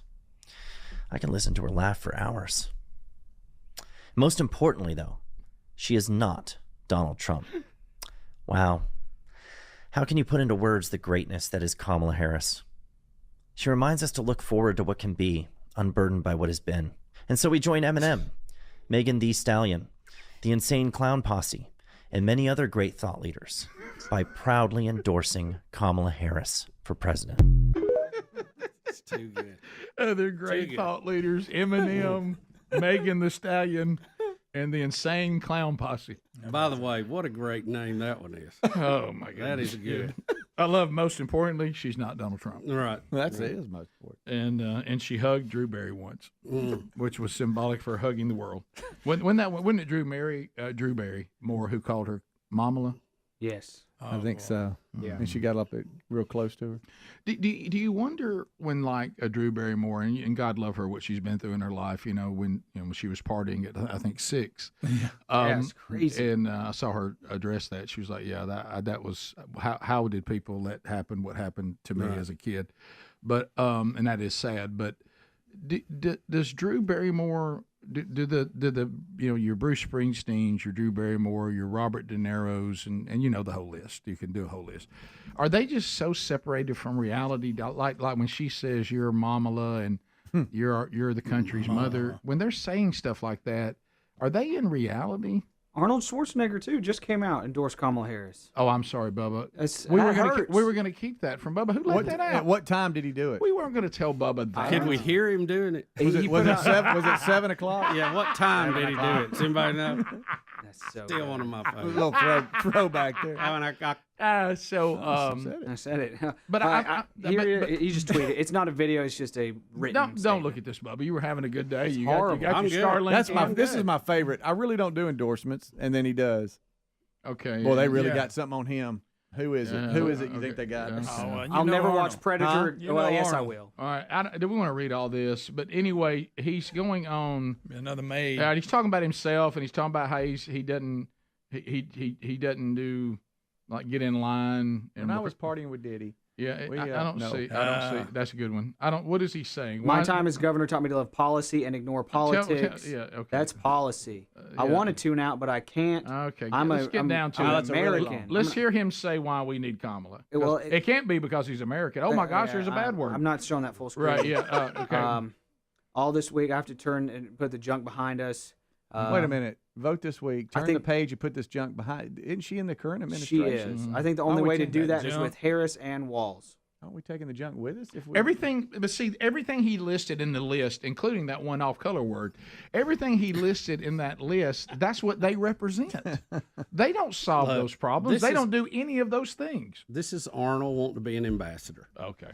That's what that is. Or I'm now open to the thought that he partied with Diddy. Yeah. Well, you remember They got want- something. They don't want that to come out, do they? You remember when he said, and this is, pardon my language, but he said, "Screw your freedom." When people didn't want to take the buddy. the mandated vaccines, he showed his cards. And I will watch Predator again every year, like I do. But I'm just going to pretend like this never happened. Every year. Look, I may be unpopular in the room right now. Is it some big sacrifice to give up Arnold's work? I mean, Predator. Rick, I don't know about twins. Have you seen Predator? I've never found myself saying, I don't know what I'll do if I don't keep watching Arnold's work. Just once a year. That's it. The original Terminator, maybe. Terminator 1 Beyond and that, 2. T2. Look, T2. I love his movies. I don't have to agree with his politics. That's right. Yeah, I don't care. But I've never really Believe thought his whatever you movies want. were that great. I Predator, mean, though. You're not talking about Predator. We could have Predator more fun. aside. We could have more fun with this Predator. story, but I'm trying to be good. I It's know. close to the end of the hour. I know. And I'm there's- not going to bring the maid up. At I all. thought you I'm not would. gonna bring it up. I thought you would. man, You know, brought that it shows up. a lot of restraint. It really does. Jingle all the way. There it is. Yeah, I just don't know. I don't know why we would. It's a great- I'm sorry. It's one of the great Christmas movies. I don't think it gets the billing it should. Bubba, I've talked to a lot of people, and it's a very popular thing for people to say, "Hey, man, what's your favorite Christmas movie? What movie? What do you watch every year? Usually a Christmas song or Christmas movie." I've never. He's the only person ever in the history, other than Sinbad, that has actually said, "Oh, for me, it's Jingle All the Way." Okay, it has Sinbad in it. Right. Okay. It has Phil Hartman in it. Both of them extremely funny. Yeah. You have Sinbad, which may be one of the greatest lines ever when he's the deranged postman acting like he has a bomb. And he says, "Everybody get back, and you too, Barnaby Jones." That is good. And he says it to it's what was the guy's name that played that? From Yes. Conrad. What was his name? Buddy Ebsen? No, the guy in the movie. I can't Bob remember. Black Sheep. Robert Conrad. Robert Conrad. Robert Conrad. Yeah. Thank you. No, that's right. Barnaby Jones. I have to You too, admit Barnaby something, Jones. Bubba. If I'm They have surfing a radio the channels, station scene, Rick, with carts all over the wall. if it's on, I will stop.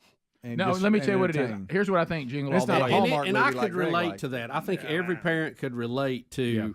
That gotta There's get that that gift. one gift Yeah. that everybody has to have, and Yeah. if you don't have it, you're a bad parent. And you're working, you're just trying to keep everything afloat, and shopping gets away from you. Yeah, I'm not proud of how I got the white Power Ranger. Still, I never have justified it, but could quite feel good about it. But my kid sure did look happy. Yeah, that's right.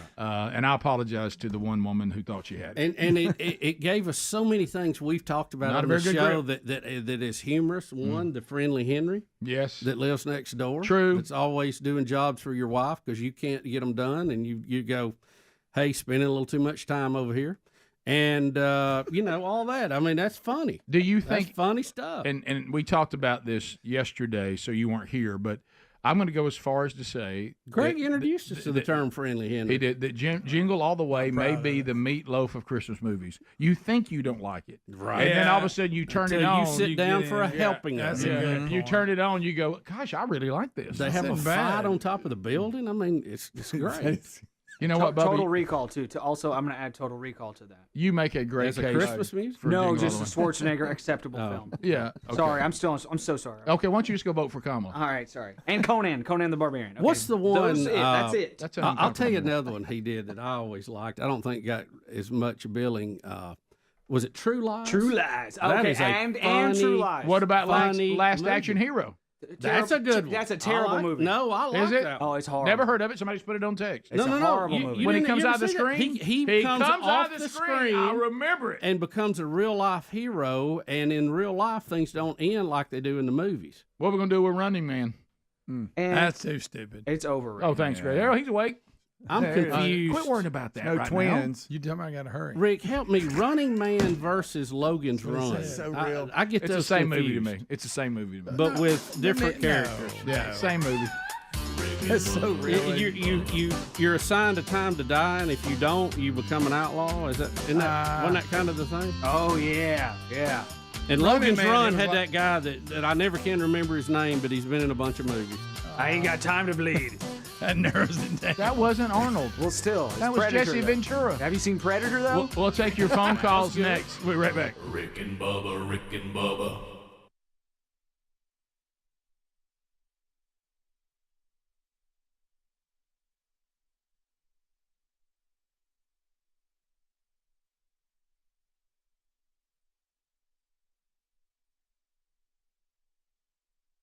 Time I travel, especially in with my wife, who is the absolute worst backseat shotgun driver. I know all of us think our wives tell us how to drive.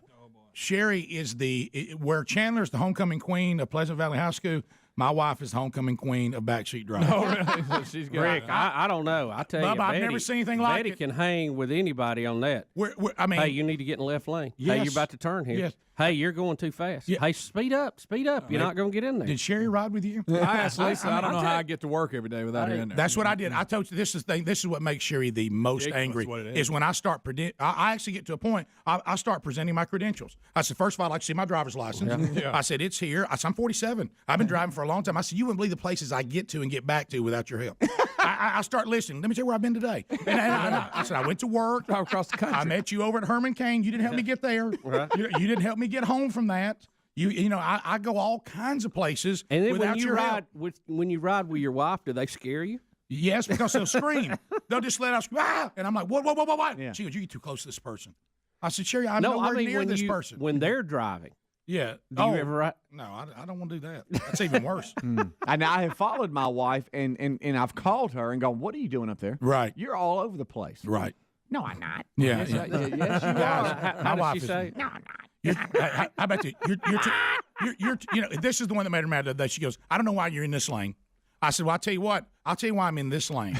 Because there's people everywhere. In order for me to be in the lane you want me to be in, I'd need to be in a hover vehicle. I would have to fly up out of this lane, hover over traffic, and then land over there with my hover car. And I said, we don't have a hover car. It's impossible to get where you want me to be. I don't know why you just put your brakes on. Put your brake. Why don't you have my brakes are already on? You're all over this person. I said, shit, we're 2 car lengths. We're 2 car lengths from the. You know what I said? I said, I'll tell you this. And she declared that you can't do this. I said, from now on, we will not ride together. I said, you're going to ride your own car, and I'm going to drive. You can't do that. You can't make your wife not ride with you. I said, I can.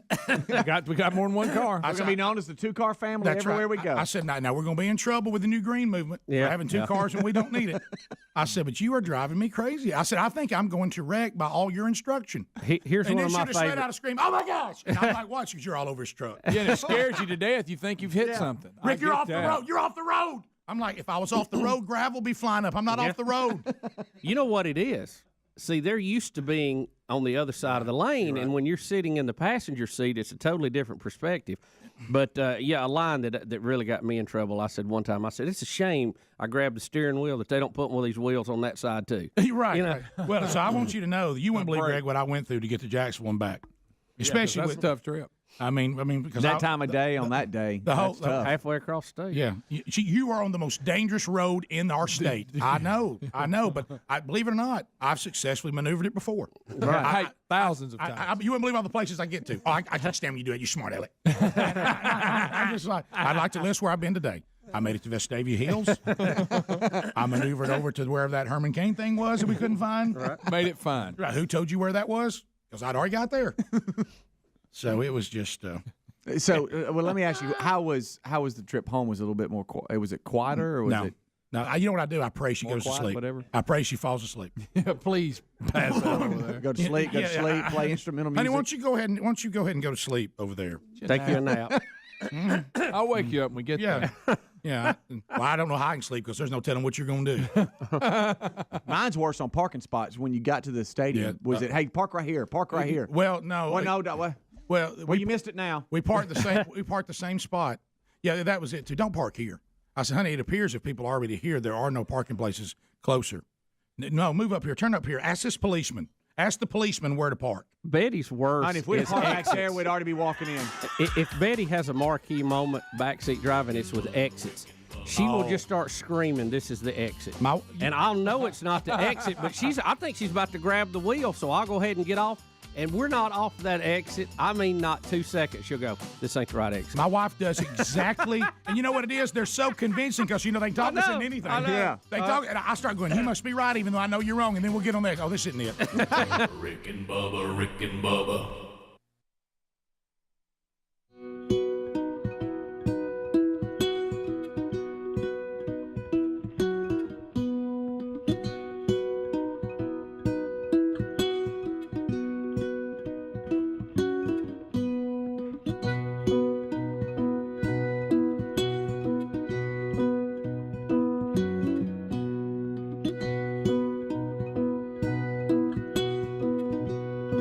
Coming in 2025, looking forward to it. Grab them before they're gone. All right, so phone calls now. 866-WE-BE-BIG, and I will have to correct my statement. Now that all these movies are coming in, I've seen a lot more of Arnold's work than I thought.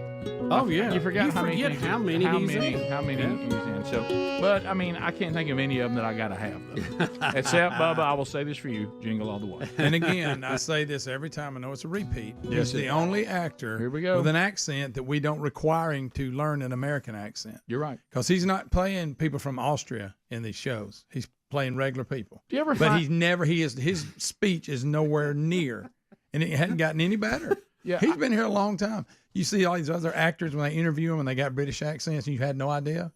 They learned how to speak without their accent. We just let Arnold have all kinds of movies, no matter what he sounds like. No, you're right, and never get in, down. and never in any of Get the movies down. do they say the new kindergarten teacher is from Austria. No, he doesn't. His character is never from Austria. This neighbor of ours is from Austria. Yeah. He just talks like he's from Austria, and no one ever acknowledges But it. his character is just supposed to be an American. I cannot believe we didn't quote "You may have a tumor." You know, I mean, right. from the kindergarten. Right, yeah, that's right. What was the name of that? Kindergarten Cop? Kindergarten Cop, yeah. It's not a tumor.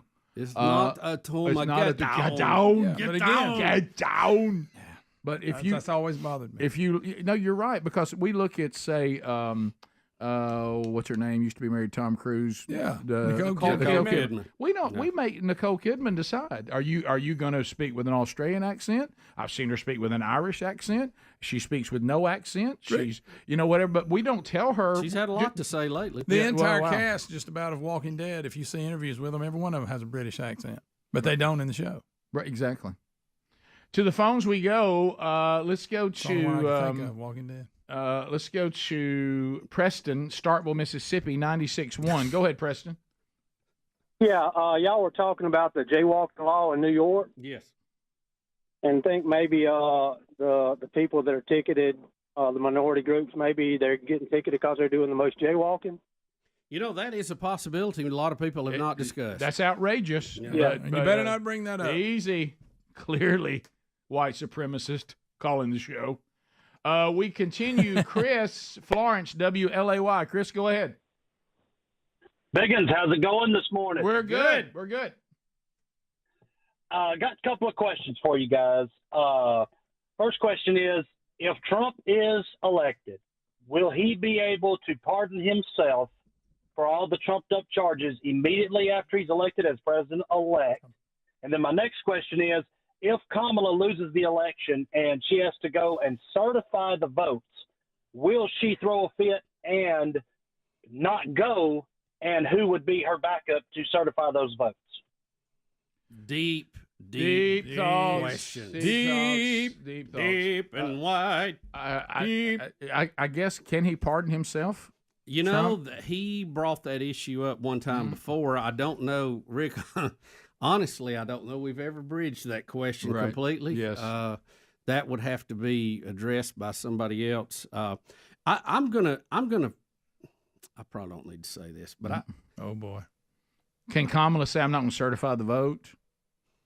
That's his other question. You know, I don't know. The vice president is over the hearing, but if she doesn't have the gavel, whoever has the gavel has the power to do it. Yeah, right? you just pass it on. I don't want to do this. And I thought with the whole Mike Pence thing, Trump asked Pence to block the certification.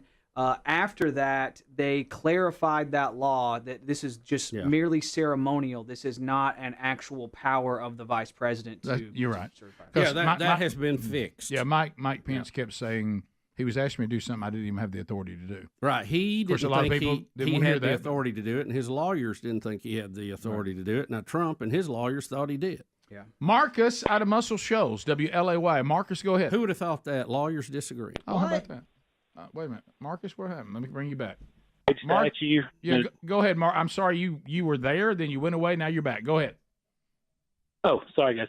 I knew you already covered the Dwayne Wade statue, but I didn't know if y'all had seen the Charles Barkley commentary on it on the TNT show. Please. And no, I haven't seen hilarious. it. I haven't. What did he say? Tell me. Yeah, he was just talking about I was wondering if Adler could pull. It's about 40 seconds worth, but he is just hilarious talking about it, not letting up. All right, here we go. Here it is. All right, here we go. But obviously a great honor for D. Wade. It's a great honor, but they got to take that thing down. No, it was animated. No, not animated. If you made an animated face and then they made a bronze statue. If you made an ugly statue, that's what it would look like. That thing's awful. It's not awful. Look, he's making an animated face. Yeah. It's a moment. That was after he saw the statue right there. that's the face he made after he saw that. One of the best reactions I saw was that, look, if you showed that to 1,000 people and didn't say who just got a statue, would you ever say, oh yeah, that's Dwayne Wade? I would have said Dwayne Wade making an animated face. Hey, you know what? hey, Kenny, the statue was so bad they had to put all his stats behind it so you know who it was. True. It was bad. Dwayne Wade's Barkley face. can speak to that. He has a statue. Yeah. I don't know where somebody came up with that, man. Where's Bubba? Hey, Rick, where's Bubba? Let's go to Missouri. I saw Charles not too long ago. Let me guess, barbecue. Dustin, welcome. How are you? Good. How are you guys? We're good. Good. Hey, so here in Missouri on the ballot, there's I don't know if it's the same for in Alabama, but it's Amendment 3, which is the abortion ban. And there's been an advertisement running on TV, and I think it's really ironic. There's a lady saying she's voting yes on Amendment 3 to preserve the right for future generations to have abortions. I just think it's funny that they're wanting to kill the future generation. Oh, wow. Rick, you want to answer that question about Adler there? That was a good question. Well, I think it's already happened. I know, but they're wanting to know why, which segment actually. Oh, what changed him? Okay, yeah, Adler, what did change you? Somebody's asking what changed you from being a leftist to now an alt Adler. Well, what was the change? There's so many things, but you can go back. Read that verbatim. I noticed. Well, no, I'm not going to read that verbatim. Yeah, I missed it, but yeah, I can't see that comment. That's probably best. Okay, don't read the comments. It's good life advice. There's that meme that Elon has shared so many times where you stay put and the left just goes running to the left, running to the left, running to the left, and then you find yourself, oh wait, I've got so much more in common with the people on the right. And as I've gotten older and more mature, I do realize how much more I do have in common with the people on the right as well. But you see the insanity and the run towards socialism of the left. And it's just, I don't want to live in that world of no free speech, government overreach, a huge federal government involved in your daily lives, and then just the cherries on top, COVID, Russiagate, big tech censoring. He's off and running now. The mainstream media is in the pockets of the Democrats and big pharma, and it's crazy. Did I just hear you some say? Of you think you just tuned into Newsmax? Right. No, this is what you just said. But he doesn't look like was that and did we? That's what gets everybody. Did we ever credit that? Was that who actually said the thing about no heart and then no brain? Did we ever find out who actually? Churchill. Was it Churchill? I've heard it was Churchill. I don't know if he said it or not, but I always hear that. You basically just said once you grew up and could understand the ideology of the two, you realized you really were on the right, not the left. Absolutely. The party of no needless wars, the party of free speech is conservatives now. It's Republicans now. Thanks for being with us. If you leave us, have a big day. Rick and Bubba, Rick and Bubba.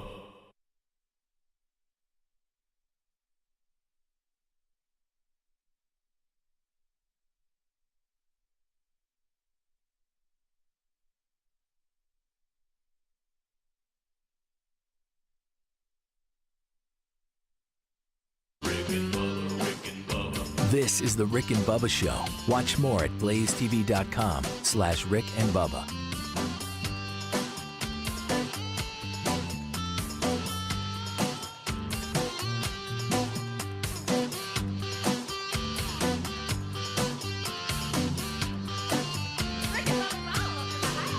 Rick and Bubba, Rick and Bubba.